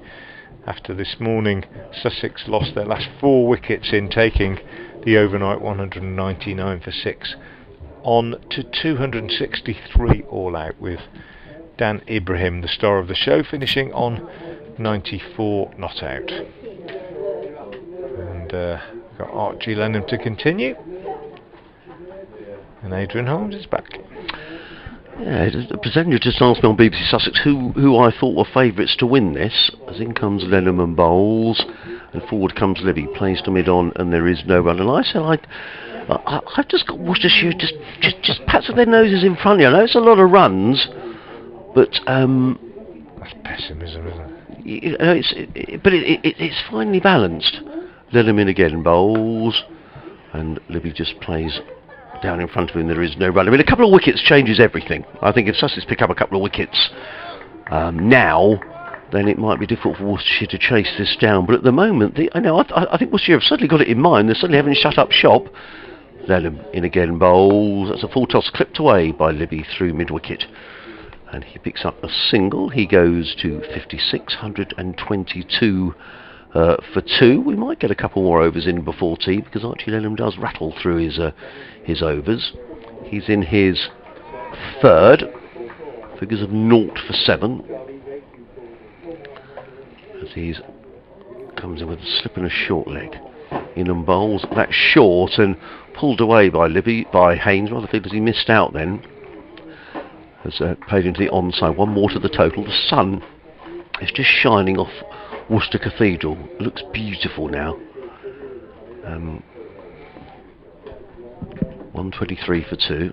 Lenham in again, bowls, and forward comes Libby. The only observation I would make, and it's just an observation of Archie Lenham, you're quite right, I love his energy as he approaches crease. Is it a little flat, or would you does he bowl a little quickly? Would you like to see a bit more air? It's an interesting one, that. Lenham in again, gives that some air, and driven by Libby out into the offside. There is no run. 123 for 2. Lenham 3 overs, 0 for 8. Libby 56, Haynes 39. 192 needed to win in 36 overs. I've said this about Josh Baker, that I thought he might have bowled a bit quickly in red ball cricket, and white ball cricket, and he said to me in an interview that at this level he's felt that he and the coaches feel that you've got to bowl a little bit quicker, because otherwise the batsmen find it easy to get underneath you and really get after you, particularly in white ball cricket. I've not played at this level, I hasten to add. As Coles begins a new over, or doesn't, because he aborts. Everybody's not quite ready. Very short approach, really whizzes through his overs. Probably be the last one before tea. He bowls to Haynes, who drives nicely, gets a run, as his namesake Tom does the fielding at mid-off. And Moeen certainly has said this, that the higher level you go, you've got to bowl a bit quicker, right? A bit flatter. Fair enough. It's very, you've got to be a brave and very controlled bowler. It's Coles bowls to Libby, who drives off the back foot, no run, to throw it up there consistently at the very top level. So, I'm kind of guided by that really a bit. It's Coles bowls, that's nicely flighted. Well, just back up the pitch, but I think Archie Lenham, he's small as well, isn't he? So it's very different from the sort of leg spin you see in club cricket, where people just lob the ball up and try to deceive the batsman in the air. This one worked up to mid-on. And Brett D'Oliveira bowls quite quickly and quite flat with his leg spin as well. Slightly different from Lenham. As Coles bowls, that's a bit slower, isn't it? Coles got nice shape to his action, I think, as well. He does. Now, I would have said in the 50 over that James Coles was bowling slightly quicker than this. I've not seen him give the ball as much air as this, which I'm enjoying. Yeah. Well, I think that probably bears out what we were saying, as he bowls this one into the block hole, or very full, and Libby clips it away to mid-wicket for the fielding to be done by Crocombe. There's no run, end of the over. Probably going to get one more in before tea. It's going to be bowled by Archie Lenham, 124 for 2. So I would say maybe I would like to see Baker bowl a little bit slower in the red ball game. I'd like to see. I like the way Coles has bowled that over. Probably like my finger spinners to just get the ball up there and bowl it a little bit slower, but it's easier said than done. And I bear, people with a lot more experience and knowledge than me have said that it's quite difficult to have the guts and the experience to bowl slowly in these circumstances. Really slowly, anyway. Lenham bowls to Haynes, who plays that into the offside. Having said that, I like Lenham. I like the look of him, and he looks a really good prospect. I'd like to see him on a pitch that's giving him a real bit of assistance. Lenham in bowls and pulled away to the leg side. The fielder at deep mid wicket by Haynes, who goes to 41. Worcestershire 125 2. There is blue sky, lo and behold, above New Road. We haven't seen any blue sky for about 4 days. We've got a few patches above the ground, which is lovely to see. As Lenham is in at bowls and played nicely in a controlled manner by Libby down to Daniel Ibrahim, who's sweeping the cover boundary. The first one I've seen that, and it turned a little bit. Got the line right with the googly outside off stump, but I think that it was picked. 126 for 2, Libby to 57. Lenham again, last over before tea in, slightly too short and just played to mid-off. Now Haynes is quickly in, gets in the throw, hits the stumps. I was saying about Tom Haynes, they're now going to get an overthrow.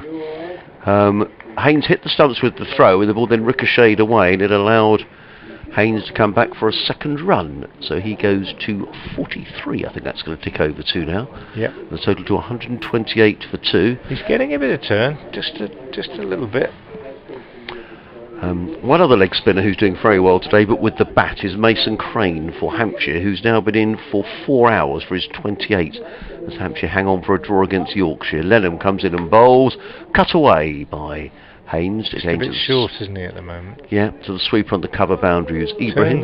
Turned. Gets in the throw, one more to the total, 129 for 2. Haynes so to 44. There's a bit of turn there, so you're now just looking for either of these two to just get that ball in the magic spot, just get the ball exactly where they want it to do. Draw the batsman forward, maybe get the outside edge and get a catch at slip. And in again, forward comes Libby. He says that'll do for tea, and the players leave the field with Worcestershire 129 for 2, Haynes 44, Libby 57. So when we return, there will be 34 overs remaining in the day. Worcestershire needing 186 to win. So they're going to need to score at 5 and over. Well, a bit more. Well, no, about 5 and over. About 5 and a bit and over to win the game, Worcestershire. But they've got 8 wickets in the bank, and I think we could be in for an exciting session after tea. Haynes 44, Libby 57, Lenham 4 overs, 0 to 430 as the players leave the field. I think you've already said you think this is going to be a draw, Frank, and that's probably still the smart money. But from here, actually, I'm sort of thinking 34 overs to go. Probably the least likely result is a Sussex win. Yeah, maybe.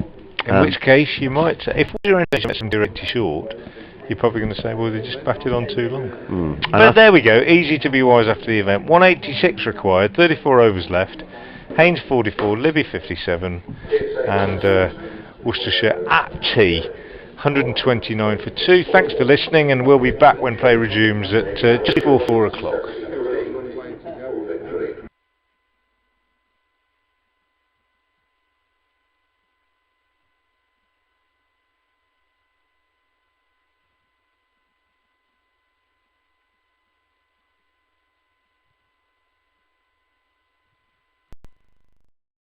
Two slips and a gully. The close catches as Crocombe comes in from the New Road end and bowls. Two fellows off the mark in splendid style. A short wide, only runs up about 16 yards or so. Bowls, good pace, but he's overpitched this one on leg stump. And Libby, the good player that he is not going to miss out on that. It's a free gift, isn't it? His run up, nice momentum. hits the crease quite hard. He's in, bangs that one in short, and he's got felt. He's dropped it in short, and Tom Feller's gone for the pull shot. He's quite That's Apprentice in again. Bowls, and that's played by Libby. Back to the square on the leg side. They've taken one. They'll think about two. Sarrow is quickly in though from fine leg and prevents. from the new road end, rocking in. And he bowls, and that one's short and wide, and for Libby. Cut away behind square on the offside. Bad ball from Ibrahim, and he's on. I don't recognise him anyway. Here's Carson in, bowling to Haynes. Drives for four. Lovely shot. Over pitched. Straight down the ground, absolutely beautiful. Load all the images instantly, don't they? Have a look at which one to use. Sarrow in and bowled, and clipped out. It's a nice looking shot. That's 4 runs. Nothing wrong with that. That's a lovely looking shot by Jake Libby. Just still with 2 balls to bowl in this over. He's in again, bowls, and that's driven away, and that's going to go for 4 runs, I think. Slightly out the outside edge of the bat. Warder's in hot pursuit down towards the boundary. Through the offside. Crowson is in and bowls, and Haynes does drive through the offside. He kind of squirts the ball out square and gets 4, even if there's a fielder out there. There's a mid wicket. The fine leg, as in comes Crocombe again, bowls. Oh, lovely looking shot by Haynes. That's going to be 4 runs. No real need to chase that, I don't think. Quick though, Harrison Ward is. I don't think there's Crocombe. He's on his way again, bowls, and that's a full toss, and that's clipped away, and that's going to be 4 more. Nice shot by Jack Haynes. Frequently found is what I mean. Anyway, here's Archie Lennon bowling to Jake Libby, and his first ball is a little bit short, and Libby plays a very deft late cut down to third man, and it brings up Jake Libby's 50. 5 fours in that 50 for Jake Libby.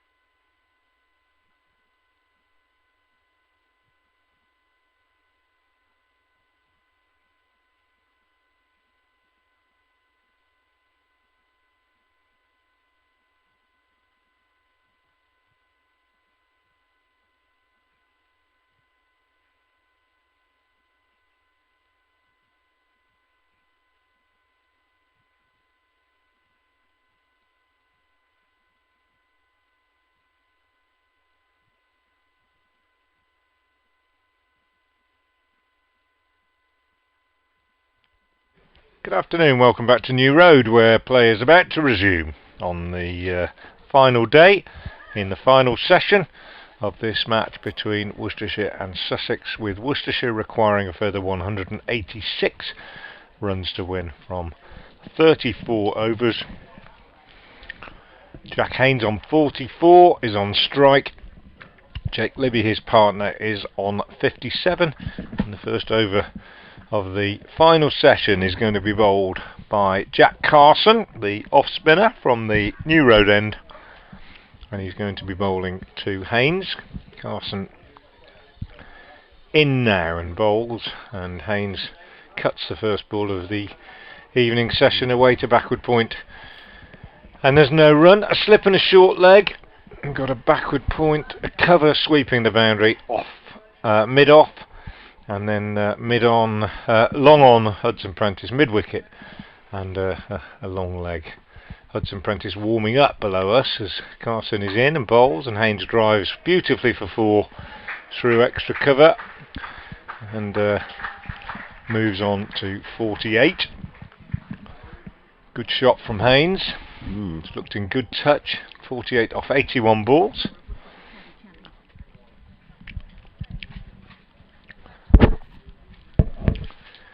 Play has just resumed after tea. We're in the very first over after the interval, and Jack Haynes has just hit off spinner Carson through extra cover for a sumptuous boundary. He's moved on to 48. The Worcestershire youngster 49 now, as he pushes the next ball up to long on for a single.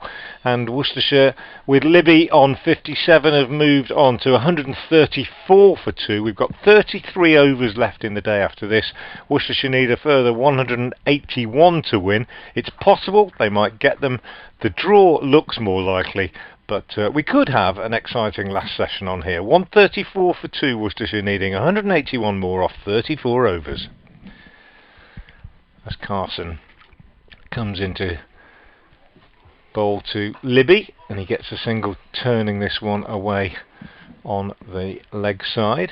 Crocombe does the fielding. Wayward throw, not entirely cleanly backed up, and they thought about an overthrow but decided against it. Hudson Prentice warming up below us, meaning that we might see him bowling the next over from the Diglis end, and at the moment it's Carson who bowls again, and this one's short, and Haynes cuts on the offside. Gets 1. Will he come back for 2? No, he won't. Good pursuit from Coles, who picks up and throws on the turn. Haynes' 50 has arrived and is warmly applauded. His 50 coming off 83 balls, with, just checking, 6 fours. 83 balls and 6 fours for Haynes' 50, so a fairly quickly accomplished half century in the context of this game. And Libby is taken on the pad by Carson as a shout for LBW, but it wasn't entirely convincing, and umpire Pratt not interested. End of the over.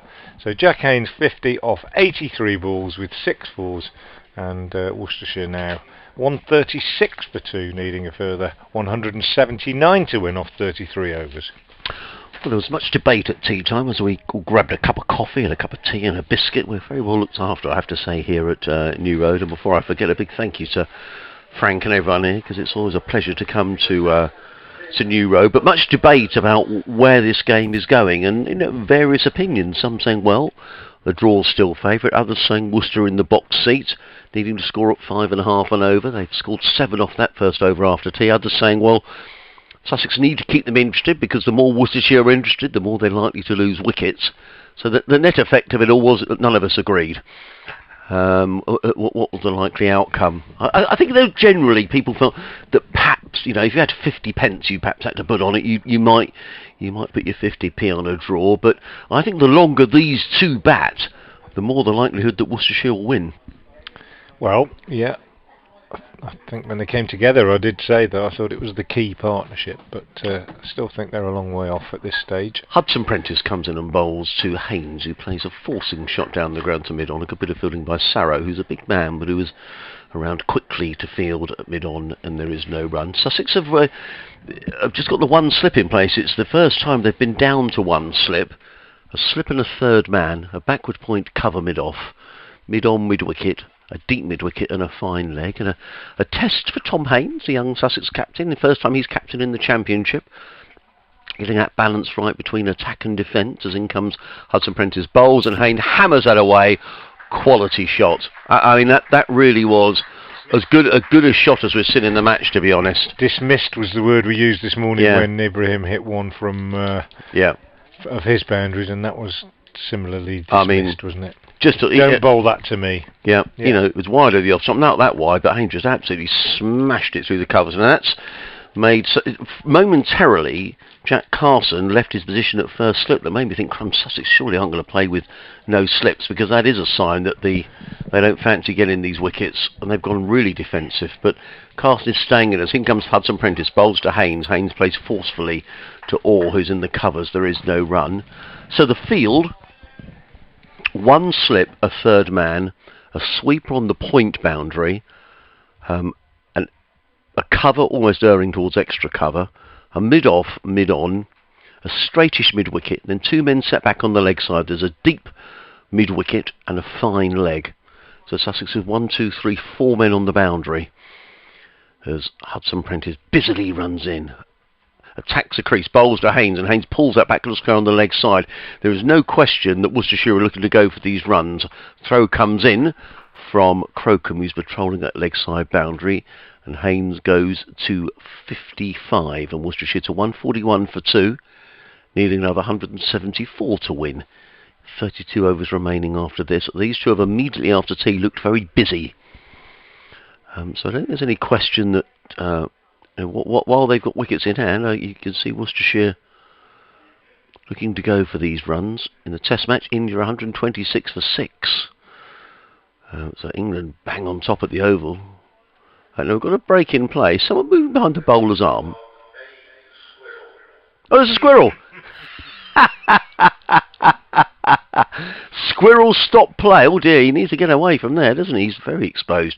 In comes Hudson Prentice, bowls, and Libby is forward, plays a mid-wicket, and there is no run. The squirrel is now hopping towards the stand at the far end of the ground. I think Dave Bradley just announced to the crowd from the Diglis end a squirrel. Very good, Bradders. In the other game in this division, Middlesex have beaten Derbyshire by 112 runs. Derbyshire bowled out for 221 in their second innings. As Hudson Prentice is in, bowls, and Libby with a fine looking shot and a very good bit of fielding by Orr. Fielding there at short extra cover, got his hand to it. Good job he did, because there was no one behind him, and that would have been 4 runs. A good bit of fielding by Alistair Orr, but another single to Jake Libby, who goes to 59. Worcestershire 142 for 2, 173 needed to win of 32 overs, round about 5.5 an over. Hudson Prentice 10 overs, 1 maiden, no wicket for 30. It's going to be Jack Carson who's going to carry on the attack from this, the New Road end of the ground. We seem to be surrounded by pigeons at the moment, as Hudson Prentice takes up his fielding position literally just down below us. He'd thrown his jumper and his sun hat over the boundary ropes, but now he's fielding at long on for Jack Carson. It's not the longest boundary in the world down here, is it? If Libby decides to hit Carson over the top. Carson into Libby, and he pushes out on the offside for a single. Coles does the fielding at extra cover. Tight one, but they both went and got in fairly comfortably in the end. Libby goes to 60, 143 for 2. And yeah, I've got various theories about the way that this teams have gone about things today. I had my feeling that it was going to take more than one decent partnership, more than a couple actually, to achieve this total. I still stand by that. I haven't seen a century partnership in the game yet, I don't think. This one approaching it as Carson bowls to Haynes, 6 away, aren't they, from a 100 partnership? I don't think we've seen a 100 partnership in the game yet. 87, I think, is the highest that we've seen. Don't think the pitch is flattening out. I think maybe I would be of the opinion in that afternoon session that Sussex might have dangled the carrot a little bit more, been a bit more adventurous. As Carson is in and bowls, and Haynes drives nicely on the offside, but only for a single. It's Lenham. I nearly said Langridge there. That would have been a real throwback, wouldn't it? Somebody else who was playing at Hastings in 1966. Lenham does the fielding on the offside boundary. 144 for 2 with that single. Haynes goes to 56, and it's Carson again in, bowling to Libby, who works this one away on the onside, and he gets 1 and he comes back for 2. Good running as Ibrahim moves round the boundary on the leg side. And yeah, busy after tea, these two, as Adrian Harms was saying. And I've got a question I would like to ask to listeners, particularly if they're of a Worcestershire persuasion, but perhaps of both counties, and I really would like to hear the answer to this. As Carson bowls, and this is pushed up to mid-on, long on for a single by Libby. And here's my question, and do get in touch please, at Frank Watson 58 on Twitter, or at BBC Sussex Cricket. And if you're a Sussex fan or a Worcestershire fan, if you've come into this game with your team having obviously not performed well in red ball cricket, found itself in Division 3, a run for Haynes here as he drives Carson up to long on and keeps the bowling. He goes to 56, and it's 147 for 2, 148 for 2, 167 needed off the remaining 31 overs. You've come into this game with your team not having performed well, found yourself in Division 3, and here we are on the last day. If your team, either Worcestershire or Sussex, goes for it here, whether, you know, by setting attacking fields, etc., or playing shots, if they go for it and they lose, are you annoyed that it's another defeat, oh here we go, we've lost again, or are you saying, well actually, there's not a lot on it, it's the end of the season, we're looking at young players, we've tried to play some attacking cricket and we've lost. Does it really matter? I'd love to know what your feelings are, whether you're of a Worcestershire persuasion or a Sussex persuasion. At Frank Watson 58 on Twitter, at BBC Sussex Cricket, or on the email which Adrian will tell you now. Sussex Cricket at bbc.co.uk. In comes Hudson Prentice, bowls to Haynes, who gets a single down the ground to mid-on. I have to say, I think Sussex have gone defensive very early here. There are no slips in place. This is what I'm getting at. Are they thinking, are they thinking, well, if we get beaten here, people are going to say, oh, here we go. This is what I'm getting at. Well, it's a half century, is it? No, it's a century partnership. First one of the between game. the two. 149 for 2 are Worcester, needing 166 to win in 31 overs. But Sussex now with 4 men on the boundary. Hudson Prentice running in over the wicket, bowl short, pulled away by Libby. Through mid-wicket, picks up another single. And the other thing is, Adrian, based on what we've seen in the first 3 days of this game, if you're a seam bowler bowling, well, at either end, the most likely way that you're going to get somebody out is caught in the cordon or caught by the keeper, and now you've got no slips.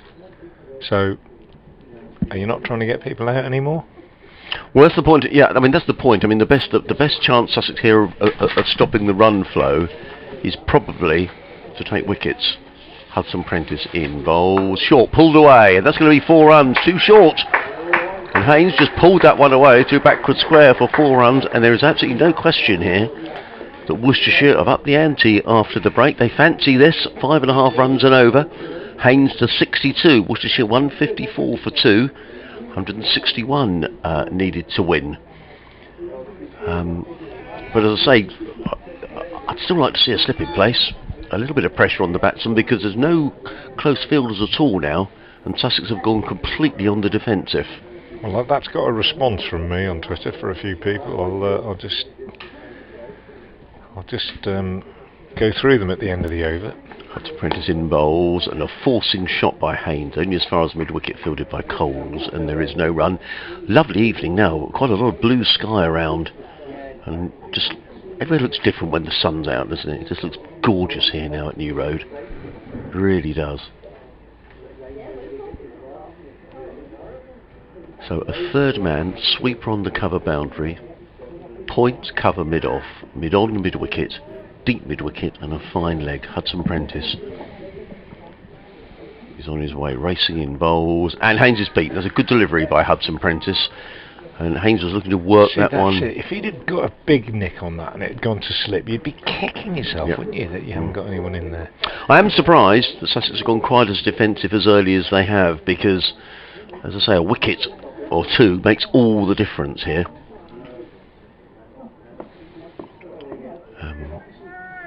But these two have batted really well. Let's take nothing away from first these 100 two. partnership of the match. I mean, yeah, excellent stuff. Partnership of 105 as in comes Hudson Prentice again bowled short, and he's caught and There bowled, you and go. he's on his way, and a caught and bowled, a full shot from Jack Haynes. Hudson Prentice takes the return catch, and Jack Haynes is on his way for 62, and that maybe changes the complexion of things slightly. 154 for 3, and that's a fine innings by Jack Haynes. He was certainly looking to play a forcing shot. It was short from Hudson Prentice, and a mistimed shot by Jack Haynes straight back to the bowler. Hudson Prentice hung on, and a wicket goes down, and a wicket that Sussex really needed to try and stem the flow of ones. I think it's coming away they didn't probably expect, but they've got it nonetheless, and Jack Haynes gets a nice round of applause as he leaves. 154 for 3. Haynes on his way for 62.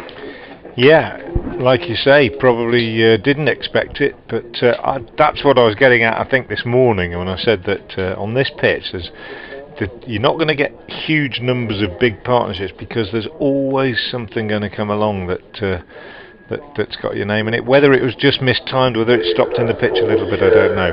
But going back to my question, which I threw out there, and do get in touch at Frank Watson 58 on Twitter, or at BBC Sussex Cricket. Either side, whoever you support, what do you think? Do you think you've got to try and win it? Do you think you've got to go for it? I mean, another wicket now, and the door's open again for Sussex. You know, Mark Potter says, as my dad and I have watched the game for the last 4 days, we hope Worcestershire go for it, even if they lose. At least they went for the win. Johnny Blaine says, hope they go for it. Ros Stallard says, must need go for victory and tough if you lose. And Mike says, my opinion as of a Worcestershire fan, go for it. Good experience for the younger ones.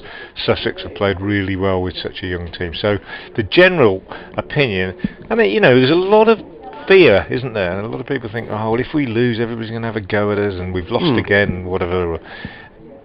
I don't know if that's always the case, as Carson bowls first ball of a new over to Libby, who steers this down to third man for a single. He's been joined by Ben Cox at the fall of Haynes's wicket. Is that a change in order? Yeah, it's a slight change in order. Yeah, it is. Cox is Oliveira I would have expected to come in, then Barnard, then Cox. But Cox is a busy batsman who scores, and he's what they call a 360-degree batsman, if you like. He can score all around the wicket.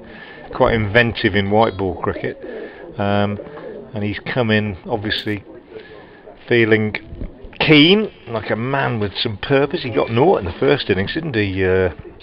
Ben Cox caught behind off Crocombe, but yeah, I do think, you know, particularly given the circumstances, as Carson bowls again to Cox, who pushes out in the offside.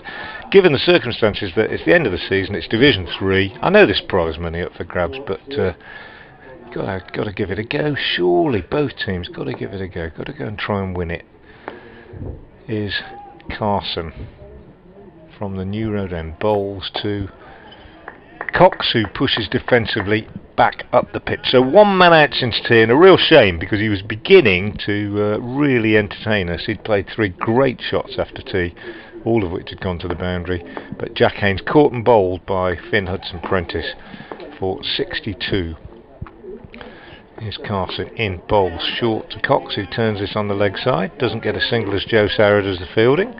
I don't think I can remember a game in which there have been so many caught and bowls. Or maybe it's just me, but I think Finn Hudson Prentice had already got one. Yes, he did. He got a very good one, actually. And then Cox got 2. Baker got 2 yesterday. Here's Carson bowls to Cox, who's taken on the pad by this one as it pops out on the offside, on the onside. So 2 in the Sussex second innings, 1 in this, and one yesterday for Hudson Prentice. So 4. That's quite a lot, really, isn't it? Here's Carson again in, bowls, and Cox is covering up, plays defensively out on the offside. Good over from Carson, just 1 run coming off it. 12 overs, no maidens, no wicket for 34, his figures. And Worcestershire 155 for 3 with the 1 man out since tea. Jack Haynes caught and bowled by Hudson Prentice for an excellent 62. Worcestershire need 160 to win off 29 overs. Yeah, the batsman just having a natter in the middle of the pitch. I don't see Worcester stopping going for this. Sussex are still persevering without a slip. I mean, my view would be exactly the same as your correspondent got in touch there would be, you know, hey, if you lose a game but you've, at this stage of the season, I don't think it's the end of the world. In comes Hudson Prentice, bowls, and forward comes Libby, plays to mid-wicket to cover, fielded there by Orr, who comes rushing in, and there is no run. And obviously you like to win, and it's a first-class game of cricket, and you should want to win after 4 days. But I think when you've performed as well as, you know, players have in this game. Now, about Bainton just having words with Tom Haynes, I'm not quite sure what that was about. Mid-off. But no, you know what? We're in 5 years' time, nobody's going to pick up Wisden 2022 and say, "Oh, look, they lost that one." Hudson Prentice in, bowls to Libby, and Libby works out to mid-wicket. This is better from Sussex. They probably feel that wicket. It just means the batsmen just have to reset themselves slightly. Oh, did that pigeon just fly into the roof? Look at all the blue sky. Oh yes. we haven't seen the weather's broken. Yeah, I think it's going to be pretty good as we go into the second half of the weekend, which is good news. Giving news of a couple of wickets elsewhere in a moment, as in comes Hudson Prentice racing in, bowls, and Libby plays to mid-on. They're thinking about a single, but it isn't there. It's fielded by Surrow, so 3 dot balls to start this over. Just to say, down at the GS Bowl, we had half an eye on that because Hampshire have been defending for their lives, and Mason Crane eventually out. He's out for 28 of 197 balls. He batted for 250 minutes. That's a good effort, isn't it? And then James Vince, 14 not out off 82 balls. Liam Dawson came in and he was out after 7 balls. In comes Hudson Prentice, bowls to Libby, who flicks it onto the onside towards mid-wicket. Fielded there by Ward, but not before... Sorry, by Coles. But not before Libby's gone through for his 66th run. 156 for 3, 159 needed to win. 28 overs remaining after this one. Tom Haynes, now I think they're going to put the slip back in. I think that's absolutely the right thing to do. And Hudson Prentice, I think, wanted a slip brought in. He said to Tom Haynes, "Yep, new batsman, come on, let's put a bit of pressure on." And that's exactly the right tactic. So Carson is back in at slip, and the mid-wicket has taken closer order.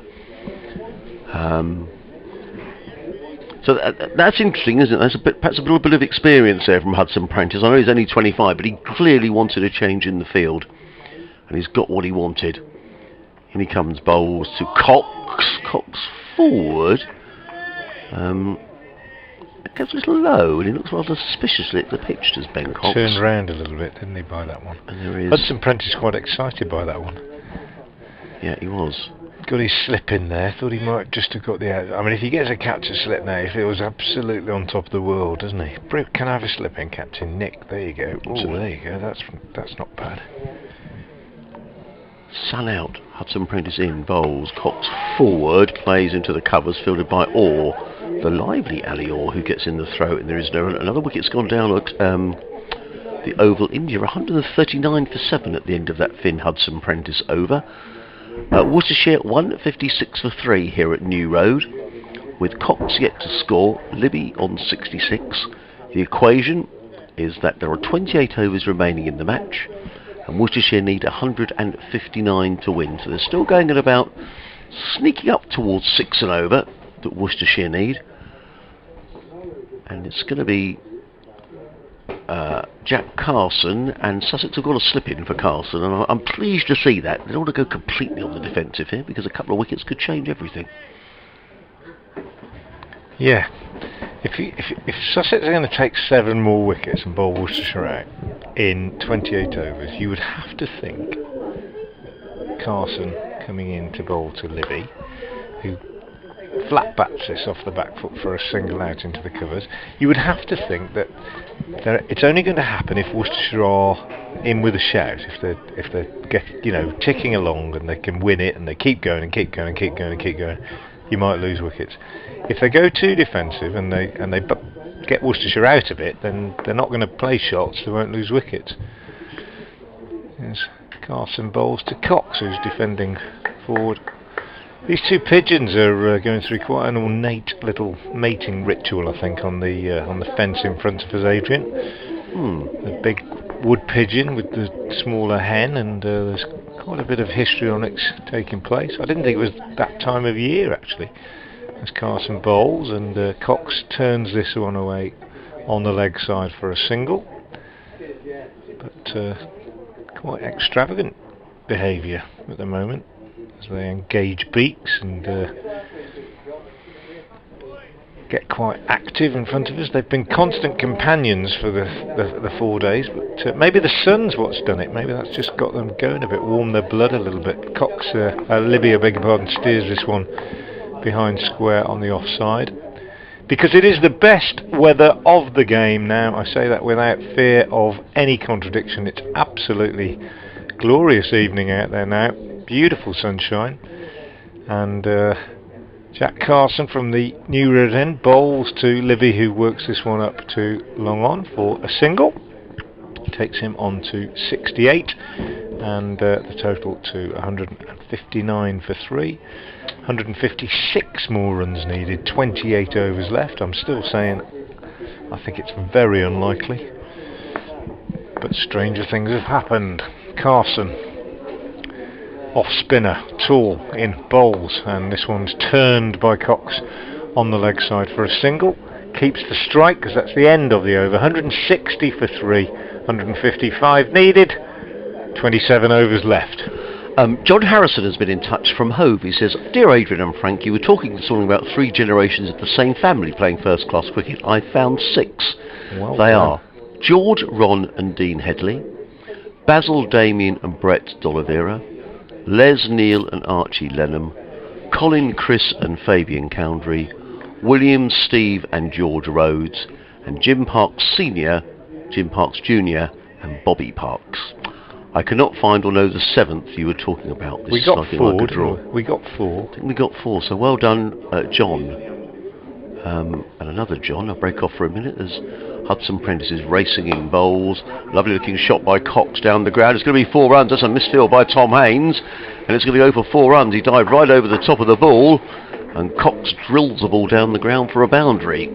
He goes to 6, Worcestershire to 164 for 3. John in Bexhill on Sea. Hello, John. He says, Frank and Adrian, I think the Sussex or the Worcester team should go for a win. Good for team confidence, and at least if you didn't get over the line, you had a go. Thanks for the great commentary over the last 4 days. Pictures on the stream also deserve a mention for great coverage. Thank you, John, for getting in touch. Lovely to hear from you. Yeah, that, you know what, William, Steve and George Rhodes, that's a good one, because that's obviously bumpy. Steve Rhodes that was here, and George who was here and went to Leicestershire. I forgot that Steve's dad played a little bit of county cricket for Notts. Hudson Prentice in over the wicket bowls. Forward comes Cox, plays into the covers, fielded by the lively Orr. I don't think he played many games, but he might just have played a few games, yeah. Good one. Andy Turner's been in touch. I'll read this email because I've got to do an update and Frank's got to do one in a minute. So Andy, I have got your email and I'll read it when we come back on commentary. We've got to go our separate ways in a couple of moments' time, but then we'll come back to you. What have we got? 4 more balls left in this over. I'll do this one, and I'll probably better disappear as Hudson Prentice is on his way again. Comes into bowl to the right-handed Cox, who's forward, plays to mid-on, and there is no run. I'm going to leave you with Frank. So here we are, 164 for 3, 151 more needed. Which way is it going to go, if either, or is it going to go down the middle? Will it be Worcester, will it be Sussex, will it be a draw? Sussex needs 7 wickets in 27 overs, that's a big ask. Worcestershire need 151 in 27 overs. That's a big ask. Hudson Prentice bowls. Cox is forward, pushing back to the bowler, and there's no run. Good over so far from Hudson Prentice. 4 runs conceded, but that wasn't really his fault. It was a bad misfield mid-off by the captain, Tom Haynes, possibly with other things on his mind when he dived over that one, and it went for 4. But Hudson Prentice has struck a big blow since tea, removing Haynes. Bowls to Cox. This one's driven, and this time Tom Haynes fields competently at mid-off, and there is no addition to the score. Changing the field now. Slip coming out. Man going out on the offside boundary. This is just for the last ball of the over. As well, I don't know, I suppose Tom Haynes just a little bit worried that Worcestershire are the more likely of the two sides perhaps to win this. As Hudson Prentice is in and bowls, and Cox is forward, pushing up to mid-on, and Joe Sarrow is the fielder. End of the over. So at the end of that over, it's 164 for 3 Worcestershire of 52 overs, and they need a further 151 to win in the remaining 26. And the blue sky that we had in abundance has lessened slightly, moved away to the east. Worcestershire requiring 151 more runs to win off 26 overs. They're 164 for 3 in their second innings. It's an unlikely prospect. The draw does look like the most likely result. 1 man out since you were last here, and that was Jack Haynes, who'd played really well for his 62, but mistimed an attempted drive off the bowling of Finn Hudson Prentice and chipped a catch back to the bowler, which he gratefully accepted. Haynes out for 62 then, and that was 154 for 3 since then. Ben Cox and Jake Libby have added 10 runs, and Worcestershire are 164 for 3, needing 151 runs to win, with just over 25 overs remaining. As Carson bowls to Cox, who plays a lovely slog sweep out on the leg side, really nicely timed. It's what he's capable of, Ben Cox. He scores in different areas from a lot of batsmen, Ben Cox, and I think that's possibly why he's promoted up the order. He's a good player of spin as well, and that's a good shot. Brings him his second boundary, goes to 10, and the total goes to 169 for 3. As Carson is in again and bowls, and Cox drives on the offside, but straight to the fielder, Henry Coles. James Coles. I keep calling him Henry Coles. Henry Coles, that chap on the TV, isn't it? Who does up old cars in sheds. As James Carson comes in again and bowls, and this one is steered out on the offside. Jack Carson steered out on the offside for a single by Ben Cox, who moves on to 11. It's 170 for 3. 145 now needed off 26 overs. And Carson bowls, and Libby pushes out square on the offside. Fielded again by James Coles, running to his left in his sun hat at short cover, and they take another single. Libby has moved on to 70, continuing his excellent form, not just of this season but last season as well, since his move here to New Road from Trent Bridge. In comes Carson again and drops short, and that's whacked away on the leg side by Cox, and he might be a little bit disappointed that he hit that straight to Crocombe on the mid-wicket boundary. Crocombe making the save in front of the pavilion and returning the ball. They take a single. Cox keeps the strike. He goes to 1,272 for 3 now, and Worcestershire need 143 runs then off these last 25 overs, and Cox keeps the strike. Finn Hudson Prentice to continue from the Diglis end. Worcestershire perhaps now the more likely side to win this game. Can't help but feel that Sussex might have taken more wickets early on if they'd perhaps made it easier for Worcestershire to score. I know that sounds a bit odd, but what I mean is whether they might have just sort of offered the opportunity for scoring shots with attacking fields. Hudson Prentice bowls to Cox and he gets a single, squeezing this out on the offside, and picked up wickets because batsmen were playing shots rather than have more defensive fields, and batsmen were discouraged from playing shots and therefore played more cautiously, and therefore Worcestershire had a more solid start. I don't know if that makes sense, but that's what I'm trying to say. 173 for 3 with that single. Cox goes to 13 off 21 deliveries. Libby has 70. He's faced 162 deliveries, and it's Hudson Prentice from the Diglis end coming in now to bowl to Libby, who pushes up to mid-on, and there's no run. And Adrian's back. Yeah, I mean, it's still 6 and over, isn't it, that Worcestershire need, but they're having a dart at this. You got full credit to, Ben Cox has come in. He's 13 off 21 deliveries.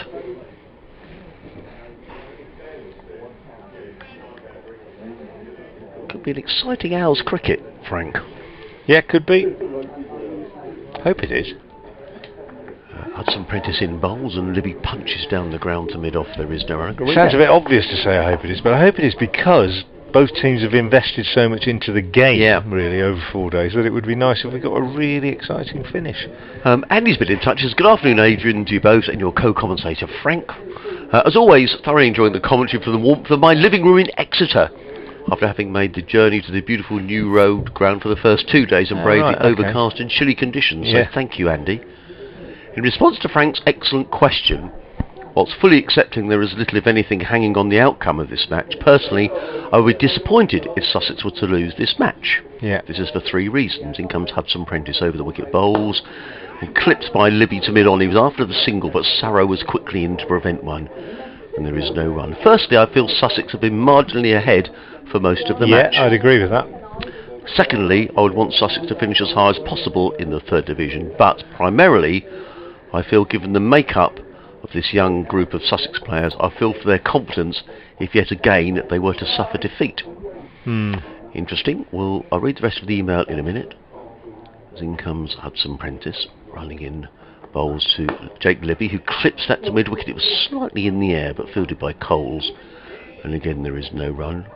Whilst no doubt it's all good experience, I feel part of their incremental progression is the results they achieve have to be considered alongside their individual performances.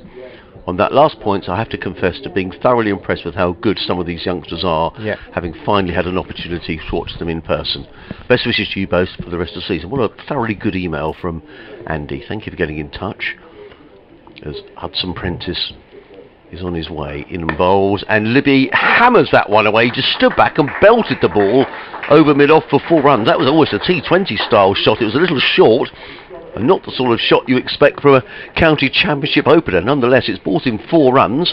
He goes to 74, Worcestershire to 177 for 3, needing 138 to win in 24 overs with 7 overs remaining. Hudson Prentice now 14 overs, 1 maiden, 1 for 46. That was very un-Jake Libby-like. It was, although I have seen him do that in T20 and actually get it to go all the way out for 6, but it was short and it was wide. It looked pullable, but he just took it early, didn't he, and hit it straight over long off. Thanks, Andy, for your email. I agree almost entirely with what you said. I completely understand why you would feel that losing would dent the confidence of a young team, and I fear that that might be the mindset in the Worcestershire dressing room as well, that if we lose it would be just devastating, really, having had not a very good season and lost quite a few games in red ball cricket. So that's why I'm very pleased to see that they are giving it a go. I don't think it matters if you lose. Crocombe is new into the attack, bowling to Cox, who gets a single, pushing this out on the offside. And when I say I don't think it matters if you lose, I don't think it matters if Sussex lose, I don't think it matters if Worcestershire lose, because hopefully, the people who understand the game, people in the dressing room, people who watch a lot of cricket, people who've played a lot of cricket, will realise that what is important for both these teams, and Sussex is a young side, but Worcestershire is an embryonic side as well to some extent. As Crocombe bowls again to Libby, who hits that for 6. That's a really good shot. He's banged it in short, and Libby's got right onto it and smashed it into the pavilion for 6. So he goes to 80. Really good shot. 184 for 3 now. Just going back to finish this point, what matters is competing, not drawing, but competing. And these kids need to learn to compete, to go for it, to try and get a result when it really matters, when the pressure's on. And I don't think it matters if you lose, if you've had a go. There you go. That's my take on it anyway. Here's Crocombe. Great shot that from Libby. He's in bright sunshine now. Crocombe bowls short, and Libby repeats the dose. Doesn't quite get all of it this time. 4 though, and Crocombe a bit angry, waves his arm in frustration. I think he was hoping he might mistime that one and just hit it up in the air like Fell did earlier and get caught, but it's 4 more. So Libby is, that's changed things, hasn't it, really? You get a couple of overs in double figures, and a total like this suddenly looks more attainable. And I did say earlier that I thought Worcestershire would try and take it deep, get into the last 10 overs or so with still 5 or 6 wickets in hand, and see where they are. Crocombe in again, bowls to Libby. This one a bit fuller, and Libby tucks it away down to long leg, and that's 4 more. So this over's really making a difference. Crocombe is a very frustrated young man at the moment. 14 off the last 3 deliveries. Worcestershire just pressing the accelerator. Jake Libby, at exactly the right time, has moved on to 88, 192 for 3, and highly significant. This pair have already added 38 for this 4th wicket, and that 38 has come in just 5 overs, so that's quite significant in a run chase of this nature. And Tom Haynes got a bit of a headache now, the young captain. Yeah, he has. I noticed Archie Lenham is warming up down in front of the cathedral. He's been warming up for a couple of overs now, but I just wondered whether this over may make Tom Haynes change his mind. But the runs are coming everywhere at the moment. Hudson Prentice, they got after him in the previous over. I don't know if you remember me saying yesterday, Adrian, and this is in no way an attempt to be wise after the event or anything, but I'll just break off as Crocombe comes in and bowls this one to Libby. Slower ball, nicely thought, and steered down to 3rd man by Libby. Good running, comes back for 2 more. 194 for 3.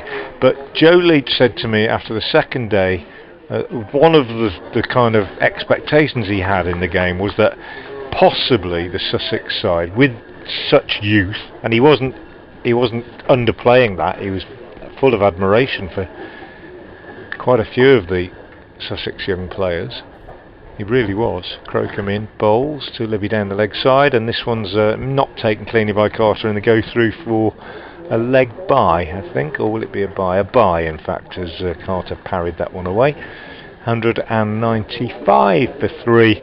Libby has 90 now, and Cox has 14 at the end of the over. 120 needed off 23. And what Joe Leach said, Adrian, was that one thing he thought might be a factor was that given their lack of experience, if they were able to put them under pressure, they might not perhaps cope with that pressure as well as a more experienced side would. It sounds obvious, but he was saying that 2 days ago. So it's possible that Joe Leach is sitting up there in the pavilion now looking down and thinking, well, this is just kind of the scenario that I was expecting, not expecting, but kind of imagining when I made that comment. But well, this is we'll see. Because Archie Lenham is going to bowl, so this is pretty great, and brilliant. This is what you've got to do. This is how you learn, isn't it? It is indeed. And the batsmen are on the charge. And what I would say is that in the T20 matches, there's been a couple of occasions. I think I mentioned the game at Cardiff, where Glamorgan were threatening to overhaul a Sussex total, and Dan Douthwaite was on the charge, and Luke Wright bought Archie Lenham while he stuck a long on back and picked up a wicket. So he knows what it's like to bowl under pressure, does Archie Lenham, and there's a bit of pressure around now because 120 to win in 23 overs with 7 wickets in the bin. Yeah. Worcestershire are favourites. Yeah. Now he's putting out a long off and a long on, but from a Worcestershire point of view here, they can always pick these up in singles, can't they? Yeah. You know, 6 and over. There's plenty of gaps. Yeah. 100%. In comes Lenham, over the wicket, bowls, and he tries to play a little flick down to third man as Jake Libby misses out. The ball goes through into the gloves of Carter, and there is no run. So Worcestershire needing to score at a little under 6 and over. In comes Lenham, over the wicket, bowls, and Libby is back and just caresses that through the covers, picks up a single to the sweeper on the cover boundary. Now I need to explain the field. There are 5 men out on the boundary. There's a sweeper on the cover boundary, a long off, a long on, a fielder at cow corner on the boundary, and a deep backward square. Then 4 men inside the circle, a mid off, a short third man, a short fine leg, and a mid on, so no slip in place. Lenham is in, bowls, forward comes Cox, plays it straight back down the track. Lenham feels of his own bowling, and there is no run. So a single and a dot ball. Archie Lenham just is organising his field. He wants his deep backward square to come to more to a deep square leg, a little squarer. Lenham in again, bowls, forward comes Cox and just nurdles that one back to the square on the offside. Picks up a single fielded by Carson, who comes in from in front of the Graham Hick Pavilion to field. 1 more to the total. Cox 215, Worcester 197 for 3. Lenham conceded 2 runs in this over so far. He's on his way again, bowls, and Libby cuts, and again there's a single to that sweeper on the cover boundary. 1 more to Libby, he goes to 92, 198 for 3. 3 singles off the over so far. Worcester needing to score a little under 6 and over. Lenham in, bowls, Cox forward, plays to extra cover. Good over from Archie Lenham. Ball into the attack, just yielded to 3 runs. 198 for 3, Cox on 15, Libby on 92. These two coming together when the total was 154 for 3 when Jack came. So these two have already added 44 for this 4th wicket. Archie Lenham 5 overs, no wicket for 16. The equation, 22 overs remaining, 117 needed to win, and Sussex are going spin at both ends, and it's going to be James Coles who's going to come into the attack from the new road end of the ground. Yeah, I like James Coles, what I've seen of him so far. He hasn't bowled many overs. He bowled 1 in the first innings. He's only bowled 2 in this, but I like the shape. I like the speed that he gets through his overs, and it varies his pace quite nicely. I think he looks a decent prospect. Highly thought of, I know. And one of 3 young spinners in this Sussex side, with Lenham and Carson being the others, who is a real hope for the future as far as Sussex is concerned. And then you throw in the likes of Ibrahim and Crocombe, Sarrow. See why it's such an exciting young side. Anyway, in he comes now. Coles round the wicket, bowls to Libby. This one's quite quick actually, quite flat, and Libby gets inside it, steers it away behind square on the offside, but can't pick up a single as Archie Lenham does the fielding. Here's Coles again then. Very straight approach, 3 or 4 paces, drifts into the pads this time a little bit, and just steered away on the leg side by Libby for a single. Cox on strike. If he drifts into Cox's pads, I think we'll see the sweep. He's a very adept sweeper, Cox. And he also might just go for that sort of slog sweep pickup over here towards the gates in front of the old pavilion, or where the old pavilion gate used to be, the gate into the Graham Hick Pavilion. Of course the players don't use that entrance anymore. In comes Coles, and he bowls to Cox down the leg side. Cox goes swinging, trying to lift it over backward square leg, misses it, taken on the pad. They scamper through for a leg bye, and the total moves on to 199 for 3. Libby 93 now, 115 to win. 21 overs left after this. Coles in again, bowls, and Libby drives up to mid-on. Hudson Prentice is the fielder coming off the mid-on boundary, and they take another single. So at the moment No boundaries coming in the last couple of overs with the spinners on, and that'll suit Tom Haynes. This next one from Coles is pushed through, and Cox plays defensively back to the bowler. 201 for 3. Good over so far. He's whipped through it. Going to be through this one less than 2 minutes, I would think. Comes in now and aborts on the run up, actually. The walk up. Difficult to say I can get it wrong when it's only a few paces. And he is in now. And Cox is driving out on the offside. Single taken as it's fielded out on the offside boundary. And through they go. Very quickly completed over from Coles. Very tidy indeed. 3 overs, no maidens, no wicket for 9 from him. And it's 202 for 3. Worcestershire needing 113 off 21. Tom Haynes will no doubt be thinking about a game, the first game of the 50 over competition, where having made 270 for 9, Lancashire were 115 for 7 and won the game. That was Tom's first game as captaining the 50 over side, and I know he was desperately disappointed, but on that occasion, of course, you're restricted in terms of how many men you can have out and how many inside the circle. So at least today he'll feel there's a bit more flexibility around his field. He's just standing hand on hips at short extra cover, just pondering where to put his field. And of course, everyone's got an opinion at a time like this, haven't they? As in comes Lenham, over the wicket, bowls to Cox, who sweeps and he's going to get runs, but only a single to Sarrow, who fields at short fine leg. One more to the total. Cox to 17, the total to 203 for 3. It's where you need to have a clear thought in your mind as the skipper. As in comes Lenham, bowls, forward comes Libby to a nicely flighted leg break from Archie Lenham, and Libby just plays it straight back down the track, and Lenham fields of his own bowling, and there is no run, and Jake Libby's saying, I need a new bat. Yeah, so we can have a slight change. So, interesting actually, in terms of the skipper, because I firmly believe in this sort of situation, everybody's got a view, haven't they? When, or what do do this skip, do that skip. But I think you perhaps just need to turn to 1 or 2 people in the side who so he might, for example, be talking to Hudson Prentice. Now he's doing that now. And Hudson Prentice has got a view, but now the keeper's joining in as well. Archie Lenham is there, the bowler, which is fair enough. But I don't think you want too many people cluttering your mind, do you? Perhaps I agree with that. You go to one player and say, right, what do you think?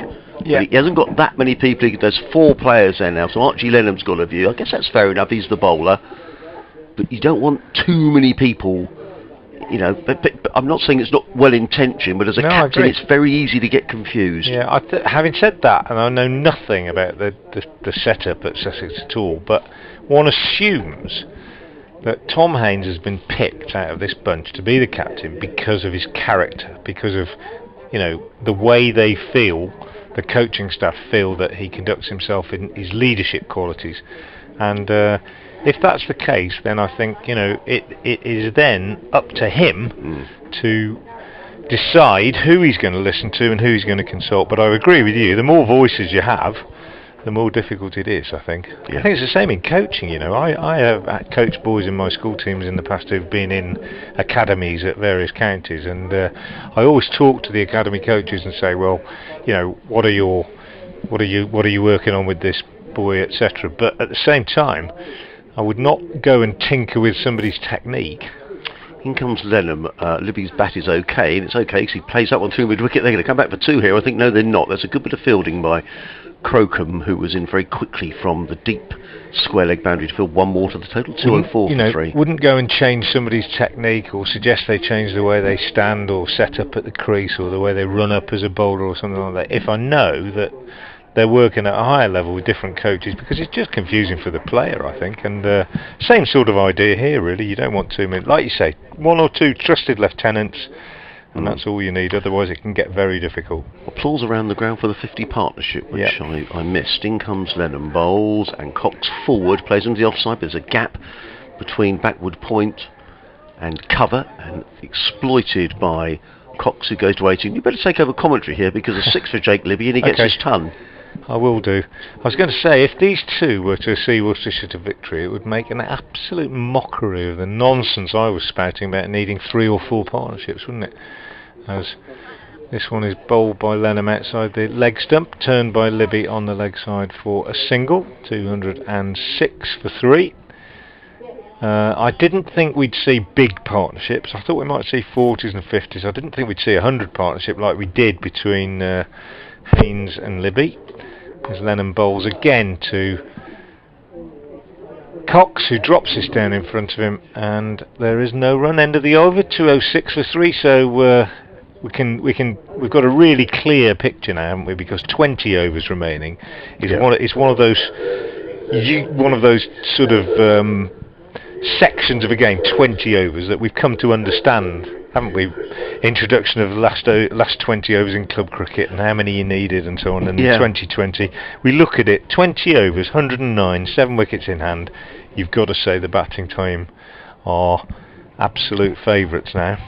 And Sussex need wickets to halt this. Yeah, they do, absolutely. They do need wickets. There's nothing else going to...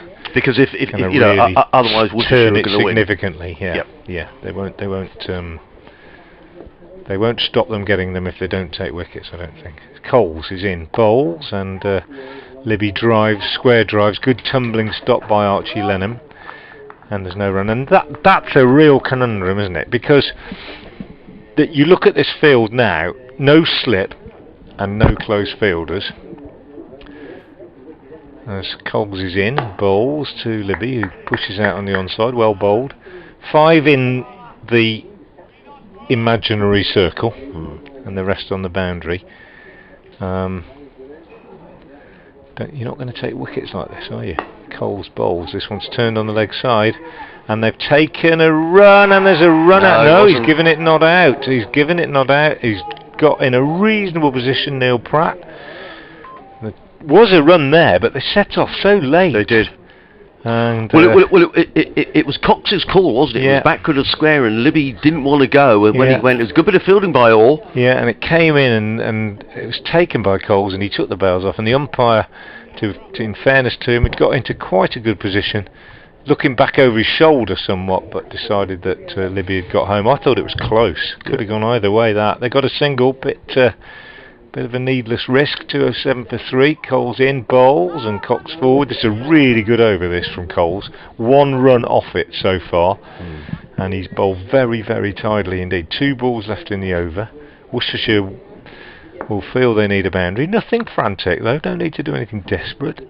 Coles bowls. Cox is hit on the pad, and that runs away on the onside. 1 ball left in the over. Excellent over from Coles. He changes his pace very late. His arm comes over, and then he can kind of push it through and go very quickly, or just hold it back. Very clever. Comes in now. Bowls, and that's driven by Cox very nicely. And that's a really disappointing end to the over from Coles' point of view. He'd be very frustrated. He just overpitched, and Cox kept his head still, kept his nerve, and made sure he found the boundary. So in the end, 5 off the over. 211 for 3. Cox 22, Libby 97.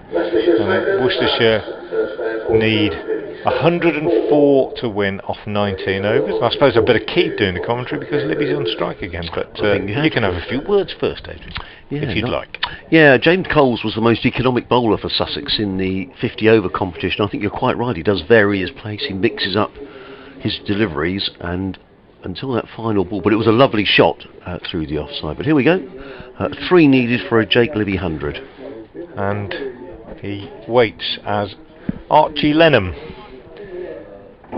prepares to bowl to him from the Diglis end.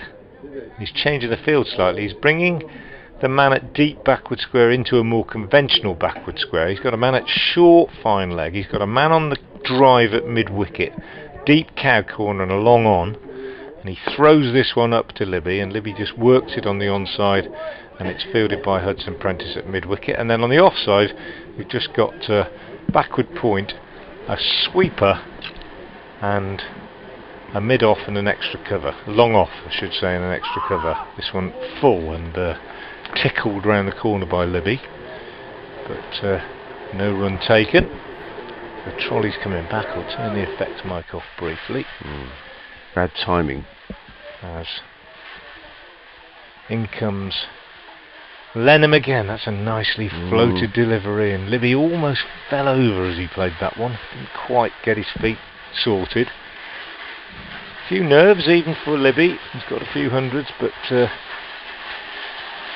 on 97. Full toss from Lenham, which is driven down the ground. Not got all of it. He's only going to get one, actually. As fielder comes round from long on. And Libby moves on to 98. Harrison Ward it is out there at long on. Initially when Lenham bowled, the first full toss he's bowled, I think.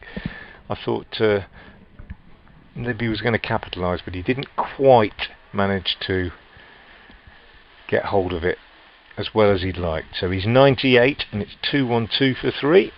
And Lenham into Cox, who plays a deft little shot. Lovely little late cut down through where slip would have been, and it's 4 runs, and a desperate attempt by a diving fielder. Yeah, it's James Coles. He's okay, but he absolutely clattered into the advertising boards. Lovely shot from Cox. When he came in, I said he was a 360-degree player. That's the sort of thing I was thinking of. He likes a little reverse sweep and a paddle, but that was just it was like giving catching practice in the morning to the slips, except he knew there were no slips there. Yes. And he used the pace of the ball to bring him a boundary, and he's moved quickly on to 26, Cox. And it's 2-1-6 for 3 as Lenham bowls, and there's the other side of Cox, the sweep that I was talking about. Very, very adept at that shot. Lenham overcorrecting with his line, and Cox sweeping him away for 4, picks up 8 runs in the space of 2 balls, and Worcestershire 220 for 3, and they now need 95 off 18 overs. Cox has raced on to 30, and Libby just 2 runs away from 100.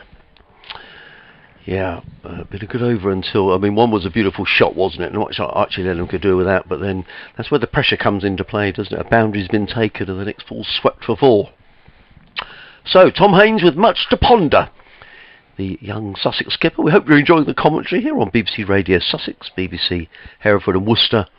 Myself, Adrian Harms, alongside Frank Watson, who will have an update to do in a few moments' time. Stay tuned, because it could be an exciting hour's cricket under the shadow of the wonderful cathedral. It could. And it's James Coles to continue from the New Road end, bowling to Libby. He turns that one away for a single. Well, a nice finish developing here, particularly from a Worcestershire point of view, as they close in on what looked a pretty unlikely target at one stage. They're currently 221 for 3. They're not home yet, but it's looking increasingly likely that they might get their target, which was 315 when they began this second innings, mainly thanks to Jack Haynes, who made 62, and to Jake Libby, who is currently 99 not out.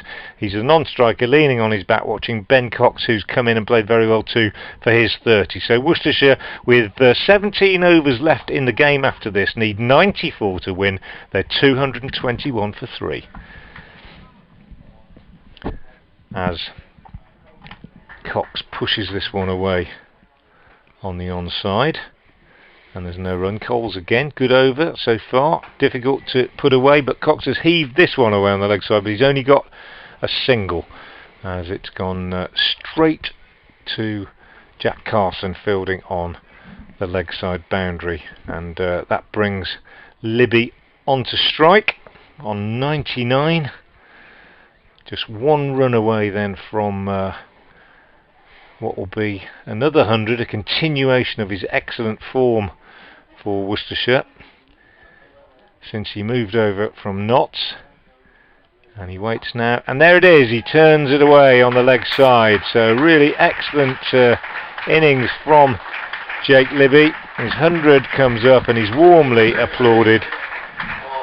190 balls, 1 6 and 8 fours, and an outstanding innings from Jake Libby, and given Worcestershire a real chance in this game. A very, very good performance from the Worcestershire vice-captain Jake Libby, and 223 for 3.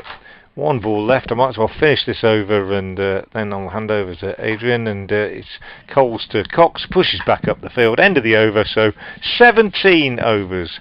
Sorry, 18 overs. 17 overs. Yes, 17 overs left in the game. 92 Worcestershire need. Cox has 31. Libby has 100. Well batted, Jake Libby. That's been a really super knock, and you have to applaud the pace of the innings as well, because he lost at one stage. Worcestershire were 49 for 2. She's 10th first class 100, by the way. Right, and they were needing to reassess, which he and Jack Haynes did. They just steadied the ship and then set about chasing down this target. So it's been a wonderful knock, and I was very pleased to see a number of the Sussex players applauding the 100. I like to see that. It's a good innings, and it deserved the round of applause that it got. So, is there a sting in the tail? Can Sussex get their way back into this? As in comes Lennon, bowls to Libby, plays it into the offside. That's a well taken single, as Haynes needed to move to his left from short extra cover field, and the batsman nipped through for a single. Libby's They've run well, haven't they? They've Yes. run well. Apart from that one misunderstanding, they've run well, these two. So 91 needed in 16 overs and 5 balls. In comes Archie Lenham over the wicket, bowls and driven by Ben Cox firmly out to long off, where it's fielded on the boundary by Alistair Orr, who prevents anything more than a single. But Worcestershire have got the luxury here. We had to knock the ball around and pick up singles. Sussex really need a wicket, and now this is interesting, because all of a sudden now we've got the keeper Carter has come down to have a word with Archie Lenham and Tom Haynes as well. So there's a bit of a debate, maybe about a fielding change. I would actually stick a slip in. And Definitely, I would. Well, just make Jake Libby think a little bit. I'll tell you what, I'd go further than that, actually. In comes Lenham bowls and just clipped by Libby through mid-wicket. They've picked up 1. They'll think about 2, but there isn't a second run there as Ward comes into field. I'd bring Seamers back, and I'd put 2 slips and a gully in, and I'd say we're going to try and bowl you up, because otherwise you're going to lose. End of. You might as well give it a go. And we've seen that the ball will, in the right place, people like Sarrow and Lenham in bowls, just played into the offside by Cox, picks up another single. Sarrow at 33. and Crocombe can produce wicket-taking deliveries, and you might as well give them a chance to do so, I think. Otherwise, you're just going to die a slow death, I think, really.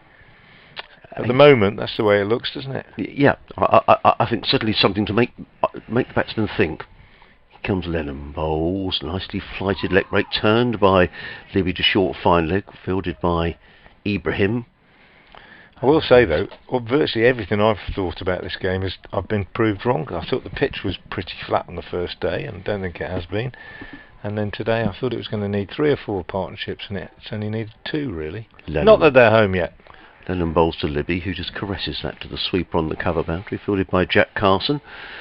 End of the over. Worcestershire are 228 for 3, with Libby on 103.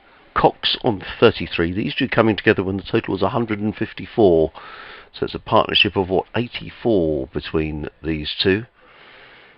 And Archie Lenham, 8 overs, no maidens, 0 for 34. Worcestershire need 87 to win in 16 overs with 7 wickets in the tank. And you'd have to say from here, this is Worcestershire's to lose. And there's a debate going on. The Sussex lads are all huddled around. There's a sanitised break going on. Archie Lenham looks... I'm sure he's not feeling too well, Archie Lenham, but he's got his hands on his head. I hope he's okay. Yeah, he's just pretty... I think he just loved his cricket. He's very competitive, and he wants to do something for Sussex here to get him to win this game. He just looks a little upset out there. Does hope he's okay. He's wandering away, so fingers crossed. A couple of lads are patting him on the back. I can see Ollie Carter is having a natter away to him. So maybe it's just a debate about where you put the field, and I can see Ollie Carter just pointing away. And I think probably Joe Leach was right, wasn't he, when we were speaking earlier on? It's Tom Haynes' first game as county captain, and you're probably thinking, well, what do I do here? But I think the key is that, and it's easy to say from up here, isn't it, that Sussex need a couple of wickets, or else. And now I can see there's 3 players standing around Tom Haynes. We've got Harrison Ward chatting away, James Coles. Tom's got to figure this out for himself. I'm sure he's grateful for the advice, but he needs to... I think you made the point, you need to be your own man in this situation. Good game of cricket, though. Yeah, well, Coles has bowled well, I think, really well. And he's coming into bowl now to a full toss that Libby very nearly turns down the throat of backward square leg, but doesn't do so. I'm not sure if it's my over or not, Frank, but I'll do it. You do the next one. You're owed a few, aren't you? Oh, don't worry about that. 228 for 3. Bright sunshine here at New Road. In comes James Coles, bowls to Libby, who works this down to long on, fielded by Finn Hudson-Prentice, and is 1 to the total. 229 for 3 as a phone goes off in the commentary box, or the journalist box next door to us. Coles around the wicket, comes into bowl to Ben Cox, who's on 33. Cox is forward, plays into the offside, fielded at short extra by Haynes. There is no run. Good tidy stuff again from James Coles. He's in his 6th over, figures of 0 for 18. Left arm around the wicket, runs in off 4 or 5 paces, in and bowls right up in the block hole, and what Cox can do is to ease that one out through point. Picks up a single, which, to be honest, is all Worcestershire need to do. Cox goes to 34, and Worcestershire to 230 for 3. 85 needed to win. Coles again. In and bowls down the leg side, clipped away. That's going to be 4 runs. Just down the leg side. Oh, that's a very good bit of fielding actually by Carson, who gets around the boundary very quickly. Well, for all the tea in China, that looked like 4 runs. It was clipped nicely off the legs by Libby, but Carson was round like a hare around the boundary and pulled the ball in and got the throw in. But 2 more to Libby. He goes to 106, 232 for 3. 1 more ball to go. In this over from Coles is in and bowls, and Libby works that down the ground to long on, where it's fielded by Hudson-Prentice. So the requisite amount of runs off the over needed, 6 off the over. Coles 6 overs, no maidens, no wicket for 22. Worcestershire at the end of that over are 233 for 3. They need another 82 to win in 15 overs, and I reckon that's what a 15-5, 75, 5.5 and over. Which is what it's been since tea, isn't it? It has, really? no, it has, and it's never really. In fact, during the whole run chase, it's never really got. You know, I know when you get to sort of 7s and 8s. Now there's a big debate going on at the far end between Tom Haynes, Archie Lenham. Who else is involved in that conversation? Harrison Ward is there as well, as Sussex try to ponder the best way to get the wicket. You're listening to live cricket on BBC Radio Sussex, BBC Hereford and Worcester. Myself, Adrian Harms, alongside Frank Watson. Yeah, and we're watching a final session that we didn't really expect, I think, in some ways, as Archie Lenham starts a new over bowling to Libby. He pushes us up to long on for 1, and they think about 2 but decide against it. And when I say it's a session we didn't expect to see, I think it's the fact that the highest total of the game is required for Worcestershire to win this game, and the fact that they've only lost 3 wickets in getting to 234 in a game in which we've seen wickets falling, tumbling in clusters throughout the first 3.5 days, really, including today. The sun's out, maybe that's had a little bit of an effect as Lenham bowls. This one's a bit short, and Cox cuts it away for a single out to Carson on the cover boundary. Cox goes on to 35, 235 for 3 now. And yeah, just not quite the scenario that we may have expected. As Lenham bowls and Libby cuts, but straight to Hudson-Prentice at backward point, and there's no run.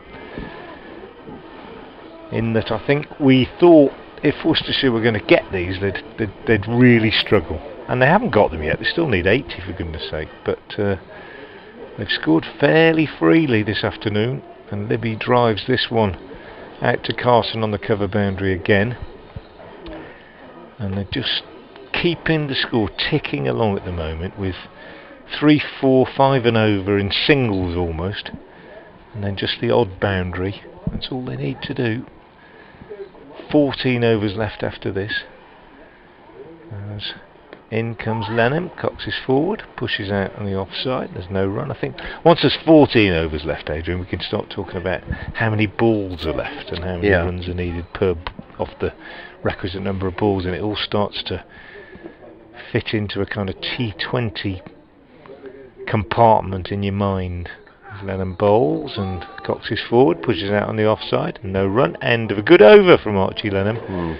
236 for 3 in Worcestershire. So 14 overs remaining and 79 runs required. So that's what, 14 overs, 60 and 20, 84 balls, 79 runs.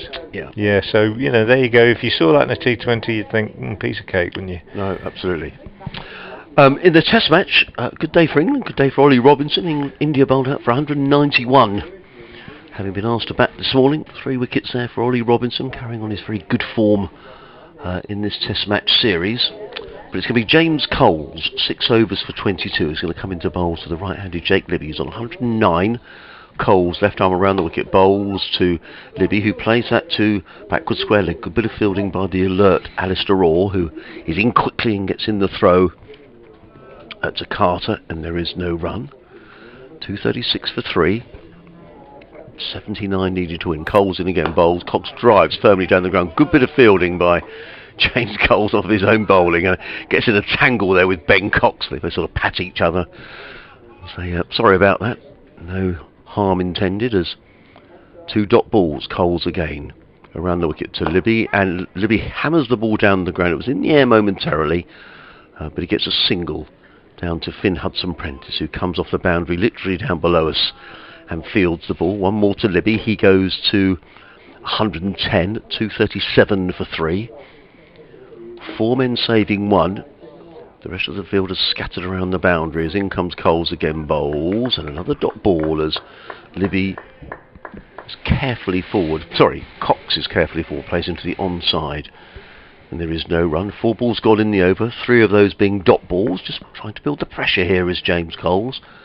He's in again, bowls, and Cox clips that straight to mid-wicket, fielded by Ward. And again, there is no run. Now, can Coles get out of this over without conceding a boundary, which happened a couple of overs ago? 4 dot balls out of the 5. You'll know the importance of this delivery. He's in, bowls a little short and clipped away by Cox, but just for the single to Orr, who fields at deep backward square. 2 runs off the over from James Coles. Good over. And Worcestershire are 238 for 3, needing 77 to win in 13 overs, with Libby on 110, Cox on 36, and you're listening to live cricket on the BBC, BBC Radio Sussex, BBC Hereford and Worcester. Myself, Adrian Harms, alongside Frank Watson. Still, the scales tilted in favour of Worcestershire, but a couple of wickets could change all that, because new batsmen are coming in. They're not going to have a lot of time. That's the most potentially really exciting scenario, is that they get down to needing 25 to win and they're 8 down or something, and it could be brilliant, couldn't it? So you've just got to keep going. I hope you're enjoying it. Do get in touch and tell us if you've enjoyed it, and if you think it's going one way or the other. At Frank Watson 58, at BBC Sussex Cricket on Twitter, as Cox cuts Lenham's first ball out to the cover boundary, and it's fielded there by Carson, and they get a single. 36. Cox 37 now. 239 for 3. 76 needed, and Libby follows suit, picks out the same fielder on the offside boundary from the second ball of the over. You just feel they're happy at the moment to keep pushing the 1s and 2s. I agree. And if they need 50 off the last 7 or something like that, then there's plenty of time to give it a go. There's Lennon bowls and Cox is forward, pushes out on the offside, fielded by Tom Haynes, the Sussex skipper, in the ring. No run. 240 for 3. We're halfway through the 66th over. And here comes Lenham again, pushing out on the offside is Libby.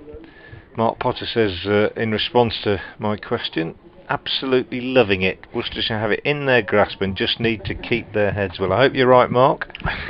It's great. It is great, though. Those spectators that have stayed throughout this game are now getting their reward, aren't they, really? As Lennon bowls again to Cox, who pushes back up the pitch to the bowler. 240 for 3. Libby on the dreaded Nelson, 111. Cox on 37, but tidy stuff at the moment from Lenham and Coles. Really tidy stuff. Lenham in, bowls, and Cox has gone big and he's going to be out. Caught at long on. He is caught at long on.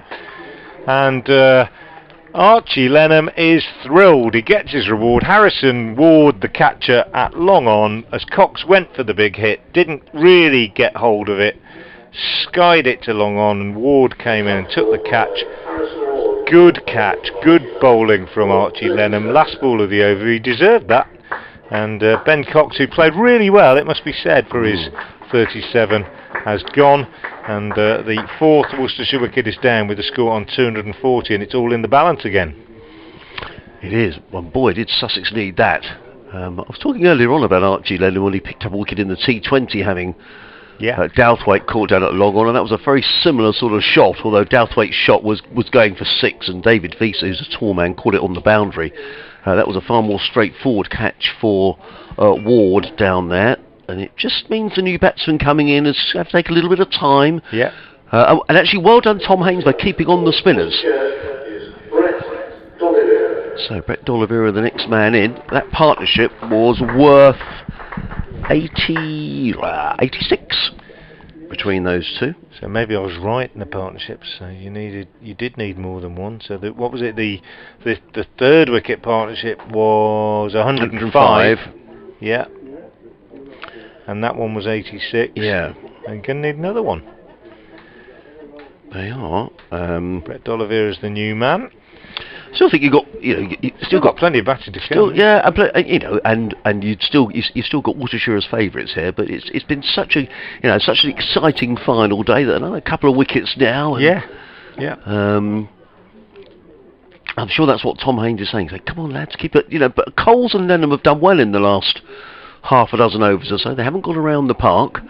They've kept it relatively tight, and they just, Ben Cox. Coles in particular, I think, really tidy, isn't he? Cox is an experienced cricketer, and he just perhaps felt a boundary just releases the pressure a little bit. Yeah. But 12 5s are 60, 6 12s are 72. Yeah, so it's up to 6 and over. Yeah. Was that the end of the over? It was the end of the over. So 12 overs remaining, 75 needed to win. 6 wickets in hand. All very tight and very close. James Coles is going to bowl the next over from the New Road end of the ground. He's bowled 7 overs, no wicket for 24. 240 for 4 are Worcestershire. Libby on 111. He's going to be taking strike. And it's going to be James Coles who's going to be bowling to him, the new batsman. Brett D'Oliveira. In comes Coles. Bowls as a full toss, driven away by Libby, down to long off, where it's fielded by Daniel Ibrahim. If you weren't listening earlier, fell just 6 runs short of the fastest ever century. The youngest player ever to score a county championship century. He was out for 94. Sussex dismissed in their second innings for 263. Worcestershire needing 74 to win in 11 overs and 5 balls. The new batsman Brett D'Oliveira is on strike. Blue sky above the cathedral, sun out. In comes Coles, bowls, and D'Oliveira takes a step back and works the ball into the offside, fielded by the sweeper on the cover boundary, who is Henry Crocombe. And D'Oliveira immediately on his way. 242 for 4. 73 needed to win. The ground now looking a picture bathed in sunshine. The cathedral looking absolutely magnificent with the sun shining off of it.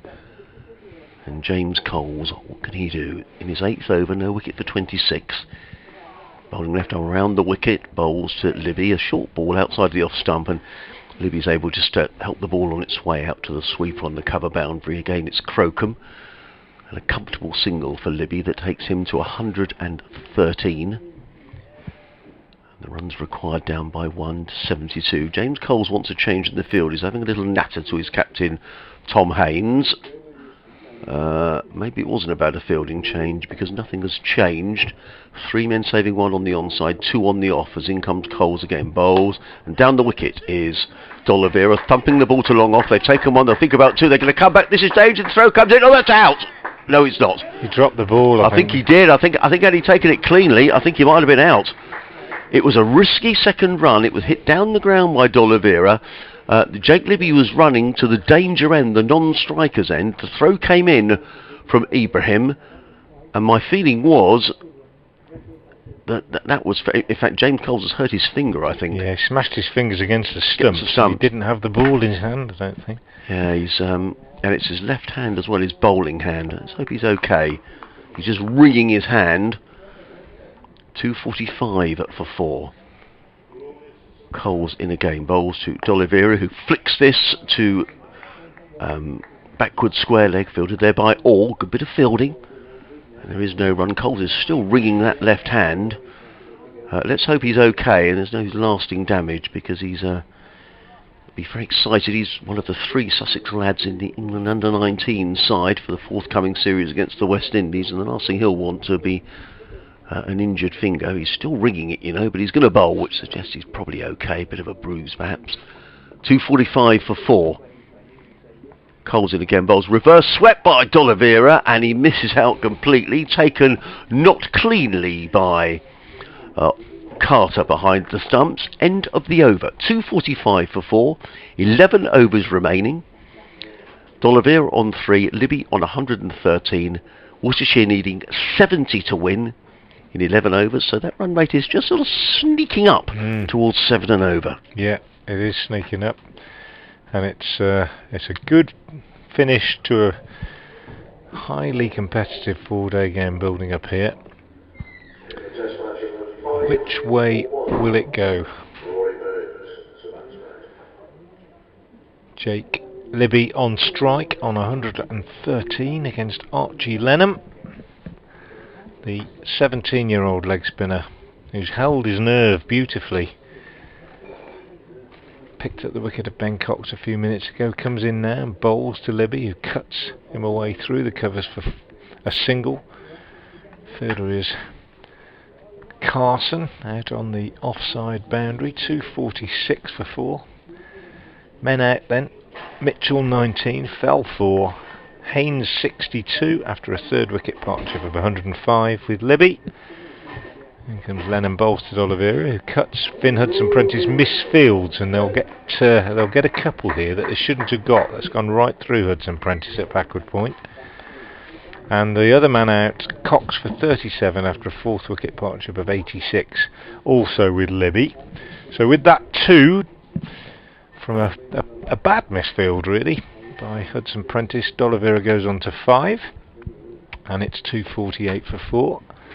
Lenham from the Diglis end bowls again to D'Oliveira, who drives handsomely on the offside, but he'll only get a single as he's picked out the fielder Alistair Orr on the long off boundary.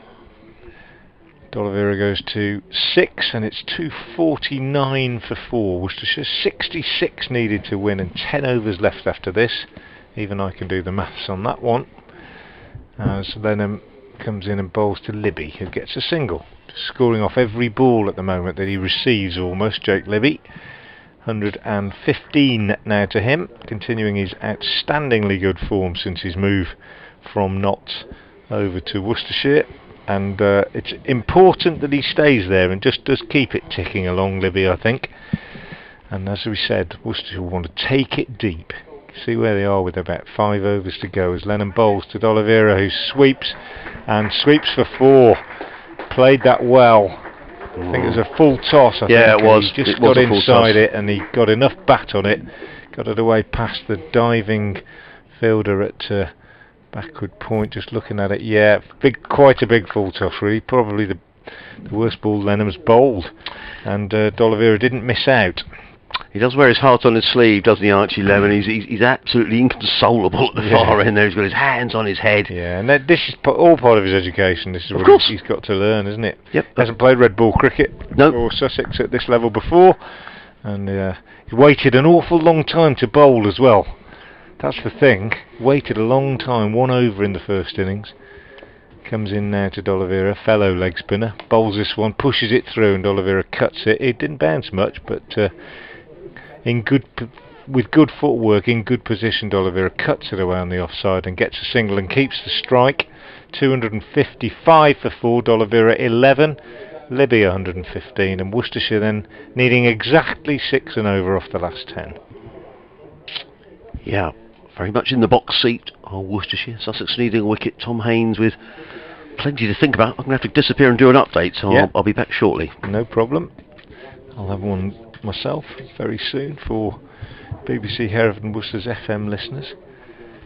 Tidy finish building up here at New Road in bright sunshine, the best weather of the game, and a really interesting last 10 overs in prospect as this game builds towards a climax after 4 intriguing days, which have mainly been played under a blanket of grey cloud in chilly conditions. Those supporters that have been in the ground for the whole game, and there are quite a few of them, spent most of the game wrapped up against the weather, and now in the sunshine they're enjoying the fruits of their patience, because we've now got a really good finish. As Coles comes in and bowls to D'Oliveira, who takes a massive swing at that one, looking to smack it down the ground. He misses it. I thought he's going to be bowled, but he isn't. It's missed the stumps, and wicketkeeper Carter missed it, and it went down to the boundary at the Diglis end for 4 byes.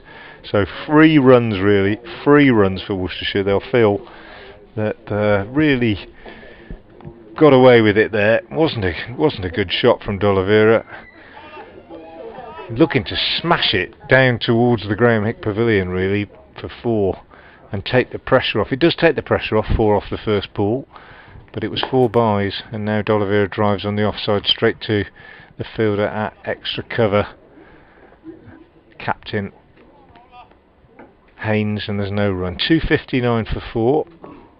Here's Coles again round the wicket, pushes this one through. D'Oliveira chips it up to long on where Hudson Prentice fields, down in front of us. He misfields, in fact. The ball's spinning quite a bit, could see that quite clearly. Here comes that update. Really good finish in prospect here in bright sunshine after so many cloudy days, and Worcestershire are pushing towards victory. They've still got a bit to do. They need 55 runs to win, and they've got basically 9.5 overs left. The key man probably is Jake Libby. He's still there on 115. He's lost 2 key partners, it must be said, since tea, with Haynes out for 62 and Cox for 37, both after excellent partnerships. But he's found an ally in Brett D'Oliveira now, who's 12 not out. It's going to be a tense finish here with the young Sussex spinners Coles and Lenham operating in tandem. Libby on 116, D'Oliveira on 12. 261 for 4 Worcestershire, needing 54 off 9.2 overs. And it's Coles round the wicket now to D'Oliveira, who drives that beautifully. Great shot from D'Oliveira through mid-wicket, wide of long on, wide of the man on the deep mid-wicket boundary, timed to perfection, raced away down to the boundary, and that was a really outstanding shot from D'Oliveira, and this has been a good over as far as Worcestershire are concerned, especially with that 4 byes coming off the first ball. Lovely shot from D'Oliveira. He goes to 16 and 265 for 4. And Worcestershire closing in on victory as Coles bowls short to D'Oliveira, who cuts this away behind square on the offside. They'll get 2 this time. He's come back for 2. Good running, really good running from Brett D'Oliveira, who is extremely quick between the wickets. Crocombe got the throw back in quite quickly, but D'Oliveira was home, and that's a really good over from the Worcestershire pair. D'Oliveira in particular, 18 not out now to him. Libby is 116 not out, and Worcestershire need 48 off the last 9 overs. They are 267 for 4.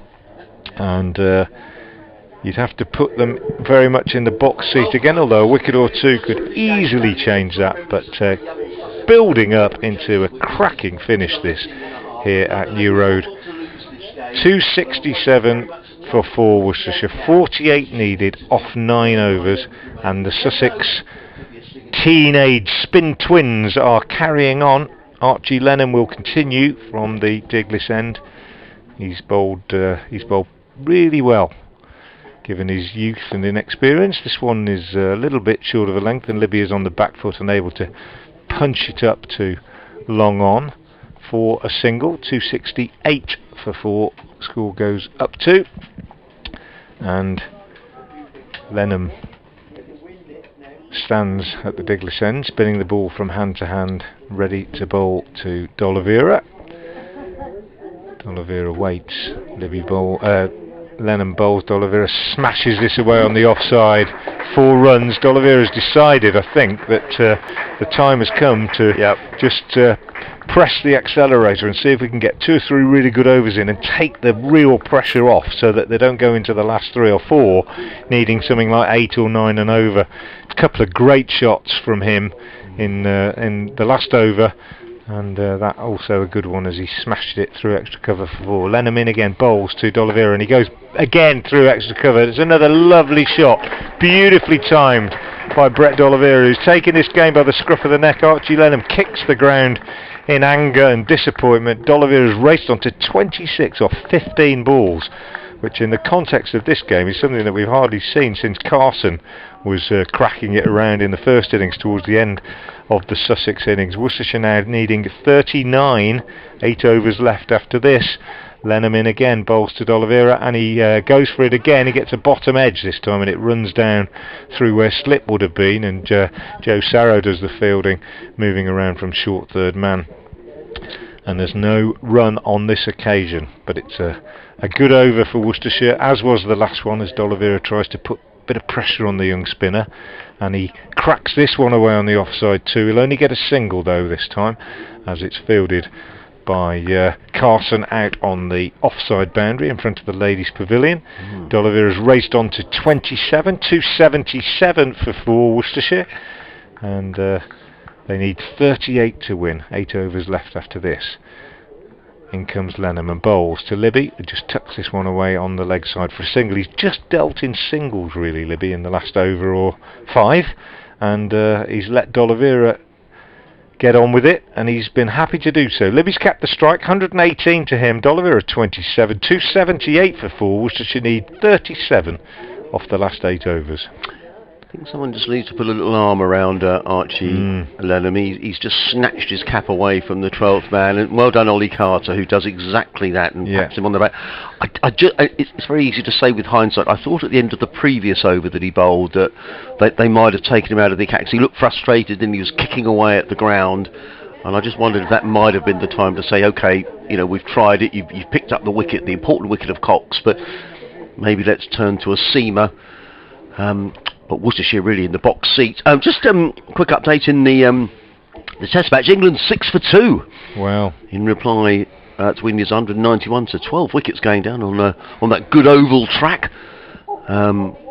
But this has been a super game of cricket, and you have to say hats off to Jake Libby, who's really paced this innings beautifully. Yeah, they have paced it well. Going back to Archie Lenham, I think, you know, this is one of the beauties of the game of cricket, is that you just never master it, do you? In comes Coles, full toss, driven down the ground by Libby, picks up a single, he goes to 119. Not suggesting that Archie Lenham thought he'd mastered it, but he's come into white ball, he's had a big impact, everything's going great, and this is his first red ball championship game, and he's challenged, you know, and it's tough, and you've got to learn from these experiences, and it's just part of what mother cricket, they call it in the Worcester dressing room, you know. Mother cricket, you will learn. Mother cricket strikes when you don't expect it, and you know. Now this is quite interesting, because James Coles, I thought, wanted Ibrahim to go in slip, and then somebody decided that wasn't going to happen. Yeah. In comes Coles, around the wicket bowl, full toss, and D'Oliveira was going to hammer that one into the middle of Worcester, but he missed out, and it ended up getting a thick edge down to he's very short disappointed, third man. He would have hit it into the middle of St John's, Adrian, which is that little suburb on this side of the river over there. But he gets a single. He goes to 28 off 18, just the impetus that Worcester needed. 280 for 4. Coles in again, pushes that one through, and driven down the ground by Libby for a single. You can see that James Coles had played the 50 over cricket because he mixes it up. He's bowled very tidily. His he's in his 10th over, no wicket for 40, but I think he's bowled a little better than that. Oh, definitely. Yeah, I agree. He's bowled really well, I think. Now the test as D'Oliveira, who's looked to really get after the bowling, awaits. In comes Coles around the wicket, pushes that through wide. Oh, it's a lovely shot. That's a shot of an experienced player, Brett D'Oliveira. James Coles looked to push that a little wide, and D'Oliveira just waited and then just played the ball beautifully past short third man down to the boundary. 4 runs to D'Oliveira, 32 off 19, 285 for 4. And Worcestershire, well, we said about half an hour ago it was theirs to lose. They need 30 to win. And 7 overs remaining after this, and the Sussex boys just looking a little bit flat out there now. I think they realise that maybe the game is up. But you've got to give credit here to Worcester. In comes Coles again, and D'Oliveira just drives down the ground, picks up a single. That's all they need to do. D'Oliveira goes to 33. The interesting change in the batting order was what Ben Cox came in early, just that little bit of impetus. Yeah. And you've got a real finisher here in D'Oliveira, who's not hanging around. I think Finn Hudson-Prentice is going to come back into the attack for Sussex. He's taken off his sun hat down below us. But it's a big order, big task now for Sussex. As Coles is in again, bowls and driven straight down the ground by Libby to get his 121st run. At the end of James Coles' over, 10 overs, no wicket for 46 for James Coles. Worcestershire 287 for 4. Worcestershire needing another 28 to win in 7 overs, 7 fours of 28, 6 wickets in hand, and Worcestershire are odds-on favourites to win this game, and I think it is going to be... It's Carson, I think. Carson's coming on to the... Okay. And will he bowl round or over the wicket? That'd be interesting to see. I think thought it was a bit defensive earlier on when he went round the wicket to Haynes, but we shall see. 28 off 7. So, yeah, it's suddenly dipped, hasn't it, that run rate? And well, it looks a pretty straightforward job now. I mean, they really could do it in singles now, couldn't they? If they wanted absolutely. To, but I don't think they'll try to. I think odd boundary. And D'Oliveira's played a really important innings here, hasn't he? 33 off 20. Well, Cox was out, and you thought, oh yeah, here's a little window, and he's come in, and he's just changed the momentum of the game a little bit. I think very, very good innings. He's had a really good season in white ball cricket. He's had a good season all round, but in white ball cricket, batted at the top of the order, he's played really well. And in T20 at the top of the order, I should say. But in white ball cricket generally had a good season. So here is Carson bowling to Libby, tucks this away on the leg side. Archie Lenham fields, and even in the way that Lenham threw that one back into the keeper, you could see he's really cross. Yeah. Just going to have to reflect on it as a youngster and work on it and take it, put it in the memory bank and develop. And he is going round the wicket now to D'Oliveira. Carson. D'Oliveira may well look to hit against the spin. Hit with the spin, I mean, and he does hit with the spin, and there's a shout for LBW as he misses a kind of slog sweep, but that's the problem if you go round the wicket. Very unlikely, unless you're turning it back on a very big turning pitch, you're unlikely to get an LBW. There's a right arm round the wicket bowler, and that one pitched well outside leg. It probably would have gone on to hit. And bowls again now, and D'Oliveira whips this one through mid-wicket for a single, which takes him on to 34, and the total to 289 for 4. Worcestershire now need 26 to win. Suddenly when it comes down to 26, it looks considerably more attainable. Paced it well, Libby in particular. In comes Carson, bowls, and D'Oliveira, Libby, I beg your pardon, works it away in exactly the way that D'Oliveira did through that mid-wicket area, and the total goes on to 294, and that's the 50 partnership between these two, recognised by a ripple of applause from some of the more observant members of the audience. Carson is in, bowls, and this one again is outside the leg stump, and D'Oliveira looking to tickle it round on the leg side, is taken on the pad. I wonder if he might go for the sweep again in a minute, looking at that. If he gets it past Archie Lenham, it's 4, isn't it? Yes. The 5:45 trolley, It's a 5:45 train. Comes along, Carson bowls, and D'Oliveira does go for that sweep. That's exactly as I predicted, except he's hit it a bit finer than I thought, but he's got a bat on it. He's got it's 4 leg byes. He looked horrified, D'Oliveira. I think he did get a bat on it. He's looking at umpire Neil Bates as if to say, why have you given leg byes? But anyway, it doesn't matter, one way or another, it's 4. 294 for 4. It was the last ball of the over as well. Very frustrating. Finn Hudson-Prentice is going to come back into the attack. Last throw of the dice, I suspect, really, from Sussex. 294 for 4. Worcestershire. D'Oliveira 34. Libby 1-2-3. Worcestershire need 21 off 6 overs. And the sun shining across New Road. I keep on referring to that magnificent cathedral. I mean, as a visitor, sort of not every year here to Worcester. I've been here twice this year. It was the 50 over game here, and now this game. One of my favourite cricket grounds, and it's just that cathedral is just magnificent. If you're watching on the live stream, I'm sure you see it now. The sun is glinting. Now on the picture as we speak on the live stream. It looks magnificent. It really is the most beautiful structure. So. Took 60 years, I think, to build. Wow, 60 years, incredible, isn't it? And how old is the cathedral? A couple of 100 years. Check. No, it's older. I always wonder. It's older than that. Well, I look at the architecture of a building like that, and I think, how on earth did they build it in those days? Yeah. Anyway, now Finn Hudson-Prentice is his return match for Sussex. Wouldn't it be nice for Sussex if he picked up a couple of wickets and just made Worcester work for these last 21 runs? It's a tall order. Sussex have got 1, 2, 3, 4, 5 men saving a single. So there's a backward pointer, cover, a mid-off, mid-on, and a mid-wicket. There's a fine leg, a third man, sweeper on the cover boundary, and a sweeper on the leg side boundary. In comes Hudson-Prentice, who just sort of hobbles slightly. I think he might have hurt his ankle in this game, but he's bowling nonetheless, and that's played out into the offside. There is no run. They started building the cathedral in 1084. That's extraordinary. So. Hang on, 1084. So you were saying it's... well, I'm going to check, but it took an incredible length of time to build, definitely. In comes Hudson-Prentice. Over the wicket bowls, and forward comes Libby. 123 not out. Carson feels at mid-wicket. He was going to shy at the stumps, Jack Carson, but there is no run.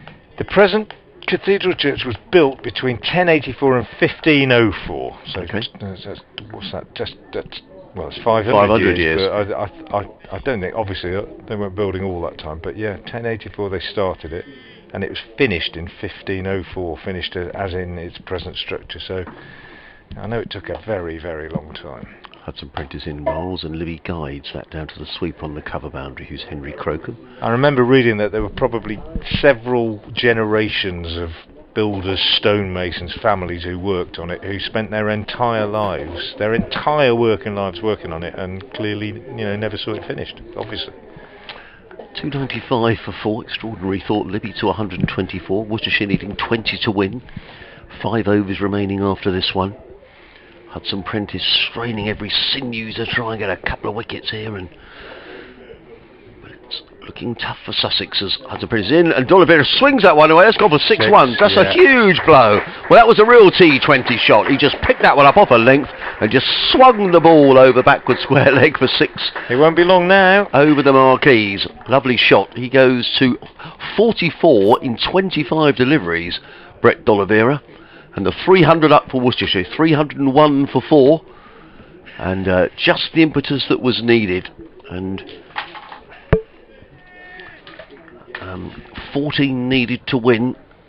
And as you say, it's the game is almost up here for Sussex, but it'll be a super win for Worcestershire as in comes Hudson-Prentice over the wicket bowls, and D'Oliveira's at it again, swings that one away, and that's going to go for 6 more, and it's 50 for Brett D'Oliveira. What a wonderful way to go to your half century. 50 off of 26 deliveries. He's come in just when the accelerator was needed to be pushed. He's done exactly that. 26 balls, Brett D'Oliveira 50. Wonderful innings by Brett D'Oliveira, just flicking the ball away for 6. And now just 8 needed to win. Consecutive maximums from Brett D'Oliveira. And that's a wonderful knock, Wouldn't have been too many county championship half centuries quicker than that. 26 balls as Hudson Prentice is back to his mark again. Comes into bowl to the right-hander bowls, and Oliver just drives that down the ground. That's going to be just a single on this occasion, fielded by Harrison Ward. And is that the end of the over? Yes, it is the end of the over. So it's 7 needed to win. D'Oliveira is going to pinch the strike. 308 for 4, 5 overs needed, 5 overs remaining, 7 runs needed, and high time. And I handed over the commentary duties to Frank, who's been an excellent host for the last 3 days. I wasn't here for the first day, but here for the next 3. And before I go off, just thank you for entertaining us, Frank. It's been a really good game of cricket, and I think we've, there's a lot of talk about what did these last few games of the season mean. Well, this has been a super game to set off the final game round of 4 matches.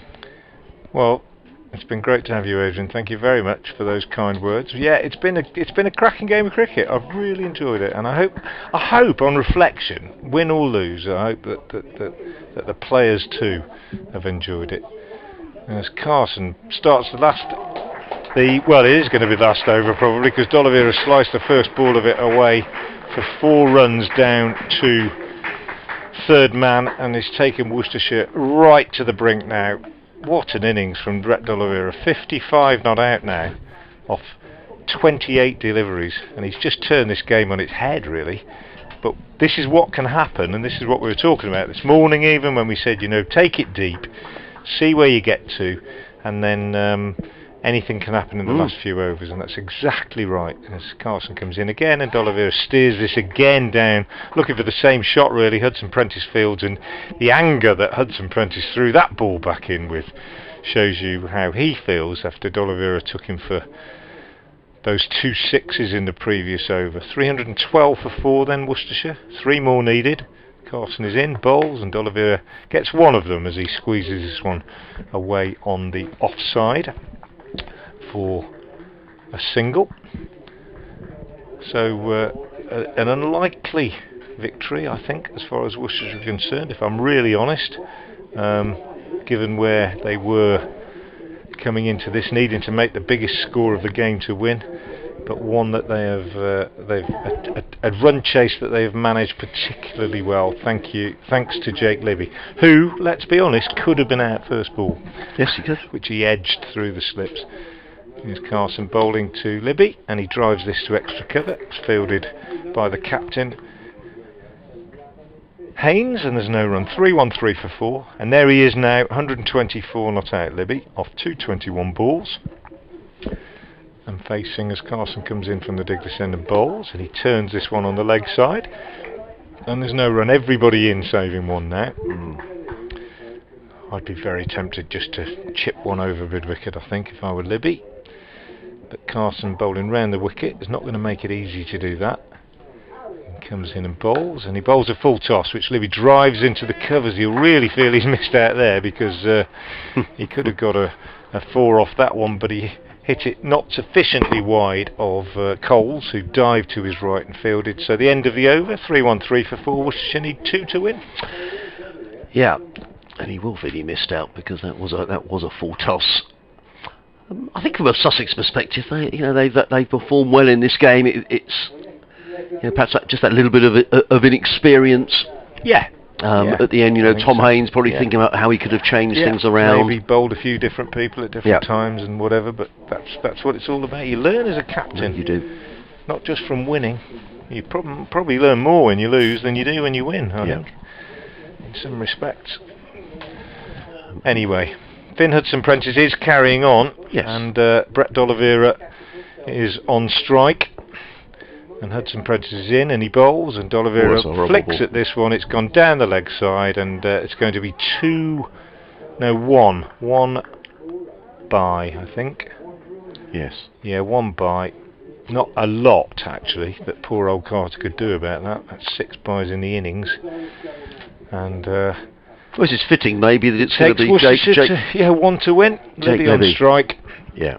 And I reckon he'll just look to get a bat on this, and D'Oliveira will be scampering through. On the other hand, he might decide to just try and whack it past the field. They're all in on the 1 as Hudson Prentice comes in. to bowl from the New Road end. He bowls and Libby steers this away on the offside, and they take the one that I was talking about, and Worcestershire win the game by 6 wickets. Jake Libby finishes on 125 not out. Brett D'Oliveira finishes on 56 not out, made off just 31 balls, which is a tremendous effort, game-changing effort, and Worcestershire are the victors by 6 wickets. Carson 16 overs, no maidens, no wicket for 58 in the end, and Hudson Prentice finishing with figures of 15.2 overs, 1 maiden, 1 for 61. Fantastic game of cricket in my opinion, and I'd say that not crowing as a victor or as a representative of the victors, but as a cricketer and a cricket lover. I thought it was really great to see the Sussex side. I saw some exciting young players that I won't forget in a hurry, and I saw a very well managed run chase, very professional run chase by the Worcestershire batsmen. So Worcestershire had 315 to win, reaching their target with 3.4 overs to spare when Jake Libby took a single and finished on 125 not out. Brett D'Oliveira at 56 not out, and Worcestershire 315 for 4, having dismissed Sussex in their second innings this morning for 263. So Hudson Prentice 15.2 overs, 1 maiden, 1 for 61. Sarrow 7 overs, 1 maiden, no wicket for 32. Crocombe 9 overs, 1 maiden, 2 for 39. Carson 16 overs, no maidens, no wicket for 58. Ibrahim 5 overs, 1 maiden, no wicket for 12. Lenham 12 overs, no maiden, 1 for 60. And Coles 10 overs, no maidens, no wicket for 46. The full Worcestershire scorecard: Mitchell bowled Crocombe 19, Falcourt Hudson Prentice bowled Crocombe 4, Haynes Corton bowled Hudson Prentice 62, Cox Court Ward bowled Lenham 37, Libby 125 not out, D'Oliveira 56 not out. Worcestershire the winners by 6 wickets. Super game of cricket. I think we have to give all the plaudits to Worcestershire. We weren't sure how the wicket was going to play on this final day, but a beautifully paced innings by Jake Libby, particularly when you consider at one stage Worcestershire were 49 for 2 when Tom Fell was out, but they never panicked. The run rate never got anything above 6 and over, and you always felt that there was an opportunity if someone could come in and play a big innings. That's just what Ben Cox did. He made 37, and it gave licence down the order for D'Oliveira to come in and really swing the willow, and he did that to great effect. And in the end, Sussex didn't have any answer. 3 overs remaining, so Sussex took it close, but it's been a really good game of cricket. Sussex shouldn't be too hard on themselves. I think, you know, it's all about a learning process. I know 1 or 2 of them looked a bit down in the dumps as they left the field. But first class cricket is a hard game, and as you say, sometimes you learn more in defeat than victory. So I think very often you learn more in defeat than victory. You know, I really do. But that was an outstanding run chase, well paced, wasn't it, by Jake Libby in particular. So a really good effort, and a really enjoyable 4 days. Yep. Very, very, very good. And Worcestershire, well, you've got to say deserving of the victory, I think, in the end, because of the quality of the run chase. But Sussex contributed a huge amount to this game, and I, for one, will not be forgetting, as I say, the young players in particular. Have been impressed with Coles and with Ibrahim, who I thought were outstanding young prospects, and I look forward to seeing how they do in the series against the West Indies that's coming up. Wonderful. We're off.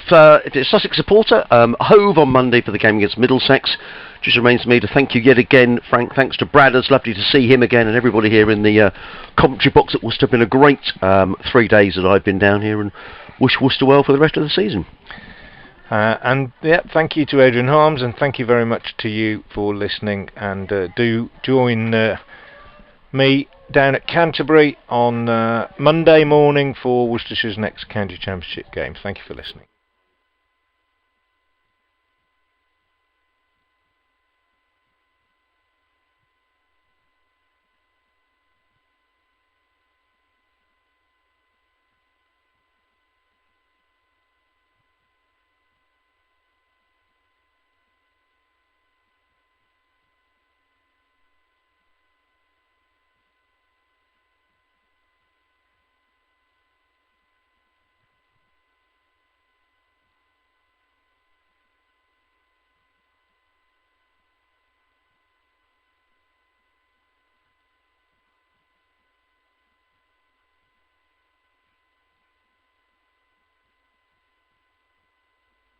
I am still here, yeah, I'm waiting. So you might want to record this one, and that's it then. Yeah, yeah, perfect. Okay.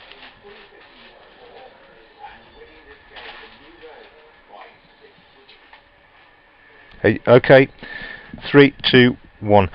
An outstanding win for Worcestershire by 6 wickets in this game here against Sussex at New Road. Set 315 to win in a maximum of 78 overs. They achieved that target with 3.4 overs to spare. Daryl Mitchell out for 19 and Tom Fell for 4, but then an excellent third wicket partnership of 105 between Jake Libby and Jack Haynes before Haynes was out for a superb 62. Ben Cox made a quick fire 37. Libby went on to 100, played absolutely beautifully and paced the chase perfectly. D'Oliveira came in and injected a real passion and energy into the final run chase, scoring a magnificent 56 off 31 balls. He was unbeaten at the end, along with Libby, who was still there on 125. Worcestershire 315 for 4, winners by 6 wickets. Okay, thank you. Cheers, bye.